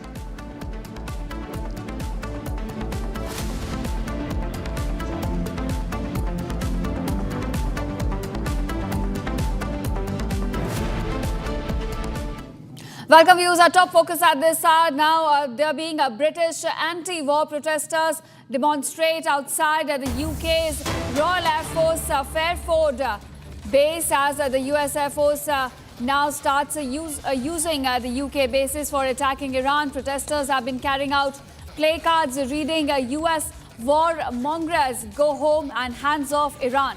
So those are the slogans and the placards now being raised at the protest, which is essentially against the US and Israel's war against Iran. We're looking at these British protesters now raising placards against the US action on Iran as well as Israeli action. We're getting you live visuals of these protests at Royal Air Force base in UK. Remember, this comes after UK gave permission to US for using its bases in its war against Iran. Now there's more breaking news coming in. Qatar's foreign ministry spokesperson now says all the conflicts should be resolved through negotiations, but Doha cannot act as a mediator while it is still under attack from Iran. Now the spokesperson added that Iran continues to target Qatar's civilian infrastructure while communications with all the parties are ongoing to find a way out of this conflict. So we're looking at, Qatar has played as the role of the mediator in a conflict before as well between Hamas as well as Israel. But Qatar now says it can only mediate once the attacks coming in from the Iran side stop.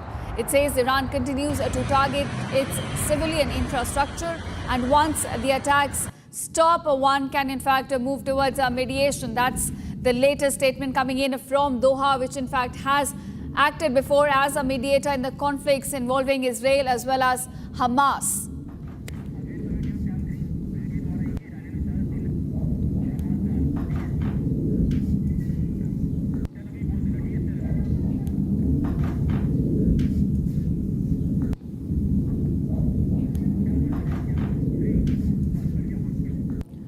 All right, viewers, more breaking news coming in on day 11 of the war in West Asia. We're now getting some updates regarding Iranian missiles now getting launched, in fact, in Ramat Gan, that's east of Tel Aviv. So Iranian missiles essentially now targeting Israeli cities. These are visuals from Tel Aviv, where Iranian missiles, in fact, have been intercepted. Some of them, and some, in fact, have been damaging a civilian infrastructure in Tel Aviv. We're looking at the aftermath of these attacks. Visuals on your screen are showing you the damaged buildings in Tel Aviv right after Iranian missiles hit a few of them in the city. That is the latest wave of attacks carried out by IRGC. It's the 33rd wave that's been carried out by Iran against Israeli cities. And these are visuals from Tel Aviv showing you the aftermath of these attacks which have been carried out by Iran. Now, some of the missiles have been intercepted, but some, in fact, have been a direct hit. And as a result, buildings have been damaged in Tel Aviv in the latest attacks as well. These are visuals on your screen showing you the aftermath of these hits, in fact, by the Iranian missiles in the city of Tel Aviv.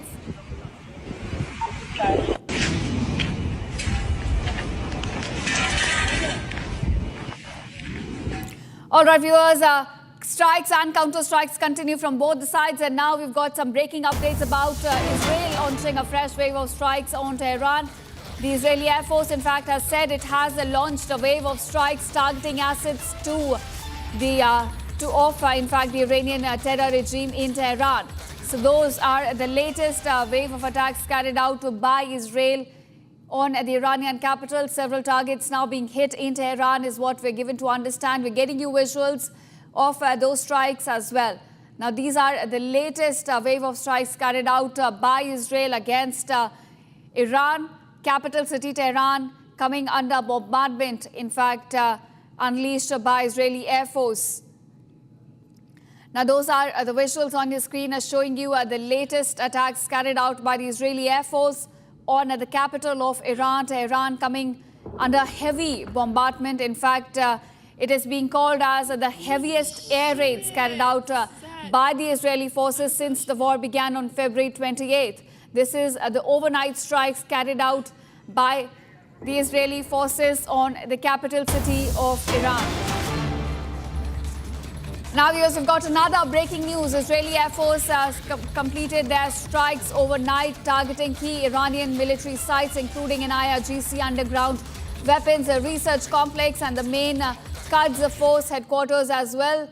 All the strikes aiming to degrade the regime's missile development and operational capabilities. So those are the latest strikes carried out by the IDF targeting the key military facilities of the IRGC to, in fact, inflict most damage that they can to their operational capabilities. Those are the attacks that we're now looking at on your screen. IRGC targets being hit all across the capital city of Tehran. This is the latest wave of airstrikes carried out by the Israeli forces.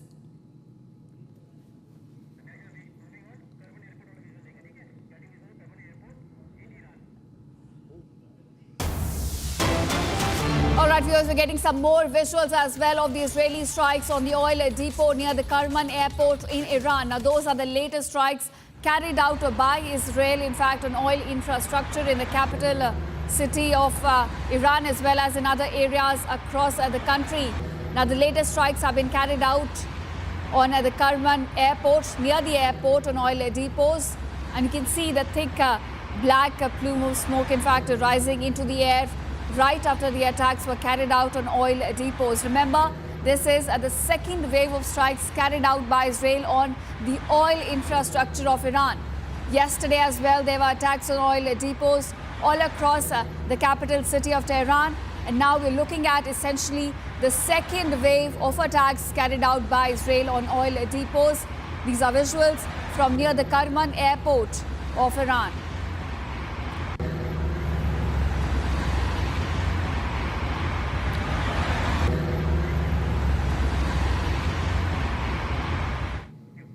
All right, viewers, now shifting focus. Australia has granted humanitarian asylum to 5 members of Iran's women's national football team who were in the country for a tournament when the Iran war began. Now, this move comes days of pressure after Iranian groups said and called out the government of Australia to give these women asylum. And in fact, Donald Trump also urged Canberra to protect the athletes who are present in their country. Here's the full report. Take a look. Before the war began, Iran's women's national football team had arrived in Australia for Women's Asian Cup. But they could not go back as the war had begun by then. Australia has now granted humanitarian visas to 5 of these women. Athletes have been moved from a hotel on Australia's Gold Coast to a secure location.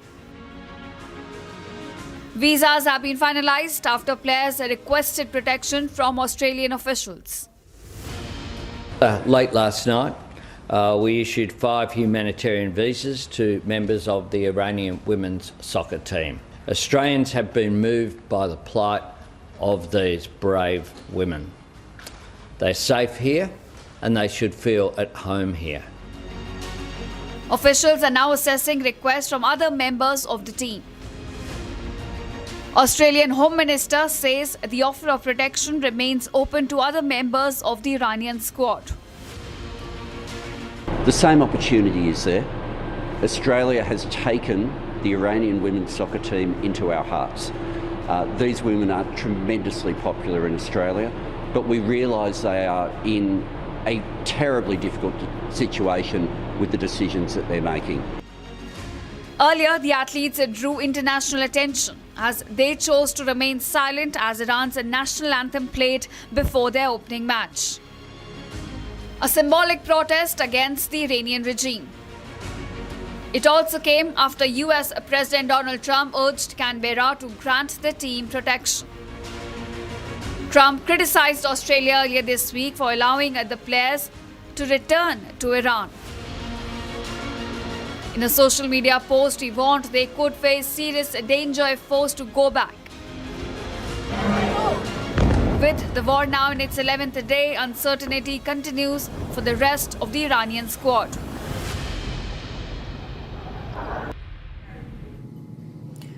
All right, viewers, we've got some more breaking news coming in. Government sources have now informed the Republic that oil marketing companies will be talking to various restaurant associations to understand their problems of LPG supply. A committee of about 3 members comprising executive directors of IOC, HPCL and BPCL has been formed by the government to listen to their grievances and their genuine requirement of commercial LPG, in fact, will be met. Now, this committee will also reprioritize the supply as per the requirements. And due to this, domestic LPG production has now been increased by 10% in the last few days. Consignment of LPG as well as LNG is now coming in from various sources, expecting some more new consignment very soon as well, is what government sources are now telling us. They say we were in crisis earlier, but today we are not in crisis of petroleum products. Indian refineries are running in full capacity as they were operating before the Iran-Israel conflict. In fact, the government sources also say they are now sourcing about 70% of our crude oil supply from sources which are other than a Strait of Hormuz, which remains blocked due to the war.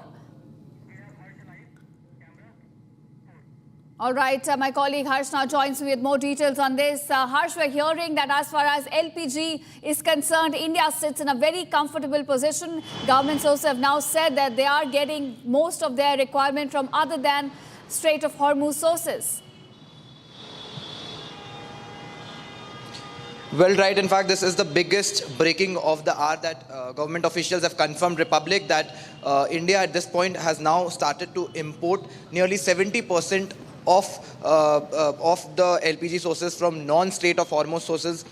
These were earlier nearly 55 to 60%. This is a substantial increase of 10%. All of the refineries here in India have been ordered to produce more and more LPG, and these production will only be prioritized and will be given to domestic users, and non-domestic users will be given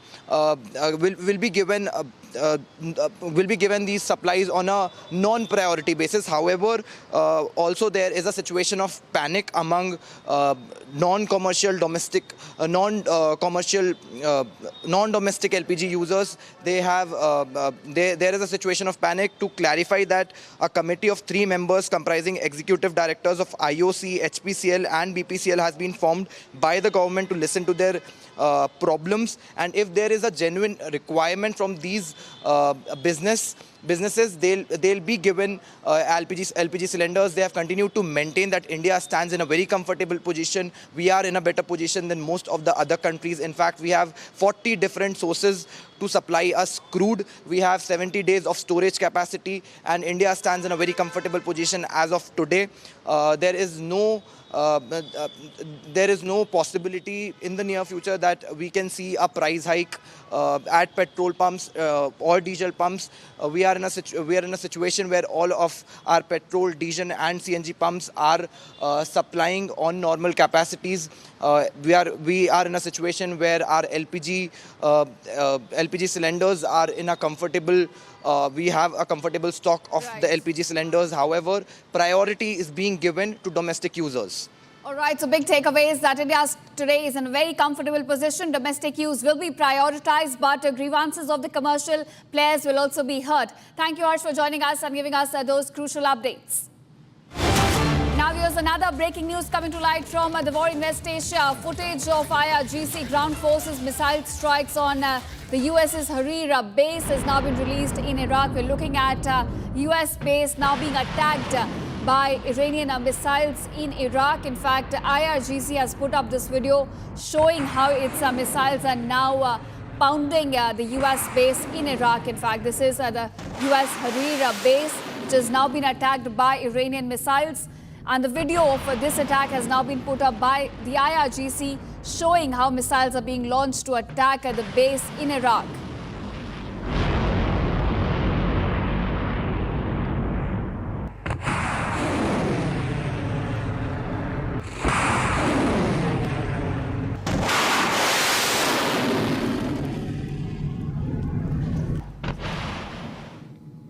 All right, viewers, now Qatar's foreign ministry spokesperson said we have a different supply lines, but closing our Strait of Hormuz and threatening its security negatively impacts everyone.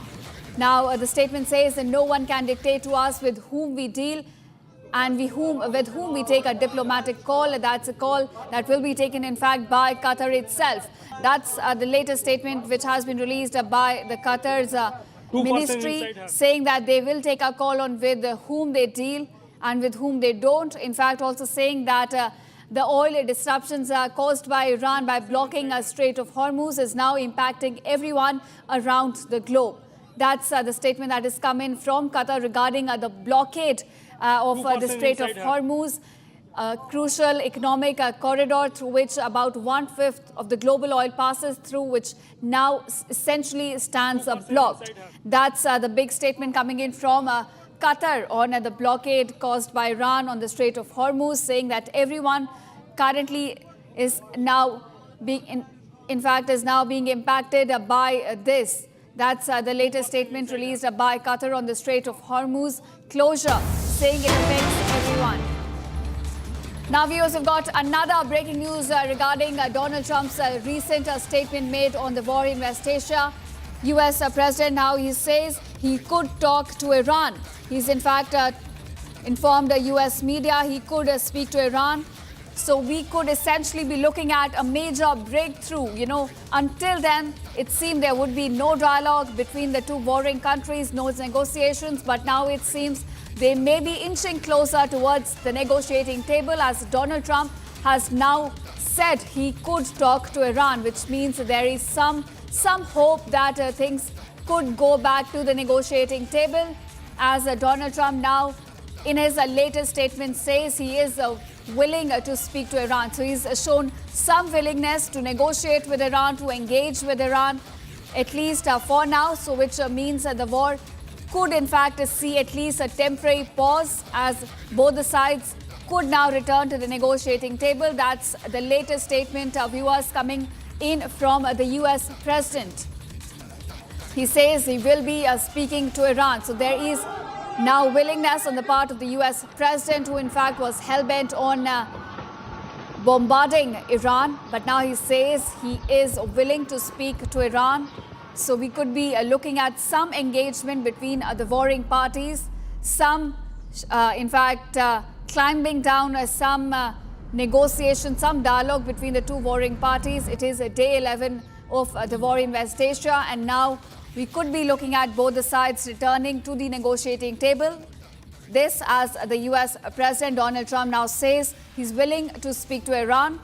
Now, of course, the terms and the conditions regarding the conversation have not been released yet. but he's expressed a willingness to engage with the other side, to engage with the warring party. He says he is willing to now speak to Iran. That's the latest statement, viewers, coming in from the US President Donald Trump regarding the war in West Asia. On day 11, Donald Trump now says he is willing to speak to Iran.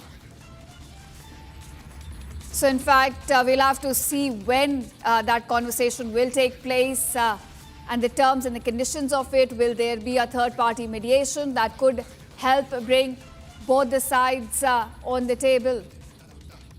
All right, Major General G.D. Bakshi now joins us on the broadcast.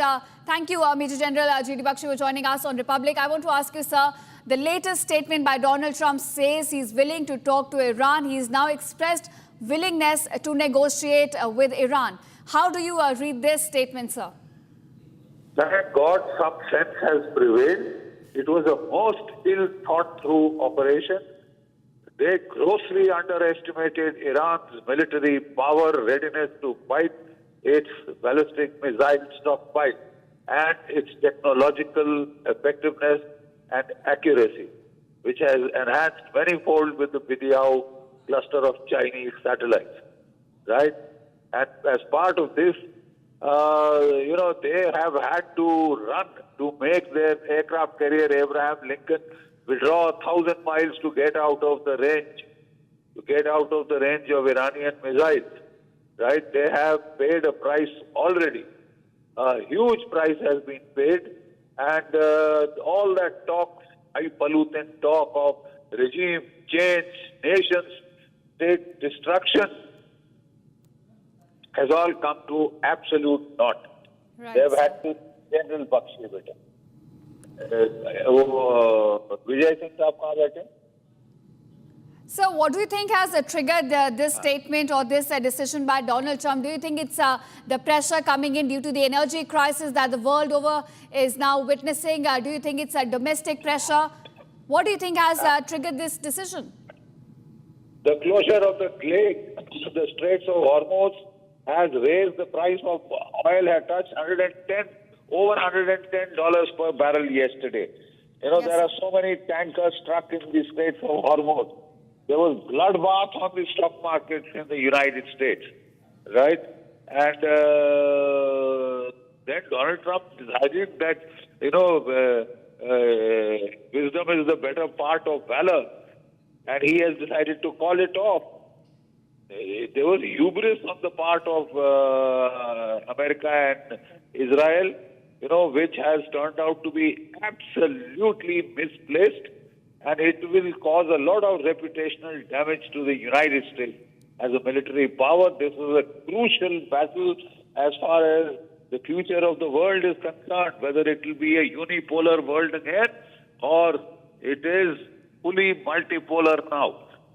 American empire is on the decline. That is now clearly evident.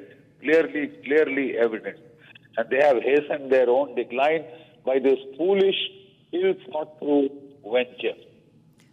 Right, sir. And sir, hoping that hostilities will now come to an end, we could be looking at a pause. In that case, how would you assess the whole Operation Epic Fury by US? Would you call it a failure or an epic mistake as Iran is now claiming the operation to be? You see, it is not only a mistake, it's a tragic mistake, not just for the world per se, the global economy per se, but for India, for the whole of Asian states, Japan, Korea, China, and even the United States has paid a price. Right, sir. Thank you. Right, sir. And also, sir, for Iran, how do you gauge this? Because certainly a regime change has not taken place. In fact, we've seen celebrations are now taking place across the country for the new leader.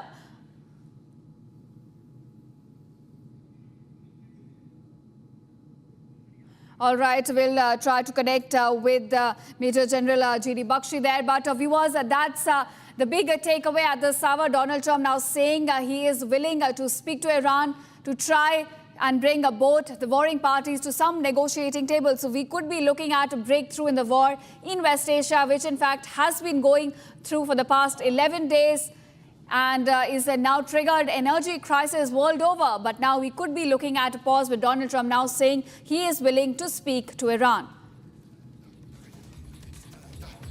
All right, viewers, that's what we're looking at. He's already spoken to the Russian president before, and now he says he could also be engaging with the Iranian leadership. Now, we're certainly looking at a major breakthrough. But the question is it the energy crisis? Is it the blockade of the Strait of Hormuz which triggered the decision by Donald Trump, which made him dial down his rhetoric? Because even yesterday, Donald Trump was saying he will be hitting Iran hard. But today, he's shifted his stance to saying he's willing to now speak to the leadership in Iran. So what exactly triggered that change? And is it the pressure by the energy crisis or the domestic pressure coming in from the US for Trump? Of course, that will have to be seen. But that's the big takeaway at this point. Donald Trump saying he's willing to engage with the leaders of Iran. What in fact, when in fact the conversation will take place is not known yet. But we're certainly looking at some breakthrough, some dialogue that could take place now between Iran and the US, as Trump now says he's willing to speak to Iran. All right, viewers, that's all we could pack in this edition of Live and Breaking. Thank you so much for watching. And on the other side, we discuss how the government of India has now invoked the Essential Commodities Act to ensure LPG supply and has also ordered refineries to divert their key streams.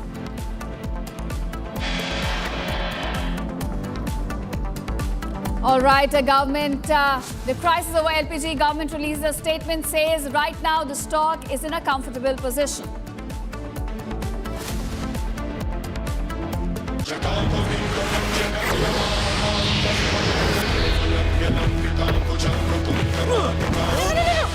मेरी chimney टूट जाएगी। What are you doing? रानी, इस घर में कुछ है जो टूटता नहीं। ये पिलर कभी नहीं टूटेगा। रुंगटा स्टील TMT से बना।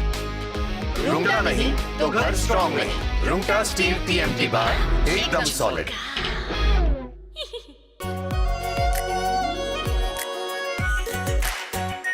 Are pure shahi paneer masala, delicious, healthy everyday.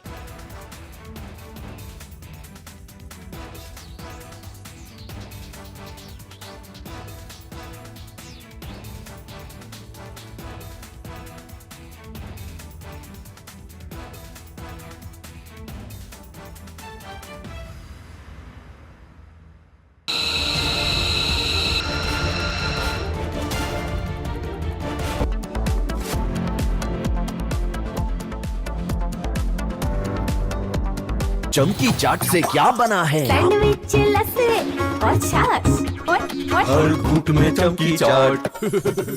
अब बताओ, स्वाद आया? आया। असली स्वाद सिर्फ चमकी चाट। केसरिया से मन जोगी हुआ रे, दिल झूमे देखो मतवारा हुआ रे। केसरिया से मन जोगी हर पल मनाओ केसरी त्योहार। विमल, बोलो जुबान केसरी। आर प्योर सूजी पास्ता उबालो, मिलाओ और खाओ। 8 मिनट में तैयार। क्या टेस्ट है सबका राजा R pure masala.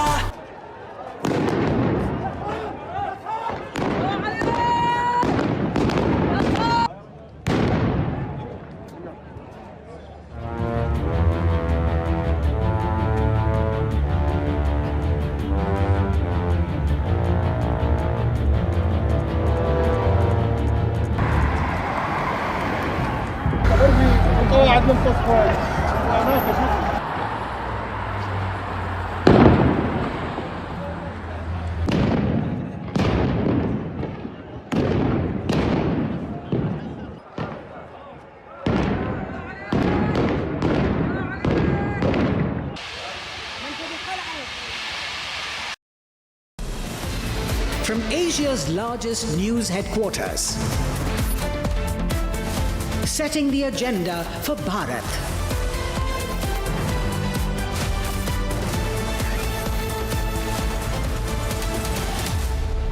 watching Republic.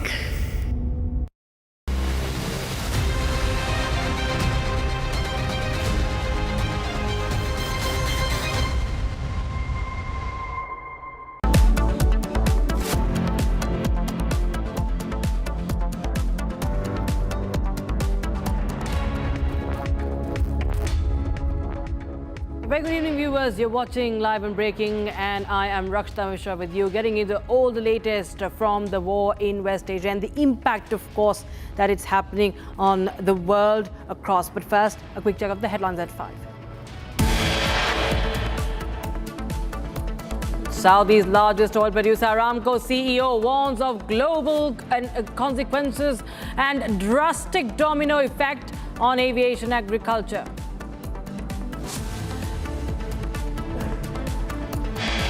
Government invokes the Essential Commodities Act, the ECA, to ensure LPG supply, orders refineries to divert key streams. LPG committee constituted to review representations, panel to review representations for supplies to hotels and industries.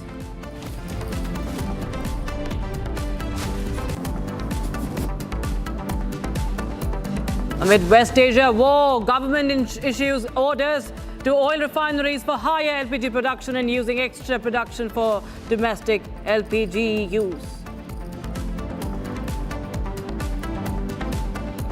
Crude oil prices fall 13% in 24 hours globally after crossing $110 per barrel. Crude oil eases to $88.9. Heated debate in Lok Sabha as opposition brings the motion against Speaker, even raises Epstein files and General Narvane's issue.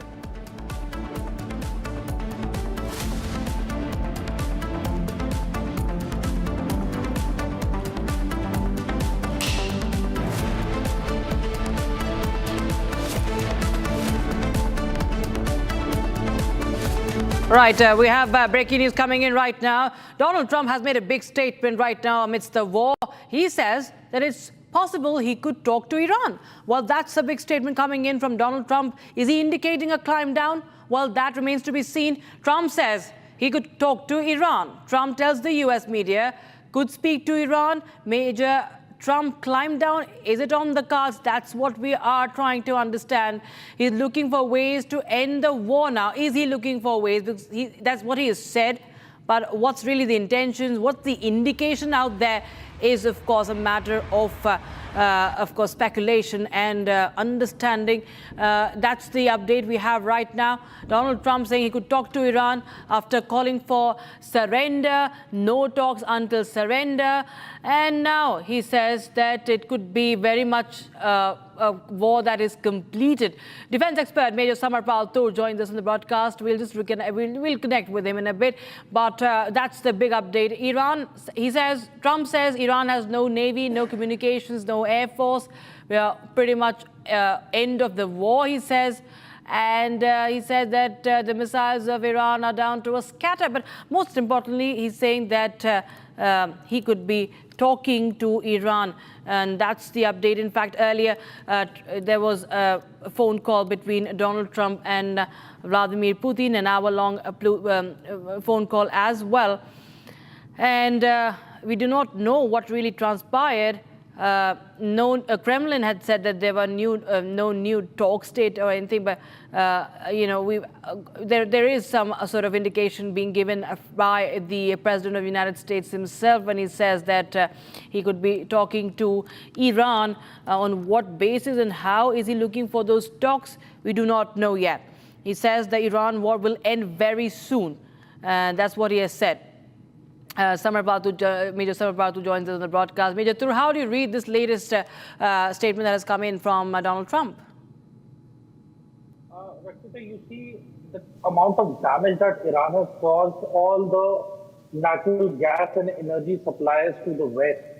I think Iran has made it very clear that if Iran's oil cannot be sent to the world, then Iran will also not allow any other Gulf coordinating countries' oil to go to the West. So with the destruction of the people commercial infrastructure of the companies which are providing these energy, oil and gas to the West, I think it's been a real massive hit back to the Americans. And with President Putin again threatening to stop all natural gas going to Europe immediately with immediate effect. So that is again going to put a lot of pressure on the Americans from the Europeans. So basically, America is now surrounded commercially by its own allies who are heavily dependent upon, oil by the Gulf countries. And Iran has done a very smart move by incapacitating these infrastructures which were providing, the resources to USA mainly. And as a result, I think it's a win-win situation for Iran, because Iran, despite it having lost its navy, basically the main motive of Iran is, attrition, destruction, collateral damage, and it has, sufficiently achieved that by deploying its missiles. And as of now, they've not even come to Khorramshahr or the upgraded versions of the missiles. They've been actually emptying the old stockpiles of the missiles. They have overwhelmed the air defense systems of the West. The batteries have been exhausted. They do not have interceptors at many locations. The vulnerability is increasing. And other than that, the blow that has come to the US is that Qatar has given a statement today morning that GCC countries of the Gulf are not willing to go to war against Iran. Why? The Qatari minister has said that once the GCC gets into war with Iran, Americans will move out and Americans will end up selling their weapons to both the sides, and this conflict will never have an end. It will be an endless conflict. Right. As a result, the sensible and wise Gulf country leaders are taking a call not to fight against each other on the behest of the Americans. And the Americans are actually blinded all over the Gulf. Their radars are gone. The infrastructures have been decimated. And probably Iran has sent out a message to the Gulf countries that, if you accommodate or help anyone who's attacking or getting harm to Iran, will also be a target. So the message has been very amply clear to the other Gulf nations. And I strongly feel that it is the end to the war. It will not go ahead. And the few of the stock markets have opened up on a positive note today. So they are not in favor of this war at all. And they are moving ahead towards normalization. So I certainly feel that Trump has been left out. And I think TACO is in effect, which is the trending term that Trump always chickens out. So this is what's happening now. So Americans are at the receiving end. Israel is also at the receiving end. And you see the ground reality, Rachita. You have to have the, troops on the ground if you want a decisive victory. Without any troops on the ground, it can go on for 5 years, it can go on for 10 years. But until you do not have your own military on the ground, there is not going to be a concrete outcome to this. Right. So I certainly feel that the Americans are under pressure. No option and for moreover, Trump. there is a news that there has been a plane full of mortal remains of American soldiers, which has landed at a certain Air Force base in US. The details are not being disclosed much, but it has been covered by CNBC News. And that was very cryptic. And after that, they blacked out that news. But however, the clippings are out, the captions are out, and people are talking about it. So yes, I think with coming few days, the momentum of this war should die down, should reduce. Rakshita. Right. Major Samar Bathur, many thanks for joining us, giving us an understanding of that situation that's unfolding right now. We're closely tracking what Trump has said. Viewers, Trump, in the latest, for all those tuning in, has said that it's possible that there could be talks with Iran. That's what he has told the American media, which indicates at sort of a climb down. Of course, remains to be seen what really happens. Meanwhile, we're trying to get you more updates as far as the war in West Asia is concerned. In fact, the US-Israel-Iran war has entered the the 11th day, with the conflict showing no signs, at least on ground, of slowing down.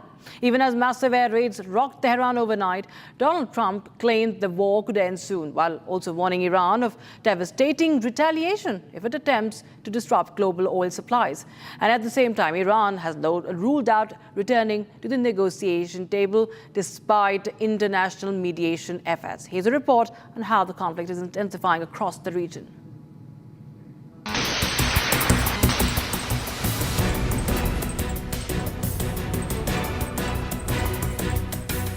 Day 11 of the US-Iran war, and Tehran is once again under fire.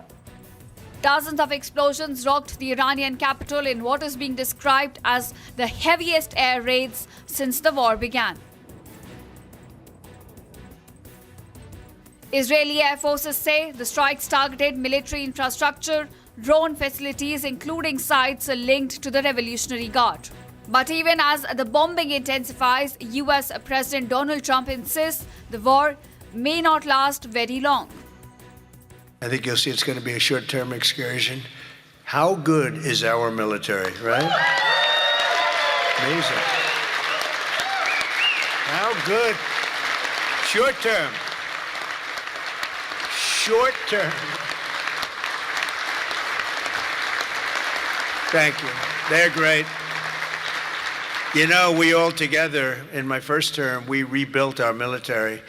And I didn't know I'd be using it so much in the second term, but we have a military like no other. It's not even close.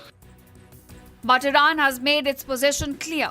It will not return to the negotiating table unless guarantees are provided that attacks against the country will stop.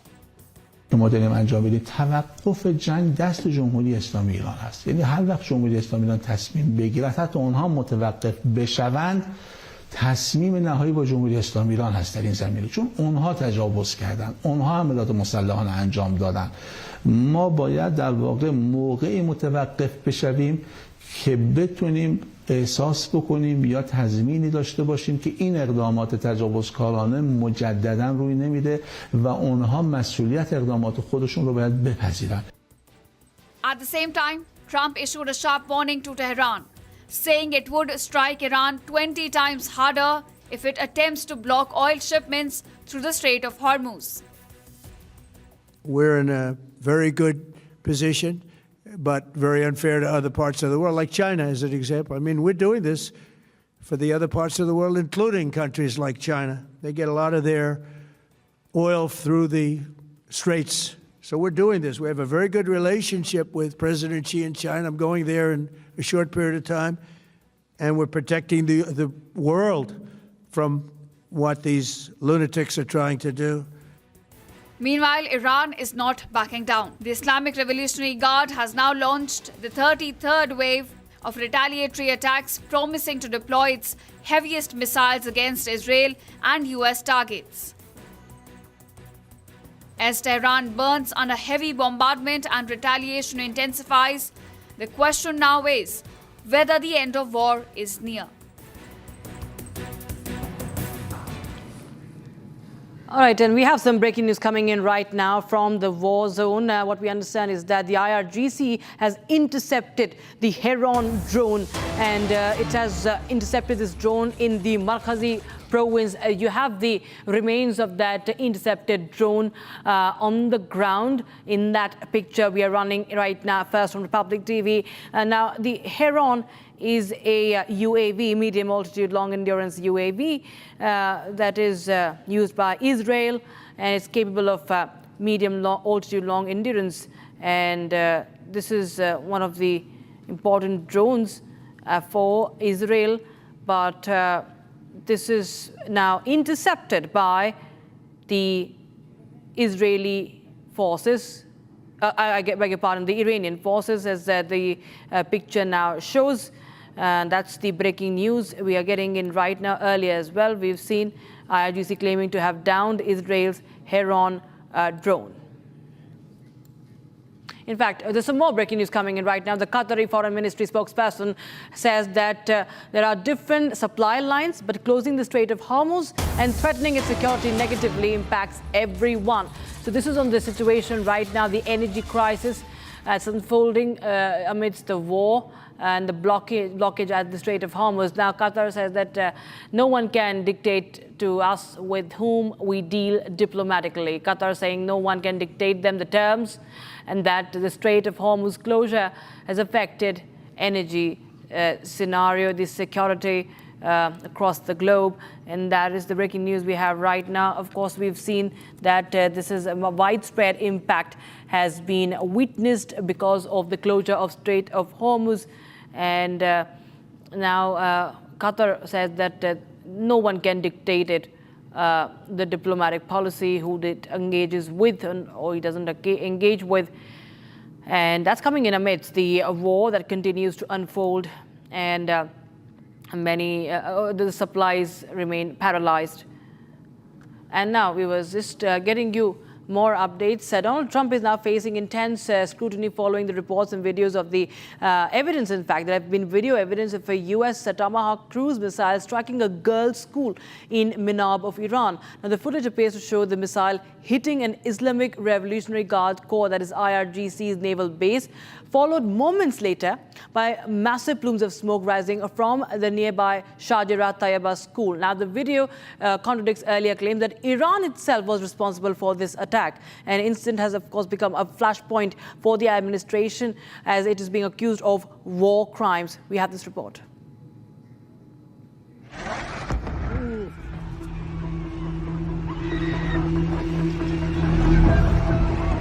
Shocking new visuals are raising serious questions about a deadly strike in southern Iran. A video now circulating online appears to show a US Tomahawk missile hitting an Iranian military facility next to a girls' elementary school where scores of children were killed. US President Donald Trump has denied the allegations, saying he does not know enough about the reports. Because I just don't know enough about it. I think it's something that I was told is under investigation. But Tomahawks are used by others, as you know. Numerous other nations have Tomahawks. They buy them from us. But I will certainly, whatever the report shows, I'm willing to live with that report. Trump argued that the cruise missile, which is made by the American defense contractor Raytheon, is sold and used by other countries, and that Iran also has some Tomahawks.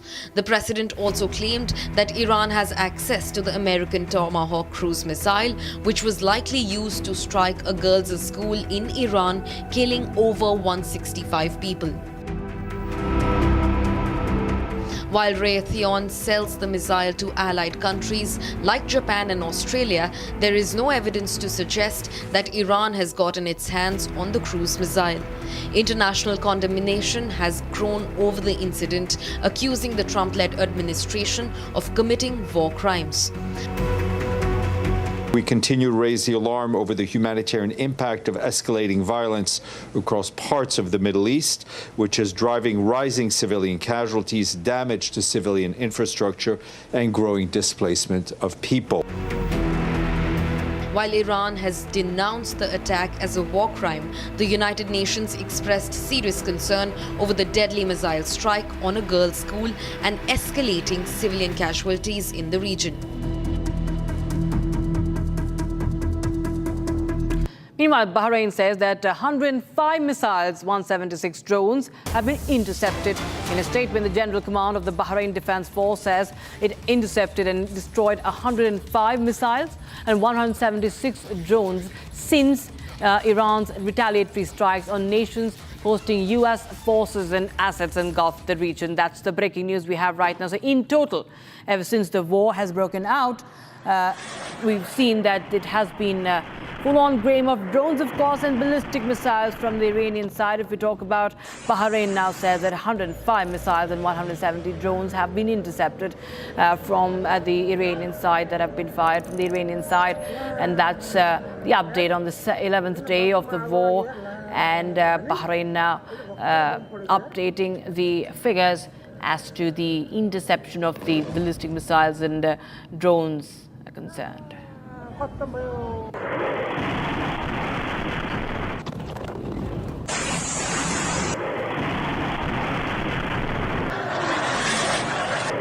All right. Now, Australia has granted humanitarian asylum to 5 members of Iran's women's national football team who were in the country for a tournament when the Iran war began. The move comes after just days of pressure from Iranian groups in Australia and calls from US President Donald Trump urging Canberra to protect the athletes. Here's a full report.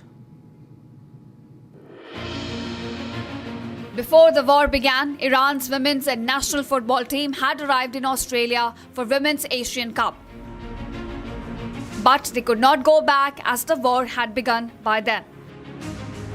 Australia has now granted humanitarian visas to 5 of these women. Athletes have been moved from a hotel on Australia's Gold Coast to a secure location.